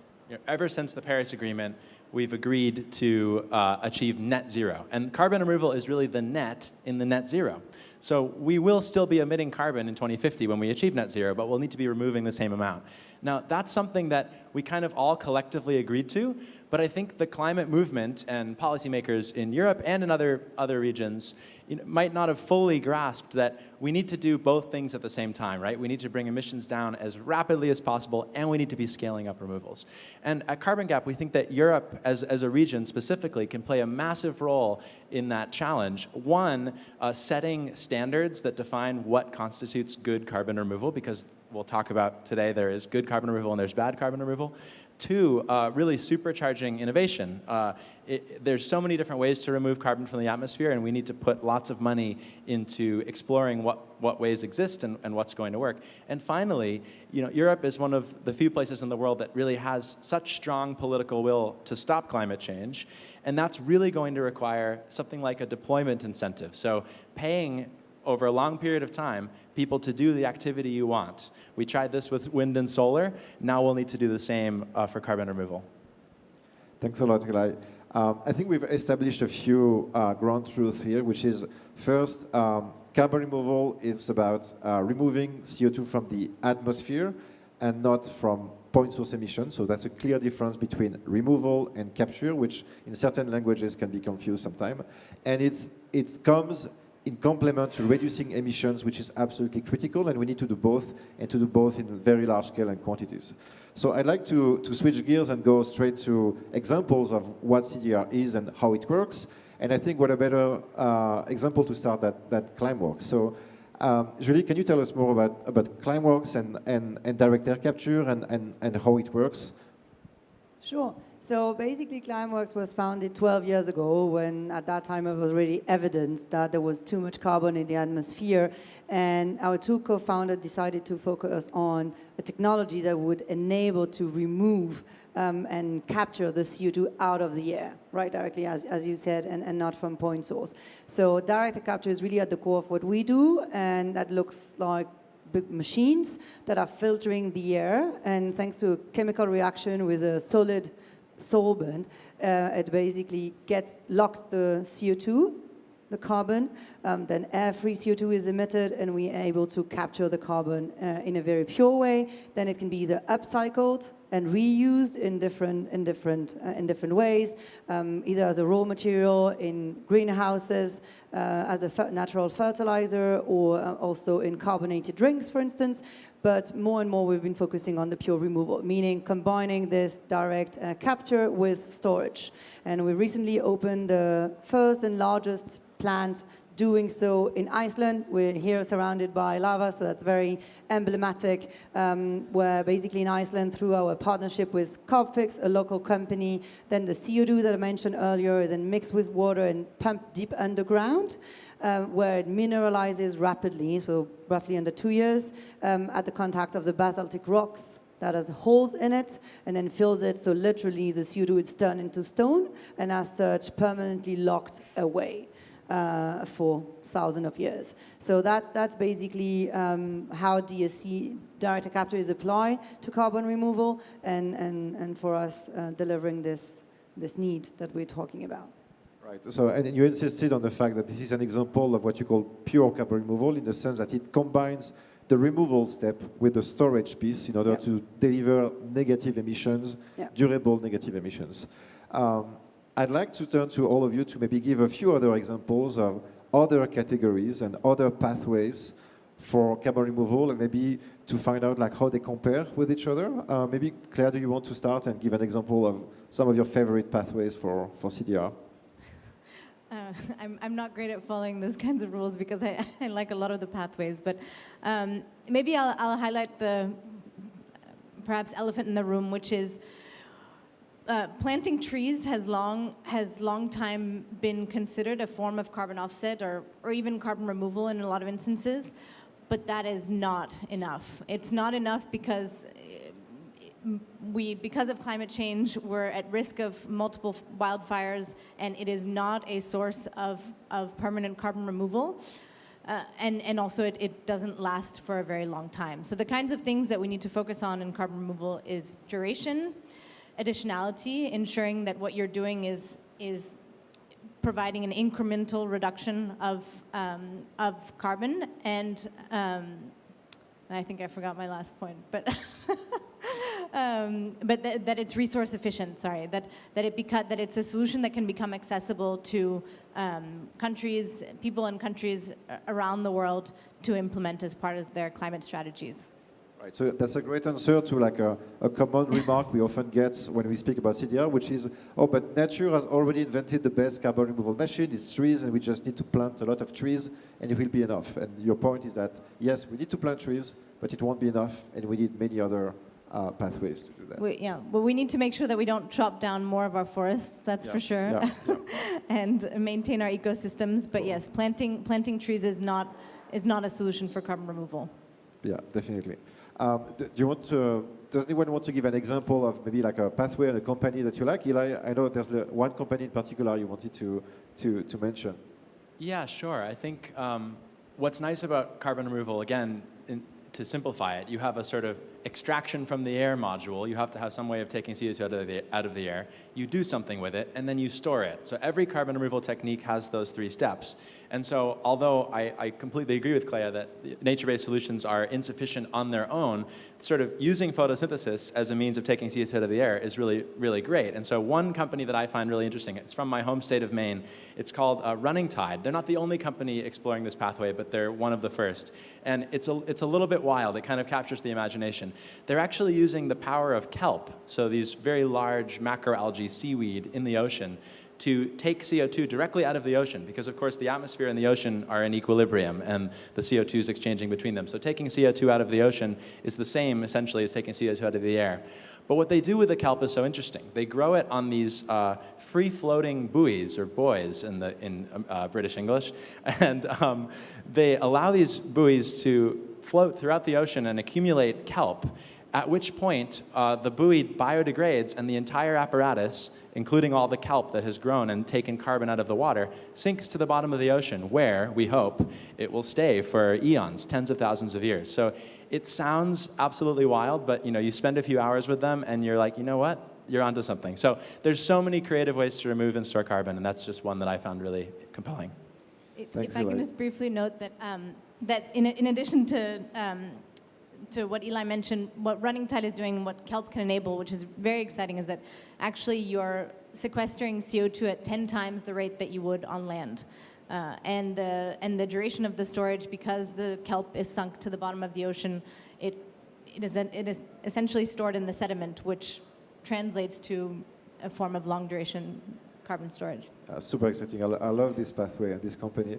Brian, do you want maybe to give an example? I don't know if you can pick a favorite, but what would be like one of your favorite like CDR pathway solutions companies? Am I allowed a couple? I mean, just building on the use of nature, you can obviously have managed forests which are then producing timber for construction, and that is actually a really good store if you're not burning or allowing it to degrade naturally and putting it into buildings infrastructure. That can be an effective store. So there are ways. I'm really interested in how we speed up photosynthesis, because it's a naturally braked biological process. It's really inefficient, and nature has designed it to be so it doesn't take over. But there are certain plants and trees that grow far faster than others. The empress tree is my favorite. It grows really rapidly within your own lifetime. Bamboo is another substance which is able to grow at scale and absorb fast. So I think we're going to see a whole interesting field of like, okay, what are the natural systems and how do we augment them? But if we turn to rocks, because I feel we should because we're surrounded by them, I'm really interested in enhanced weatherization or mineralization. It's peridotite rock, absorbs CO2 naturally. And often it's co-located with rare earth metals or with copper. So you have mines that are digging this stuff out and pulverizing it. And that's a natural way of then enhancing the weatherization. So the mining sector started to realize they're sitting on a bit of a gold mine here, that they can use their tail minings to enhance CO2. So there's a lot of research going into that. It's an exothermic reaction as well, which means it's kind of energy efficient, which is exciting. And then just a last plug, if we're talking about DAC and direct air capture, where you're running these big machines, they need electricity and heat quite often. So I'm quite excited by the idea of co-locating them with nuclear power stations, because we're going to need a lot of energy to do this. And I think DAC plus nuclear equals a really good solution. Great examples. Thanks a lot, Bryony. So we have a room who's full of entrepreneurs, investors, large companies. So I'm guessing some of them might be wondering, but who pays for this? Like, what is the demand? Who's going to fund something like removing CO2 from the atmosphere? And so Julie, Climeworks already has customers. So can you tell us more about who pays for carbon removal today? Sure. So you said it in the intro. We have two types of customers at Climeworks. And I'll start with one that's closest to my heart. It's like the individuals, right? 30 months ago, 2 years and a half ago, we've opened our carbon removal service to individuals. And a few days ago, we surpassed the 10,000 people using the service, really showing that there is really a movement and a lot of citizens engaged into finding this as a solution. And of course, in terms of share of business, you might look at that as on a small scale versus the other side of the customer that I'm going to talk in a minute. But it's really inspiring to see how people are engaged in those issues, and it's a very important part of our business also into creating this movement. But of course, we do have a lot of also pioneering customers in that way. Started with Stripe and Shopify. We were among the first ones to establish policy, in-house policy, in terms of getting a price on carbon, or even kick-starting the demand in a very effective way, followed obviously by Microsoft and included into the great portfolio and RFP work that has been done. But we also have different industries. So The Economist, for instance, most lately we announced a partnership with Swiss Re, one of the global leader in reinsurance. I think one notable thing and the trend that we see last week was about Square as well, partnering with Climeworks, is really long-term agreements, long-term relationship in terms of really establishing partnerships that enable the growth of the industry and the market. So I see really that as a dynamic between market and demand and supply in a way that's really going this into the long term. When we built Orca, so our plan that we launched in September, most of it, or when it was decided, most of it was kind of a goodwill from Climeworks saying, hey, we see some demand, but we will then create this supply because we know it's needed, and going to the industrial scale really fast is the name of the game in scaling up. And then finding more and more customer. And now we're looking at building a 10x plant, bigger in the coming years. But it's really important to have this pioneering customers also able to give this long-term commitment. I think that's really important. Thank you, Julie. And really to make it clear for everyone in the audience, so these pioneer customers, these Stripe, Microsoft, Shopify, and others, they don't pay you to buy the CO2. They really pay you to permanently remove the CO2 and sequester it durably. And I think this is a very important point to stress. And I think the two things that are maybe important for our audience to understand is we work with companies who have like really ambitious net zero and sustainability pledges. They're very often member of the SBTi, so Science-Based Target Initiative, and they always start by reducing. Right, so they have a very clear understanding that reducing emission is first, but also a very good understanding that we're not at the stage where we can reduce everything, and there's still a lot of sectors that are hard to abate. One thing, so that the unavoidable emissions have to be addressed immediately, and also that the historical emissions have to be addressed. And that's what Microsoft has very well articulated in their pledge by being net zero into 2030, and then by then remove the historical emissions. So I think that's really important into that. And the second part is really understanding that the scale up of the industry is really at stake now, if we want to be at the right dimension at the right time. Very clear. Thanks, Julie. So Clea, when you hear that, does that make, like from the investor perspective, that makes the business case for CDR? Like, how do you see this demand evolving? Yeah, absolutely. I mean, today we basically see that demand is far outstripping supply. Between the Microsofts, the Stripes, the Shopifys, the Squares, the Munich and Swiss Re's, there's very easily and quickly about $100 million that is ready to be deployed in carbon dioxide removal. Now, the supply, unfortunately, is not there. While Orca is a pioneer plant that's, I think, on the order of less than 10,000 tons of CO2 removed annually, which is fantastic, huge dent. It's the first one of its kind. But when we're talking about the numbers that Brian, you mentioned earlier, and we are going to need somewhere on the order of 1 billion tons of CO2 removed in the next few years, and on the order of 10 billion tons annually removed by mid-century. Now that's, you can do the multiplication. That's a lot more than what we have today. So as an investor, we see this as a fantastic market in which we want to invest in new solutions that can provide that supply. And Microsoft, Stripe, and Shopify, they're currently willing to pay several hundreds, if not thousands of dollars per ton of CO2 removed. That's a pretty high price. And we talk about solutions needing to get down to below $100 per ton of CO2. Some might talk about a social cost of carbon that is measured somewhere between $50 and $100 per ton. I reckon that's probably a lot higher than that, and we're seeing that the demand is actually willing to pay those high prices. Now, as I mentioned earlier, we need that to be accessible for everyone and for global population. So that's what we need to think about in terms of helping bring down the cost, thinking about forward purchasing, which I think Climeworks has done a fantastic job at, and others, at putting up those tons of CO2 removed up for grabs before they're actually being done, so that you can actually start financing those solutions. Absolutely. And so I'm guessing at this point, some of you in the audience, when you hear about companies paying to remove carbon from the atmosphere, intuitively you might associate that with offsetting. And offsets have not always had a good reputation, and there's many different types of offsets.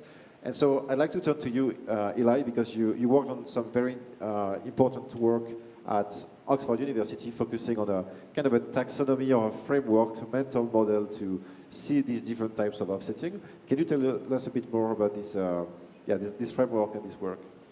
Yeah, sure. I think carbon offsetting gets a bad rap, and it deserves it. I mean, George Monbiot famously said, I think in 2006, that offsets are basically a form of indulgence, or that was his critique. It's basically something you buy so you don't have to do the stuff that's really hard, which is actually getting rid of emissions. So One thing we tried to do with the Oxford Principles for Net Zero Aligned Offsetting was to say, everyone's committing to net zero. I mentioned this earlier. That's what many of these companies that Clea is mentioning, they've made net zero commitments on a voluntary basis.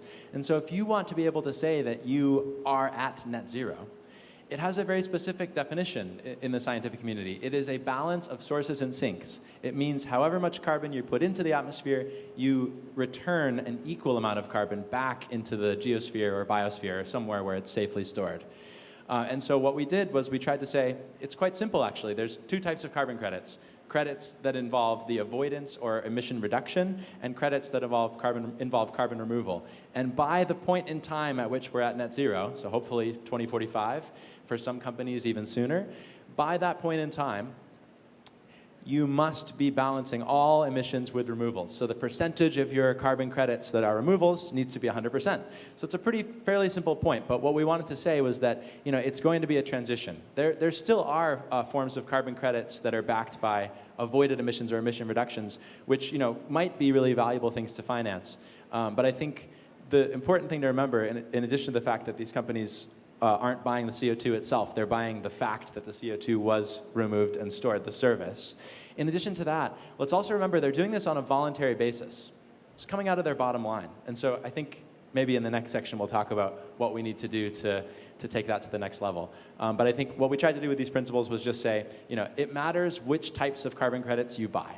And that's a journey you can go on. And as long as you're open and transparent and you're following things like the Science Based Targets Initiative and indeed the Oxford Principles, then you're going in a good direction. Thanks, Eli. I'd like to focus a bit on numbers now and to do a reality check to get a sense of proportion of what we are actually talking about. And Bryony, can you give us like a sense of, according to you, and according to climate models you see, how much carbon removal do we actually need, on which time scale, just to give a sense of scale to everyone in the room? So I'm going to answer that in a typically political way, which is not to answer the question you asked me, but to say something else. Because actually we don't know, is the truth. Because our risk, our exposure to climate risk is determined by emissions over time. And at the moment, we are believing that we're going to get to net zero by 2050. Quite frankly, that looks utterly impossible to me, standing here today. The NDCs that were submitted, the pledges to the Paris Agreement, added up to an increase in emissions of around 10% on current levels. To be in anywhere close to hitting Paris goals of 1.5 degrees, we need to see halving of global emissions within a decade. So that's a huge delta between what we know science is telling us about the risk and what we're prepared to do. So if you think that's the trajectory we're on at the moment, which is basically just almost business as usual, but not quite as bad, and we've got to get into this massive emergency response where we're seeing a huge falling off of emissions very rapidly at a global scale, not just in Europe, but everywhere. The chances are we're not going to make that. So that trajectory is what's going to determine the parts per million in the atmosphere and the risk we're exposed to, and that's what's going to dictate how much of this stuff we've got to pull out the atmosphere to get back to anything safe. So it's not you can't answer it, but what you can say is that it's got to be a hell of a lot more than zero, and at the moment we're close to zero. So we have to start investing now in anticipation that we're going to have this massive cleanup operation that kicks in sometime between now and mid-century, where we're starting to realize, okay, we've screwed this. We need to do something about it. And it will be driven by governments saying, this is no longer voluntary. This is something we have to do collectively to survive. And we've got to get ready for that now. Sorry. Thanks. So I didn't give you any numbers at all. You don't want to give me a number? No, I'm not giving you a number. Anyone wants to give me a number, like how many gigatons, or if you had to take a guess? You gave a number. Sure, I can reiterate the number, and I think just reemphasize the investor's perspective, which is we often talk about 2050. That's what the climate models show. That's what the Paris Agreement has been involved with. But obviously, as a venture capital investor, I'm not necessarily expecting much around 2050. I don't know where I'll be in 30 years, but the market is coming in the next 10 years. And in the next 10 years, we see something like, honestly, I think it's going to be way more than a gigaton. But right now, the projection is somewhere around a gigaton, 1 billion tons of CO2 removed at that scale in the next 10 years. And that's just basically what you need as a plausible trajectory to then eventually get to something where you're at 10 billion tons of CO2 removed annually by mid-century. I think I quite agree with Bryony's point that it's really hard to put numbers on this. All I can say and reiterate is that the demand is there. Right now it's a voluntary demand. It does need to be boosted by government demand. But I think the voluntary demand keeps going up. So 10, I mean, it doesn't have to be a fixed number, but in the order of magnitude of like 10 gigatons per year by mid-century, from almost zero today, basically. Just one last one is that since the Industrial Revolution, we have emitted a total of, and that's what, 170 years, we've emitted a total of 2,500 billion tons of CO2. And around half of that's still in the atmosphere, right? Because there's a natural absorption, but yeah. So we have a lot of cleaning up to do. Yeah, Eli, do you want to react to that in terms of like the magnitude of what we... I can try, but I love Clea's point, and I think all of us agree here that, yeah, there is this point that we've been just using the atmosphere as a dumping ground, and it's basically a justice issue. Like maybe 5 years ago, maybe 10 years ago, maybe 15 years ago, we could argue in our professional lives or in our personal lives that, this is an important issue, but not, the most pressing issue of our time. Well, we can't say that anymore, right? And so I would say, Bryony often says, when did the clock start? When did we start saying, well, we're responsible for this? Microsoft has said that for them, the clock started in 1975 when they started the company. But even if the clock doesn't start for you that far in the past, if you're happy with today's atmosphere, then we haven't been reading the news, right? Like even today, at 1.1 degrees Celsius on average, warmer than pre-industrial, we're experiencing a lot of terrible, terrible impacts on human and non-human life. And so I would argue that every ton of CO2 we emit from now until the point at which we reach 2050 is CO2 that we have to remove, which is a massive opportunity. And so, to put some numbers on it, today we emit about 50 billion tons of CO2 every year. And by 2050, if we do achieve net zero, most of the representative pathways from the IPCC say that we would still be emitting on the order of 5 to 10 billion tons. So that would be sectors that are very, very expensive to abate. Not hard to abate, but expensive to abate. And so that would say that by 2050, we need to be removing 10 billion tons of CO2 a year. And to put that in perspective, that's like moving a volume of fluids around, not so unlike the amount of fluids we take out of the geosphere at the moment in fossil fuels. So you have to imagine an industry that's putting CO2 back into the earth where it belonged, returning it back on that same order of magnitude. But of course, between now and 2050, how much CO2 are we going to remove? Well, the Energy Transition Commission says on the order of 220 billion tons cumulatively. So it's a huge number. It's a huge opportunity. It's a huge challenge. But ultimately, Bryony is right. The amount of CO2 we have to remove is a function of our decisions today. The faster we can reduce our emissions and stop putting carbon into the air, the less that we're on the hook for removing. Brilliant. So basically, we need to build an industry like the size of the oil and gas industry in reverse in like 3 decades or 4 decades. So it's pretty massive. Which is kind of fortunate because they're not going to be allowed to dig out oil and gas, right? So what should they be doing? They should become a waste disposal industry and be responsible for putting it back. And people say, oh, it's just going to be too complex, it's too large. Look at what we've achieved as humanity in digging stuff out of the ground. It's not beyond imagination that we could do that in reverse.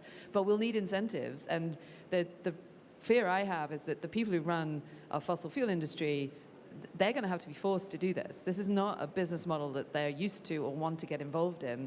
So governments are going to have to step in and create that industry. The same way that we built, infrastructure for sewage in the Victorian era, government stepped in and said, there's a collective problem, we need to regulate this, and we need to create incentives for companies to do this. Left to their own devices, the oil and gas industry will not touch this with a barge pole. It's not anything close to what they want to be doing with their time and resources. They're going to have to be regulated. Absolutely. And to reach this kind of scale, we're going to obviously lower and really decrease the price per ton of CO2 removed. And so obviously planting trees is still pretty cheap today, but for all of the other pathways, it's still pretty expensive, but it's falling rapidly. So I'd like to turn back to you again, Julie, to maybe tell us more about how it's been working for Climeworks. What's the price per ton of CO2 removed for Climeworks today, and how has it been evolving over time? Where do you forecast it to be in the future? Yeah. So I mean, definitely, you know, we said it. It needs to be at some point accessible, and I think the intention is to create a virtuous circle as fast as possible, right? The more you scale up, the more your costs go down, the more your costs are lower, or the lower your cost, then the bigger the demand, and then the better the supply. So we have a couple of decades to do that. And just taking a perspective for now, like, the company has been existing for 12 years, and for the first 7 to 8 years, it was really about the technology and making sure that we're coming from milligrams to grams, to kilo, to tons, extracted in a very reliable and safe way. I think from a potential standpoint, what we see, I agree with you, Claire, that probably the cost or the price tag that's going to be on carbon is roughly around $250, more than 150. I find it a bit optimistic as a prediction, and that's where we see, that the Climeworks will be able to play. For now, obviously, we're far away from that, but we have a lot of history when we look at solar and wind in particular. We've been able to decrease cost about 85 to 90% over the last decades with these dynamics, right? That we were talking about before, and that makes us confident. One thing that makes it very confident is that the way the technology of Climeworks is conceived is a very compact and modular way, in such very inspired from solar that has been very successful.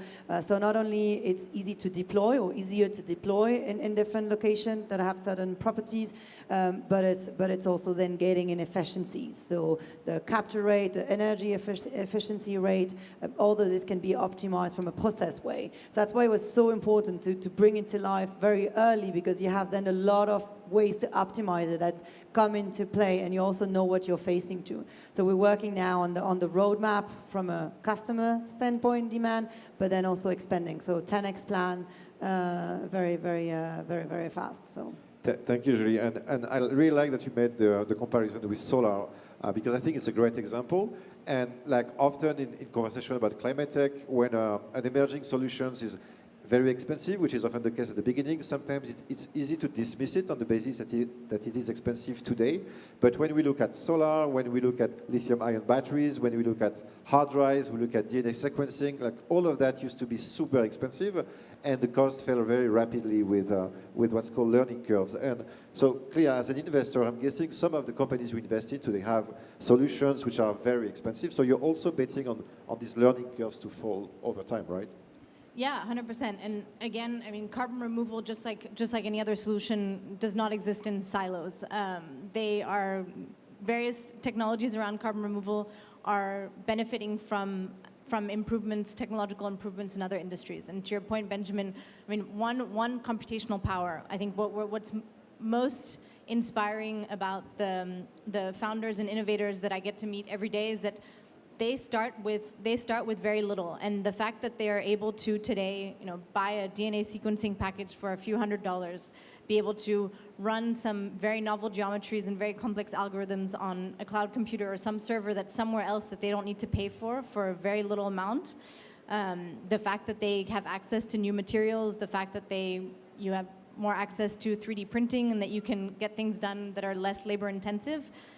All of those things combined are being applied to the carbon removal industry. So we're seeing some very exciting innovations around also just iterating on prototypes and hardware. Charm Industrial, for example, is a company that we work with based in the US that are utilizing the kind of photosynthesis-enabled route where they take biomass waste and burn that and convert that to a kind of bio-oil and store that deep underground, and that form of carbon is a form of carbon stored.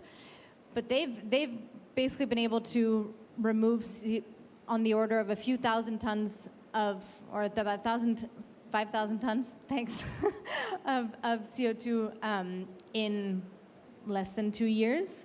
And that's the kind of iteration speed that is very exciting to see around carbon removal. You also have the advent of electrochemistry, which is enabled by computation and new materials. That means that we have new ways of scrubbing CO2 from the atmosphere that might not require heat, but can be reliant on electricity, which is also a lot cheaper today than it ever was before, with solar PV costs going down, battery costs going down. So all of these, everything within the technology ecosystem is enabling also of carbon removal. So to the founders out there, there are so many backgrounds and disciplines that can be applied here. So I would highly encourage you to work on this if you're so inclined.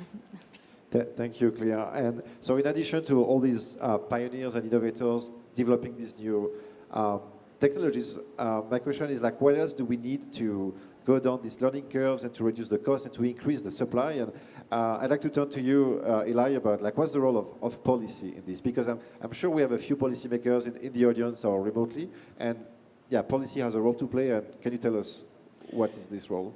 Yeah, I mean, just going back to the solar example, we went from millions of euros per watt on the Voyager spacecraft to a couple cents.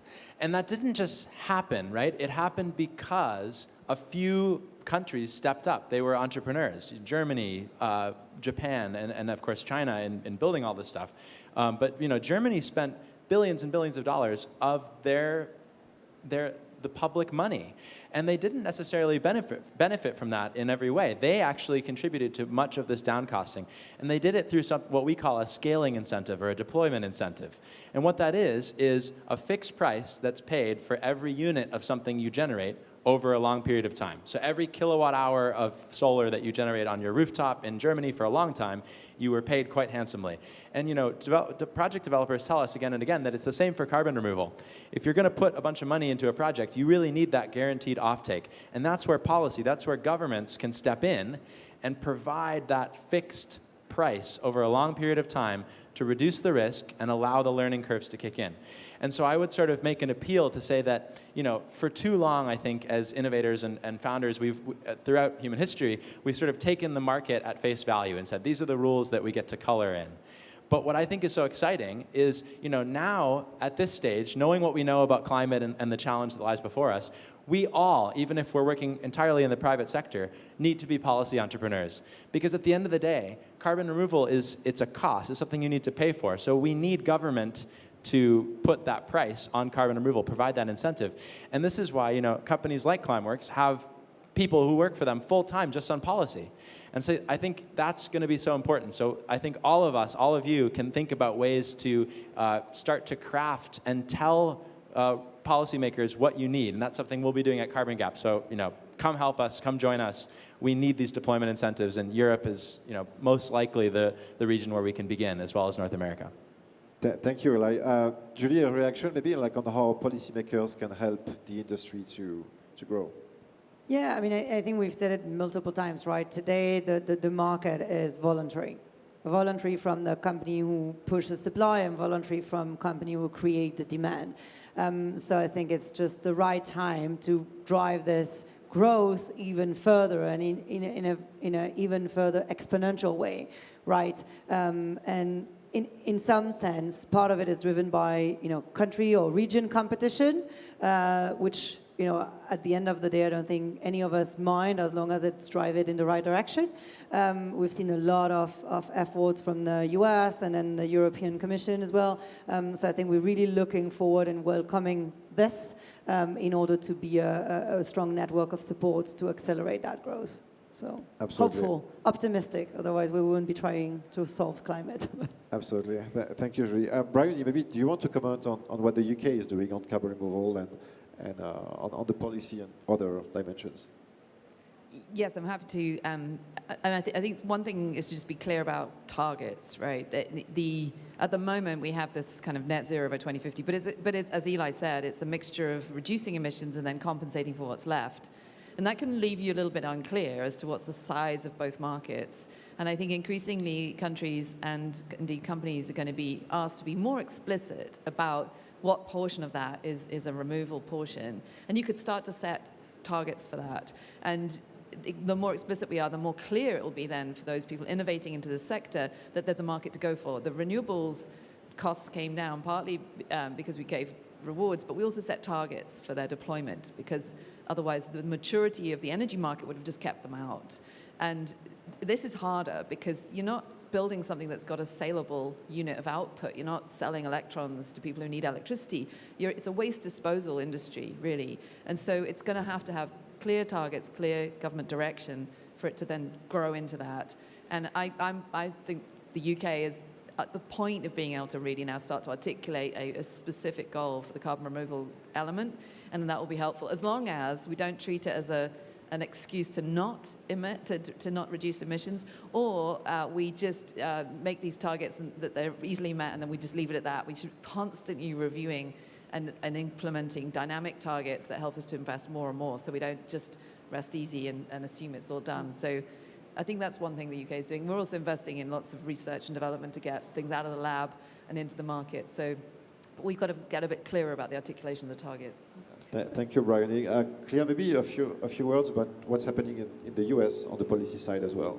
Yeah, sure thing. I mean, the US has a lot of history around, well, oil and gas, but specifically actually something called CO2 enhanced oil recovery, where CO2 has been used as a form to further enhance the amount of oil that you can produce from a reservoir. So there's actually there's quite a bit of expertise around moving CO2 around. There are pipelines, there are CO2 transportation pipelines, there are injection wells.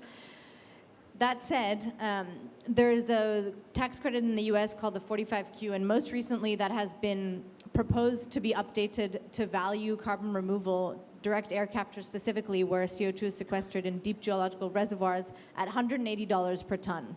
That's a pretty high price, and it's much higher than it was before, considered around $50 per ton. The state of California has something called the Low Carbon Fuel Standard that also incorporates carbon removal, specifically direct air capture, as an opportunity to mitigate emissions from transportation. That's valued at $200 per ton.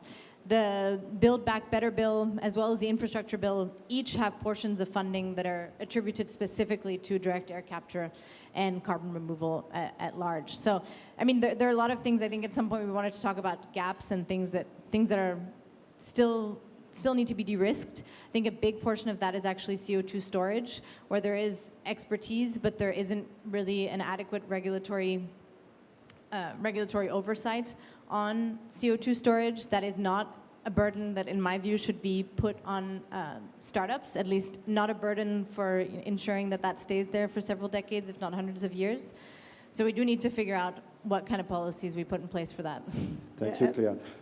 Maybe just one thing, building on that, that's from Climeworks history, but we often think about policy as like government instruments or institution instrument. I think one of the other things that made a project like Orca possible is the local support and the local public support that Carbfix, our partners, has received, similar to Climeworks, a bit more than 10 years ago, by thinking about this process that actually replicates nature. So I find very interesting what you said, Anna, Bryony, in terms of inspiring ourselves for nature, but enhancing that. But anyway, so just my point to say that policy goes also beyond that and making sure that the right ecosystem for innovation are also locally relevant and driven, because only the meeting up of the direct air capture technology of Climeworks combined with this local company beneficiating from this very unique landscape made this project feasible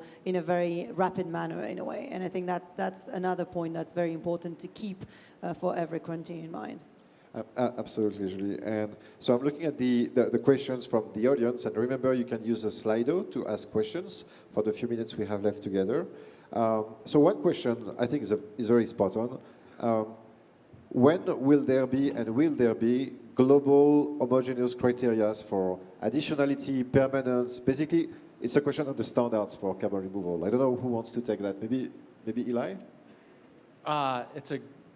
When will that exist? It can't come soon enough. I think there are two opportunities, and just to, Claire did a great job earlier of summarizing the fact that this is sort of a multi-criteria problem. A carbon removal credit, has multiple criteria of quality. That could be whether or not it's additional, whether or not it induces indirect carbon leakage. That's where you do something in one location and the effect leaks into another. They just produce palm oil in another country, for example. There's the durability of the storage, which is so important because carbon in the air persists basically forever.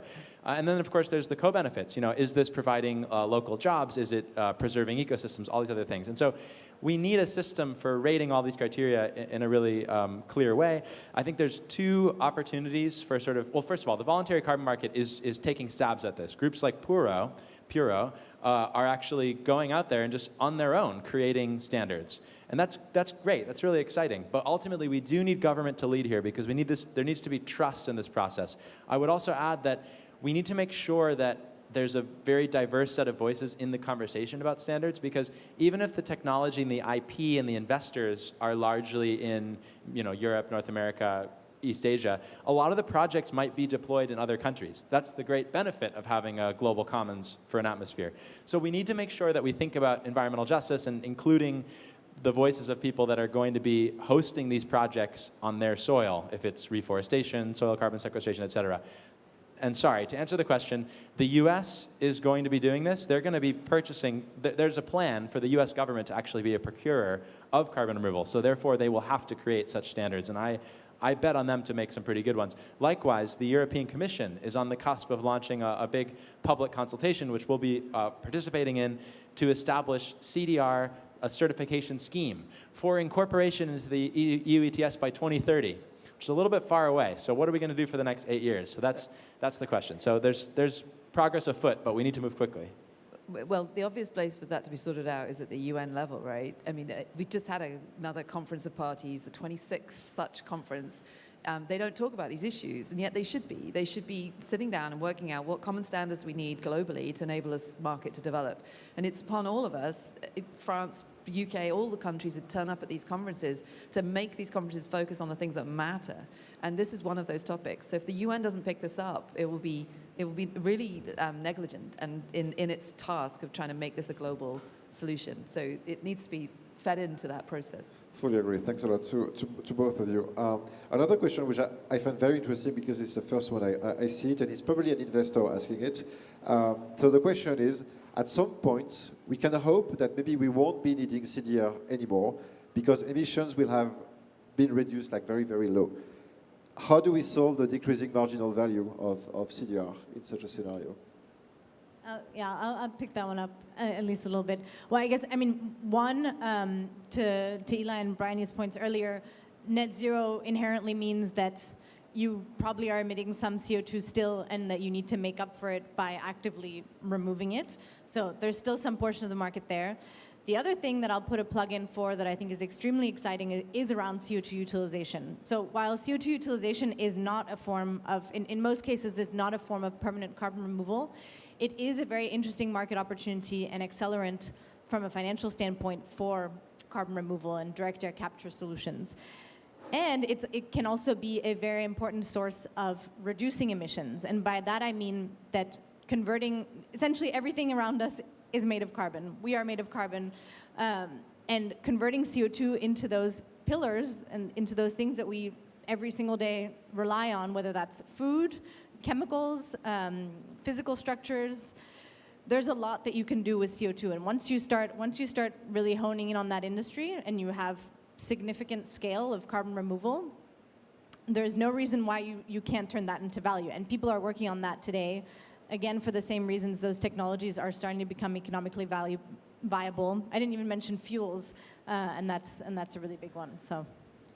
Thank you. I would just answer that in a slightly different way, which is the assumption in the question is that, well, as soon as we stop emitting, we'll be fine. But that is not the challenge facing us. We are dealing with 100 years of emissions at extraordinarily high levels that we're going to have to counteract. And because of those hundreds of years of emissions, the biosphere itself is going to potentially become a source of greenhouse gases. So nature will go from being our best friend to our complete enemy in this fight because it will start producing more methane, it will start releasing CO2 itself. So we will be having to compensate not just for our own man-made emissions, but for the biogenic emissions that are now released because the world is going to heat up and that will release more greenhouse gases. So there's no loss of marginal value of this technology. It will be necessary for at least the next 100 years, probably the next 1,000 years. Thank you, Bryony, Claire. I mean, I would have many more questions. We could go on and on for hours about carbon removal, but we've reached the end of our time. So I want to say thank you to all our speakers. It was a fascinating conversation. Thanks, everyone, for following this conversation on CDR with us. And yes, let's get up to work and remove the first gigaton very soon. Thank you all, and have a great afternoon.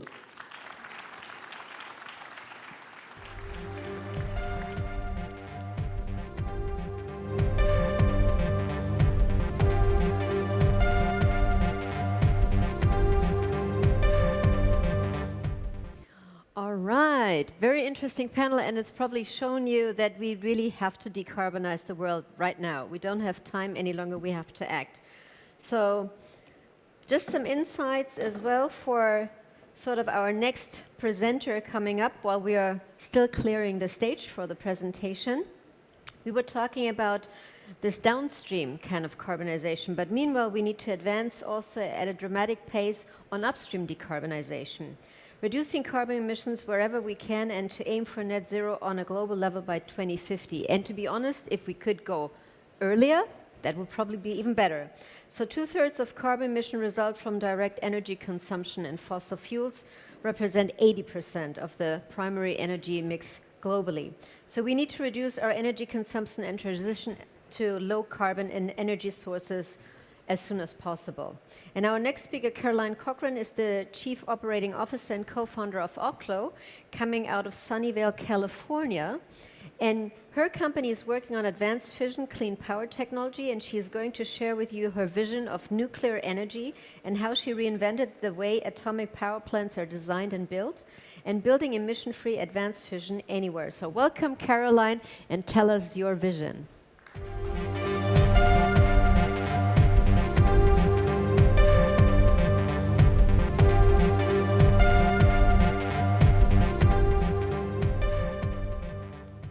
Thank you for that introduction. Thank you for having me. Je vous remercie de votre invitation. Hello Tomorrow Global Summit. I'm so excited to talk with you about my favorite topic, fission, and about the company Oklo that I co-founded. So I'm especially happy to be here in France talking about this topic because France is the leading example of a country that has deeply decarbonized on a rapid scale using nuclear power, essentially fission being the reaction that underlies nuclear power. And right now, there's a wave of fission innovation, and I'm excited to talk with you about that as well. When people ask why would I dedicate my life and a good portion of my life to founding this company and working towards deploying fission energy, one of the reasons would be encapsulated by what's on this slide right here. The idea that you could fuel your entire life's worth of electricity with a golf ball-sized amount of fuel is an incredible example of the energy density that's inherent in fission. And so it's really incredible to think about, all the things you power with your life, your laptop, your cell phone, all of your electronics, your internet, heating, cooling, refrigeration, and so forth. And it is a $1 trillion market globally. But you also think about the social justice issues and the planet and health and climate. And certainly those are things that need to be addressed. And by using energy that is very energy dense is a key way to address these key issues that we all face. So when we look at that, I think one of the best metrics and one of the reasons I always point to as something that I care deeply about is there's many options out there for energy, and we can use many different tools. But one of the things we may want to optimize towards is actually the lowest life cycle carbon emissions for a given energy source. And so here you can see an example on the screen of different energy sources and their life cycle carbon emissions. And yes, this includes from mining through construction and operations, so that really encapsulates a lot of what is required to produce a certain amount of energy. And so this is levelized out for energy production. But to really get a sense, you really couldn't see fission on the other slide, so I added a log chart. So of course, each major line is 10 times more than the next. So with that chart, it's exponential, and you can actually see how fission stacks up in terms of life cycle carbon footprint. And the IPCC recently issued an update on life cycle carbon emissions just this year and reaffirmed that fission is at the lowest of life cycle carbon footprint. I think it's fun to show this cartoon. It's one of the illustrations of the fact that anything that's millions of times more energy dense than something else is fundamentally difficult for the human mind to understand. We might understand 2 times or 10 times, but you get 1,000 or 1,000,000. It's very difficult to kind of comprehend. And so we end up using things like log charts or various other things, but in the end it is difficult. Here it's comparing actually the amount of energy that comes from combusting a molecule. So you think of fossil fuels, here we have sugar, fat, coal, gasoline. combustion and how much energy it produces, and then one fission reaction and how much energy that produces. You can see it's millions of times the same amount of energy. It is hard to think about something a million times. Another example I give is, for instance, the difference between the speed of the fastest human and the speed of light. Still hard to comprehend because the speed of light feels relatively instantaneous, but that's maybe another example that I point to. I think when you think about the energy density here, one of the other ways to think about it is actually how many materials are required to build a power plant of a given energy type. And so here you can see certainly fossil fuels leads back in an amount of materials, and largely that is the fuel itself. And here again, you really can't see fission on this scale, so we'll zoom in, and you can see it compared to different renewable sources. And here you can see a little bit with better fidelity. So, you know, concrete, steel, glass, and so forth, requiring the least amount of materials ties into that idea of having the lowest overall carbon footprint. It means less transportation, less mining, and so forth. And so that's very important for the future of our planet.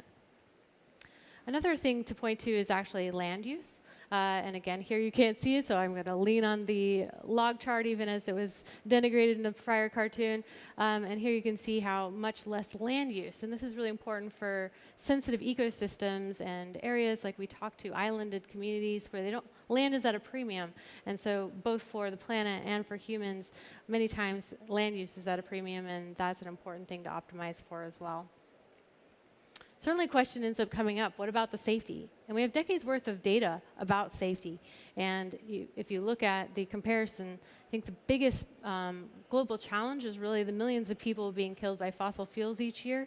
And how do we all work towards rectifying that and optimizing to fix that problem? So you can see comparisons, and nuclear is at the lowest when it comes to fatalities, even when including the largest accidents of all time. Here I'm just talking about history of fission and nuclear power, generally speaking. But let me be clear, I think what we're doing at Oklo is intended to be fundamentally different from that.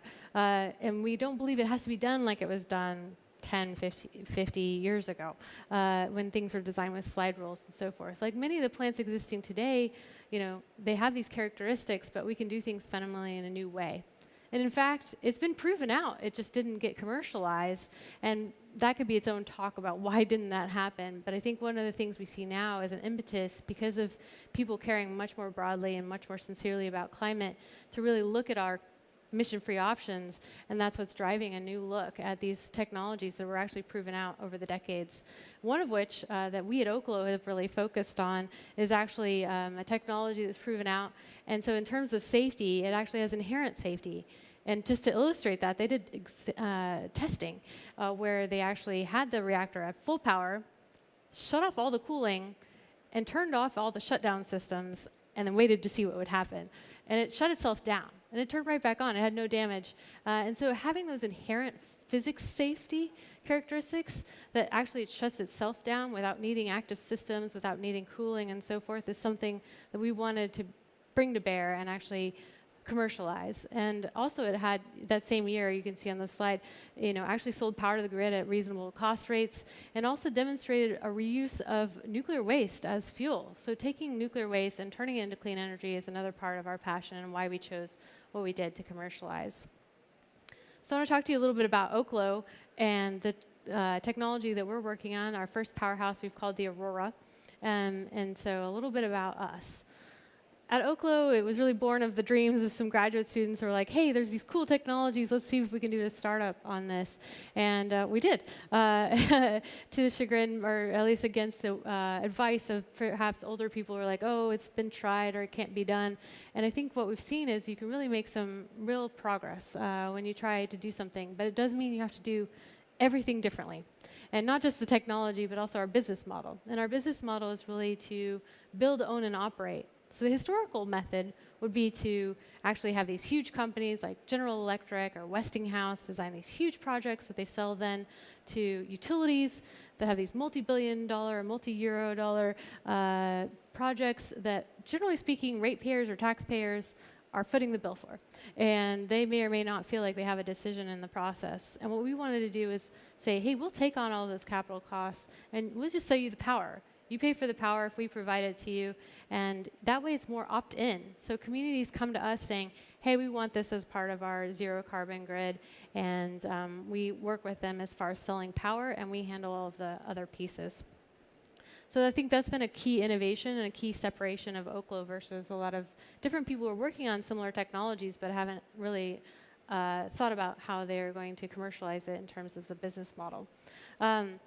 We've reached some milestones, so you can see on the screen. We were actually the first to be awarded fuel material by the US Department of Energy. We were also selected for having a site, and actually selected our final site for our first powerhouse. And our very first powerhouse is not just a demo, it's actually our first commercial plant.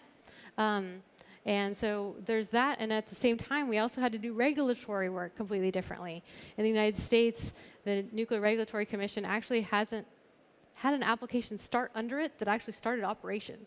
And the Nuclear Regulatory Commission started in 1974. So everything had to be new, everything had to be different, but we've seen some milestones there. We currently have the only combined license application under review. Combined license means it's for construction and operation.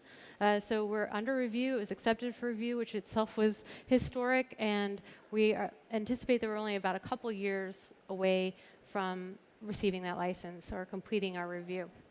So what I'm trying to tell you is it's not a decade away. It may be something more like a few years away, and this isn't pie in the sky. It's been done before, and so it's really neat to actually prove it out. So to speak a little bit more about the Aurora, which is our powerhouse, I think what I usually start with is basically saying it is completely different from anything you've ever heard of with nuclear. It uses fission, but everything else is different.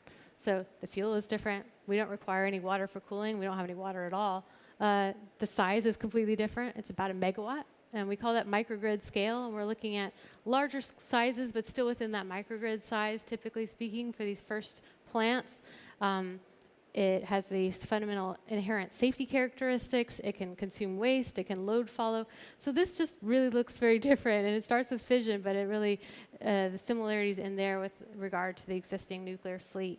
And so it's very interesting to look at what does it look like when you have small, inherently safe plants that can really integrate with a community. So you see a lovely rendering kind of in the background there of what our building looks like. The footprint is like the size of a large house, and it actually is very easy to be sited in different places. And like actually the very beginning of today, one of the speakers talked about how important art is to humans and to deploying deep technology. We believe the same. And we utilize the sides of the building with the solar panels as effectively art canvases to hopefully customize the building based on the community that it's in and help engage humans with this new technology and with our powerhouses. So we're really excited about it. But even if, as it's very cool, what we've seen is, it's a beautiful building or clean power, but at the same time, you have to really make it cost effective or you don't really have a customer. And so what we see as keys to that cost effectiveness is two things, really, if you boil it down. One is that inherent safety. If you have safety that is inherent, then you don't actually have to rely on a bunch of active systems, a lot of human training that's prone to human error, and so many things that add cost. When you have that safety be inherent or physics safe, then it really strips away some of those other costs that we've seen historically in the industry. And also about recycling waste, actually. It's not just a feel-good idea of let's do something with waste. It's actually a more efficient way of producing fuel for our plants. So that's a key, and I'd like to delve into that a little further with you. So it's really fascinating, possibly. The existing nuclear plants, generally speaking, around the world typically use a few % of the energy in the fuel, and then about 95% of it gets turned into nuclear waste. There's so much energy left in that fuel that needs to be utilized or can be utilized, and we're excited to do that. And our technology can actually recycle. What could that mean? Well, let's assume a globe of 10 billion people, all consuming electricity at US per capita rates. How long could that power the globe? Well, actually, using existing waste in the world today, we could power the entire globe of 10 billion people at US electricity rates for hundreds of years without doing any further mining, just on existing waste. If we add mining, then you get into thousands of years. If you add the energy that is actually in seawater, you get to tens of thousands of years. And if you consider over very long time scales, the actual turnover of the Earth's plates can get you out to really far. In fact, past where we think the sun will essentially subsume the Earth in heat. So it's really interesting to think about when it says inexhaustible, it feels like we should say effectively inexhaustible, but really is inexhaustible when it comes to human anticipation of human lifespans on this planet, or basically any species that we know of today. I wanted to conclude this talk with a little bit of a call to action. Hopefully some of the things you heard today were interesting or new to you, something interesting. As you're thought leaders in this audience and you're influential, bring this to your discussions about what should we do, how should we as a societies around the globe think about what we prioritize for our planet and for our health. And I think there's some very interesting facts here. I'm very excited, of course, about my company, Oklo, but I think that would be my call to action, is just to bring some of this hopefully new knowledge and learn more about it, and bring that to your discussions in the future. I look forward to your questions. Thank you again for having me.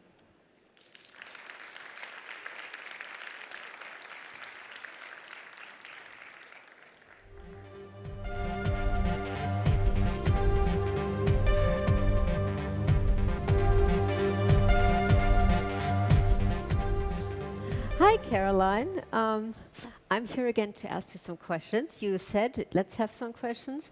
And let me ask, is everybody embracing this idea? I mean, you have already, shown some really, really cool benefits, but some countries, we just talked about also backstage, have already decided they all want to go for renewables and not use that. But it might be a cool bridge, sort of making the gap between what's possible with renewables, also regarding the energy transition. So have you shown this to other countries, and have they been the same kind of excited as the US where you come from? Or are there also countries where you go like, well, I'm not so sure if they will make that kind of bridging technology work? Yeah. It's a great question. I think each country, just like each community, makes its own decisions about what they want their grid to look like. But what I've seen is we've had so much inbound interest from people all over the world. I might say maybe especially in developing areas where they're hungry for reliable power. So they may already have solar panels or so forth, or with batteries, and maybe that gets through some number of hours, but they're hungry to have 24/7 power like we have in developed areas. And so we see that from countries in Africa and in some other countries as well. We've seen a number of different countries with significant appetite, Eastern Europe and South America and so forth. So I think it really depends. I do think the United States is a leader in this. In the United States, we've seen political parties, it's a very bipartisan issue.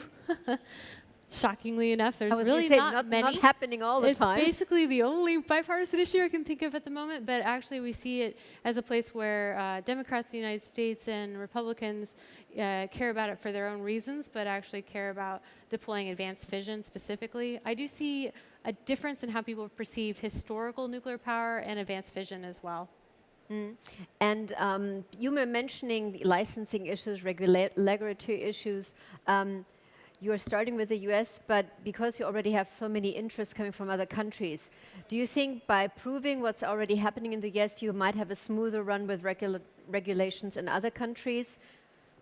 It's a great question. Yeah, we decided to go with the United States. It has a very well-developed regulatory system. It is very challenging. A lot of people would say, well, why don't you just build it on some island somewhere? Or I'm like, where would you get the fuel? Some kind of black market? So there's really not a hack. We felt like we had to do it the right way, the hard way, and just start in the United States. That's where our company is based, and that's where we saw the earliest markets. But really, we're interested in going anywhere where we have customers. So we do see for areas that have less developed regulatory systems, they do like the idea of having it, our design, our plant having gone through the rigorous process that we see in the United States. So we decided to do it the hard way first. If you think about it, I mean, it's essential infrastructure, and this ties in with my question as well. Beyond safety, how do you manage security challenges of decentralized nuclear sites? Also, great question from the floor. Really cool. Yeah, that's a great question. So you notice in the renderings, and they're beautiful renderings, but they don't have fences and so forth. And that's actually not just because we wanted to keep it looking pretty. It's actually because fundamentally it's safer that way. Because we already have designed it so that it is safe against those kinds of attacks. It uses low enriched fuel, which is fundamentally, there's a reason why there's a definition of what's low enriched. It's not fundamentally a target in the same way that high enriched fuel can be. And actually having armed guards is more of a risk on site than it is not having armed guards. And I think with a lot of recent events around the world, in the last couple of years, we've probably seen how having arms on site can actually escalate things more than de-escalate things, and the hazards of having people on site with guns. So actually, you know, the security is very strong. There's fundamental reasons that I can't even go into, but it's actually, security is a solved problem, more or less. Okay, and you were mentioning basically mostly physical attacks right now, but what about the cybersecurity issues where you have data hacks, where basically maybe the plant is just not really operational any longer? Yeah, a lot of people don't know, and it's a really interesting question. I'm glad you asked it. No nuclear plant, at least in the United States, and I don't believe around the world, has their actual nuclear plant connected to the grid, to the internet. They actually still use analog parts in all existing commercial plants in the United States. So analog. So that's how backwards this industry is in one sense, but it is a way of air gapping for sure, because there is no way to hack the safety systems. They can hack into data and other things. But when we look at the same thing, actually we don't have operator actions on site, so there's nothing to hack into in terms of doing that. The worst that a hacker could do is shut down the plant, which is not great for the people relying on the power, but because of the inherent safety, that leads to the inherent security of the plant. Of course, also a question from the floor that's probably you've been asked many times before. How are you going to deal with radioactive waste, how the plant security will be ensured, and how competitive are small grids in big cities? Yeah, no. Three questions in one. Those are three questions. I feel like we addressed the security one, and the radioactive waste is actually part of our goal. So by using what's called, and I said our technology more vaguely, but by using fast fission, you can actually fission most of the long-lived radioactive waste. And that's where we're getting that energy out of existing nuclear waste. So we're actually reducing the lifetime of the waste and utilizing a majority of the energy left in it. So that's a big part of our passion. That's really the only way you do deal with nuclear waste, is by using it in a fast reactor and turning it into energy, because otherwise we're looking at how do we store this existing waste around the world for a long time. So we want to do it by turning it into clean energy. Okay, thank you so much. We're out of time, but if anybody has questions for Caroline, please just ping her on the app or later on. Thank you so much for being here. All right, how are we doing for energy level? Are we still up? Are we good? Because we have one more speaker coming up, and I think it's a really, really cool topic. We live in a very increased digitalized world. I mean, we are all using the phones, the apps. You all know about AI. And it takes up a lot of energy if you think of running the data centers. So today, the digital world is responsible for more than already 3% of carbon emissions alone. And this figure will probably only rise because we will use more and more. And if we don't change the energy consumption and efficiency in IT systems, that will be a big problem. So Julie Grolier is a research director and a group leader in the CNRS Thales joint unit near Paris. And CNRS, for the ones who are not maybe from Paris, know, being the French National Center for Scientific Research. And she is trying to change this dilemma. She develops breakthrough technology to reduce the power consumption of artificial intelligence systems. And her specialty is to create new components that mimic our brain, namely neurons and synapses. So to build a dynamic system that classifies and learns. And let's find out about the bio-inspired computer from Julie, and let's follow her on the neuromorphic path. So Julie, the floor is yours.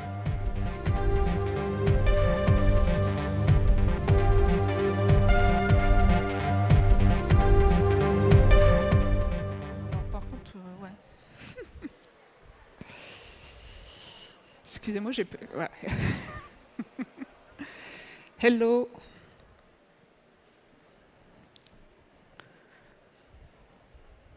Okay, so good evening, everybody. So in this talk, I would like to show you why it's important to take inspiration of the brain to build computers that consume very little power when they run artificial intelligence algorithm. And I would like to explain you how this led me with my team to develop nanosynapses and nanoneurons. So in the brains, biological neurons emit electrical spikes, and then these spikes go through synapses until they reach other neurons and trigger other electrical spikes. Synapses are going to regulate the signal transmission between neurons. A strong synapse is going to let the spikes go through, and a weak synapse is going to stop them. Today, the flagship algorithm of artificial intelligence are called artificial neural networks. And so they are roughly inspired from our brain. In these mathematical models, the circles that you see on the screens are the neurons, and the arrows that connect the neurons are the synapses. Neurons are globally imitated by some mathematical functions, and synapses are imitated by some factor called synaptic weights. So if here you have a formula where X are the signals of neurons, and synapses are this factor W that multiplies this signal. So if W is 0, you see that the signal does not propagate. If W is strong, you will have a good propagation. In artificial neural networks today, the process of learning is done by adjusting these synaptic weights until the desired solution is obtained. There's a difficulty here, is that there are huge numbers of synaptic weights. You need a lot of them in order to perform an important task. So to give you an order of magnitude, in our brain, we have about 100 billion neurons and 10,000 times more synapses. And so the trend today in our algorithms is to increase strongly this number of synaptic parameters. This is what you see in this graph. As a function of years, the number of parameters is increasing exponentially. Neural networks models are not new. In fact, they were invented already in the 40s. For example, you see here the model of McCulloch and Pitts, and you see that the structure of the neural network was exactly the same. So what happened recently is that what evolved is the hardware on which these algorithms run. So in the years 2000, very strong graphical cards were developed, which allowed to run this algorithm with a huge number of parameters and to make them learn important tasks efficiently. And thanks to this process, today, AI has become mainstream. So we have neural networks in our search engines. It's in our mobile phones for many apps. And it's also going to be able to drive autonomous cars. So is this all the story? The answer is no. Why? This is because today, when we run these models, these artificial neural networks, we completely lose the original structure of the neurons and the synapses. What happens is that these models, they are translated into some lines of codes, which are then compiled, and so they go a series of zeros and ones to our computers, our processors. And so when you do that, you see that you completely remove the structure, the initial structure. There are no more neurons, no more synapses, you just have zeros and ones, right? And this actually is a big problem. It's consuming an enormous amount of electrical power. And so to give you an order of magnitude, if we wanted today to imitate the brain by running a neural network on the computers that we have, we would need the electrical power of a small nuclear plant. Okay? So this is a lot. And why is that? This is because in our computers today, the memory and the computing are done in two separate places. And so, of course, the distance between these two places is not very big, because this is a small chip, right? However, in neural networks, all these synaptic weights that I have talked about, they are in the memory. And so then, at each step of the learning, of the computing, you need to go search all these parameters in the memory. You have to bring them to the compute part, where you make some complicated operations, and you have to bring them back to the memory. And you need to do that all the time. And this is going to consume a lot of power, because what costs a lot of energy is access to data. An example is, a very striking example is a recent algorithm that was developed by OpenAI that is called GPT-3. So it's a beautiful model of language. So this neural network can even write by himself, given a little prompt, completely new text in a very impressive way. So here I give an example where it writes some poetry in the style of Shakespeare's. Now, this neural network has 175 billion parameters. And so for learning to do this, what was needed was about 350 GPU years. So the associated power consumption is 500 megawatt hours. So it's a bit abstract. So in fact, this amount of electrical power represents the total energy consumption of 40 persons in a year, including everything, right? Their travel, everything. So it's really a lot.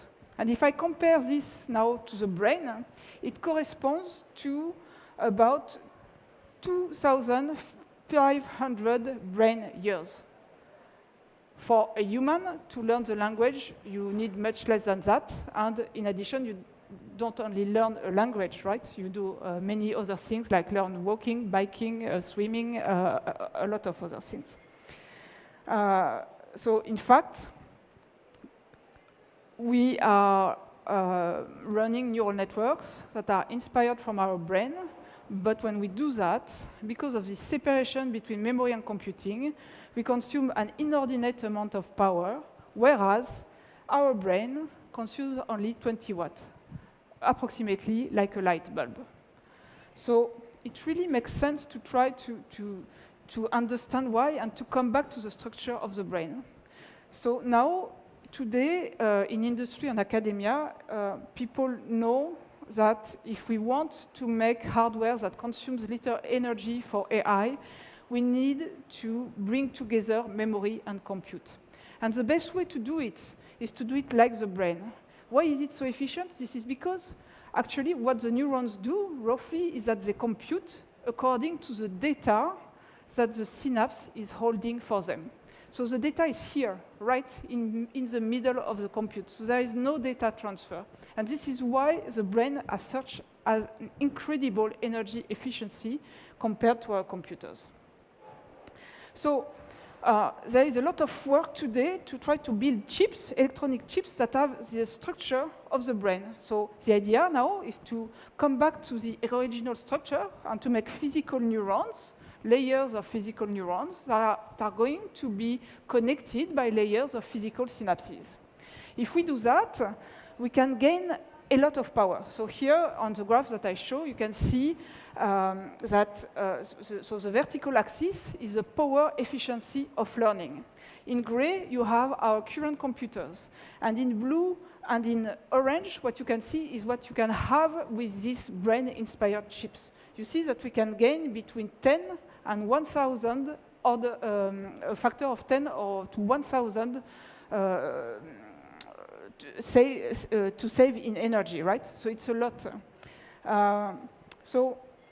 However, you see that there are two bars. A blue bar, this is what we can do with our current electronics, and an orange bar, which is what we could do if we start to integrate emerging nanotechnology in these systems. So why is it such a difference? What's the idea here?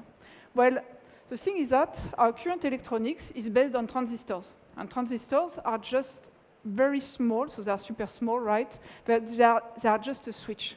And so they are very far from the complex features of neurons and synapses.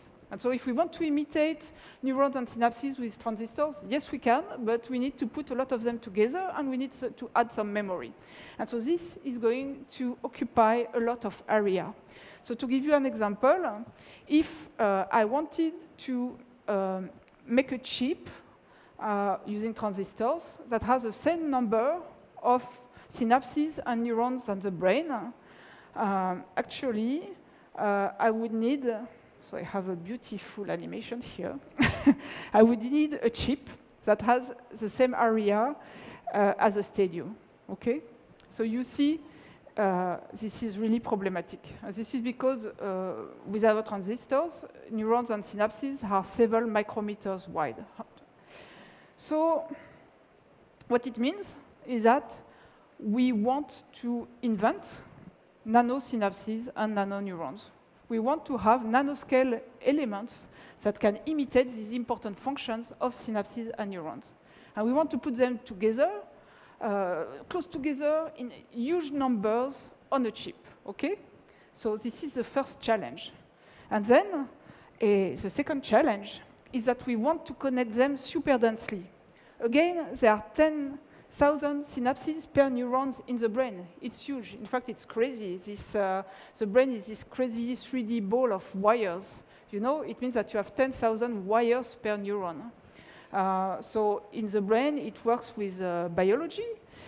So you have all these possibilities. But you know, with our standard electronics, it's going to be super difficult to reach this 3D, very complex connectivity. With our standard electronics, our wires tend to be very straight and in a 2D plane. So this is why, in my team, we have started to think, how could we have a better communication between nanoneurons and nanosynapses? And we thought, well, maybe it's not a good idea to just rely on wires. Why don't we try to complement wires with some radio frequency communications between neurons and synapses? After all, we are all connected through radio frequencies with our mobile phones, right? So it's a very good way to connect billions of objects, of persons together.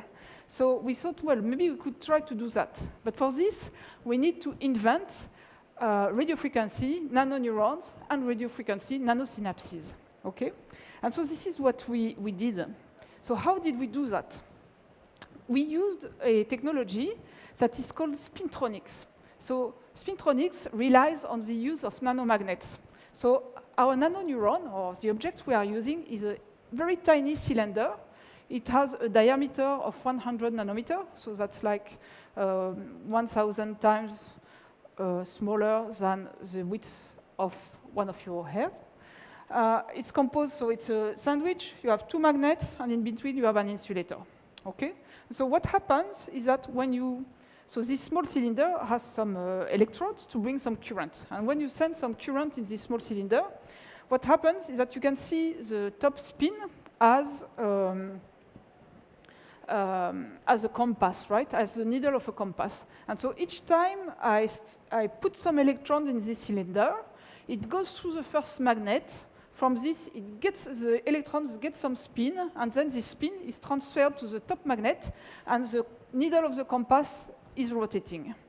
And this is a magnetoresistive element. So each time I have the rotation of the needle of the compass, if I measure the voltage across this small device, I have an electrical spike, just like neurons, okay? And so it emits like that, it oscillates, and each time I have an electrical spike. And what is really interesting here, so you see I imitate neurons because I have these voltage spikes, and what is interesting here is look at the time scale. These are nanoseconds, so it's super fast. Actually, it means that these neurons, the frequency is 100 megahertz, so this is radio frequency. It can take information in the form of the current that I send, and it can broadcast the result of the operation through radio frequencies. What we did in the last years is that we have shown first that such a nanoneuron was a very good artificial neuron. Despite its small size, we showed that it can be used in hardware to perform some tasks. So the first thing that we did is that we used one of these neurons to imitate an array of 400 neurons. So I cannot explain the procedure, but we showed that this neuron, this nano neuron, could recognize spoken digits pronounced by different persons, despite of the fact that they have a different accent. And what was important is that it could do it with the same precision as a software program. Then we showed that these neurons could communicate through radio frequencies, only with 4 neurons. And very recently, we showed that we had not only, with this device, we could not only imitate neurons, but we can also imitate synapses. We can make synapses that are going to receive the radio frequency signals and multiply these radio frequency signals and transmit them to other neurons. So we did that with only a few synapses, a few neurons. But this demonstrates the concept that we want. And now, what we want to do in our lab is to collaborate with industry and to build a chip that is based on these radio frequency synapses and neurons, and that could learn to perform AI tasks, artificial intelligence tasks, with an energy divided by 100 to 1,000 compared to our standard computers. And we hope that by doing that, not only can we reduce the energy, the electrical consumption of artificial intelligence, but we could also open the path to embedded applications where it's useful to have a small chip on a device that you can bring with you and that can learn data from the environment where you are. Okay. Thank you very much for your attention.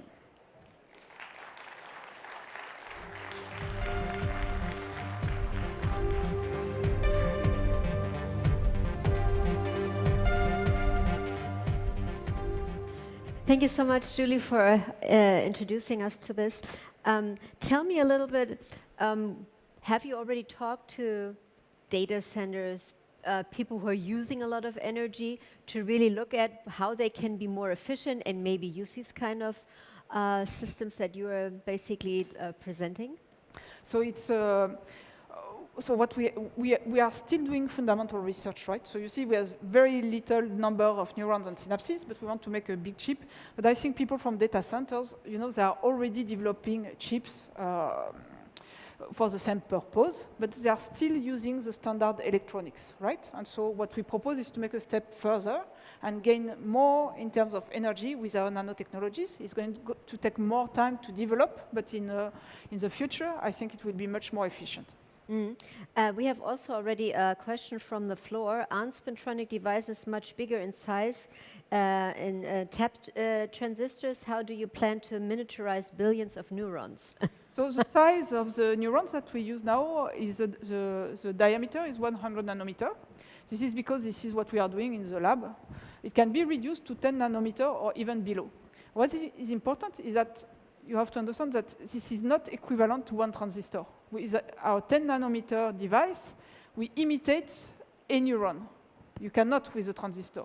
In order to imitate a neuron with transistor, you are going to need to assemble together hundreds of transistors or even more. And so the size of neurons made with transistors is more like 10 micrometers in diameter. So there is a factor. It means that our nanoneurons are 1,000 times smaller than what you can do with transistors. And we have another one coming up right now. Is this new neuron easily built with the same silicon technology that exists today? Yes, very good question. So this technology has matured considerably in the last years, and so today it's becoming a standard process in the major foundries. So they are already, because these are the same device as for magnetic memories, so you already have prototypes of gigabits of these memories, so it means that you can put billions of such devices connected via transistors on a chip. So, yeah. And what is your vision to reconcile with traditional computing other than the AI? So many people think that the future will be to have traditional computers that are super good for high precision computation and combine them with accelerators dedicated to AI. This is already the trend that we are seeing for mobile phones today. Yeah. Because they do very different stuff, right? So. We have another question from the floor. What about other in-memory or spiked neural network approaches which are aiming at a similar goal? Yes, so there are many. This is fundamental research. So there are many paths that are investigated at the same time. Nobody knows for now what is going to be most efficient. What I like in our approach is that actually we are using the same device, that is a nano device, for doing the neurons, for the synapses, and they can communicate with a minimum number of wires because we are using radio frequencies. So in my view, it has a strong promise, but we are also interested, of course, in fact, this is in memory computing. And in my lab, we are also investigating other approach based on spiking neural networks, for example. They are not necessarily different. They can also be merged together. We want to end on a positive note. What is your dream? When is it going to be really sort of flying, this project? What can you envision for it? Yes, so it's a very good question. So I think that now there's been a lot of progress on hardware neural networks for inference, not for learning. So we are going to see, and we already have chips that are very efficient for doing the inference. In 10 years, we are going to see chips that are super efficient for learning, and that we will be able to have in our mobile phones. And so this is a question for you here to try to start to see what we can do with such a chip that would be useful for our society. Okay, last question that I'm also taking on from the floor. What could be the highest impact this technology could have? Yes, so that's a bit linked to what I just said. What can we do with such a chip? So one thing that I like with our particular technology, again, is that these devices are natively sensitive to microwaves. So such a chips could be used to harvest microwaves from the environment and also classify them. One thing that we are doing that I like very much is we are collaborating with a startup in Italy to see if we can, using our device, directly classify signals from their. So they have a medical application based for mammography where they use microwaves to scan for tumors. And so we could have our device directly behind their big medical instrument to directly detect if there is a tumor or not. There's one more cool question that I really think we should get to before we have to go. Which is better, neural simulation computing or quantum computing? Ah, very nice question. Very nice question. So it's true that today there are two paths for the future of computer. You have quantum computers and you have brain-inspired computers. And they may seem radically different because in quantum technology, you are going to low temperature to remove all noise, be super precise, and solve some kind of problem. In brain-inspired computing, we are taking inspiration of the brain, which is able to evolve in a very noisy environment and to do pattern recognition, which are different tasks. But actually, today, these two branches that seem to be parallel are merging as well, because actually, the power of quantum computing is to, well, if you have n qubits, you have a state space of 2 to the n states. So qubits can, okay. The idea is that you can use qubits to emulate super large neural network if a neuron is equal to a state. And so this is very interesting, and many people are starting to work on this, and we do as well. Thank you so much, Julie. We're already over the time, but it was so interesting. Thank you so much for being here today. Thank you, Julie. Thank you. Yes, and we made it. That is it for today on the Global Summit stage here on the Frontier stage. Of course, again, thanks to all the speakers that were here today and the panelists for sharing their stories, insights, and great projects. And thank you for coming today. I hope you will be all back tomorrow at 9:45 when we have more, great panels, keynotes coming up. Have a great evening and enjoy Paris and explore. If you're already here for the event Financing the Future, please grab a seat and feel welcome. And of course, merci beaucoup. À demain. See you tomorrow.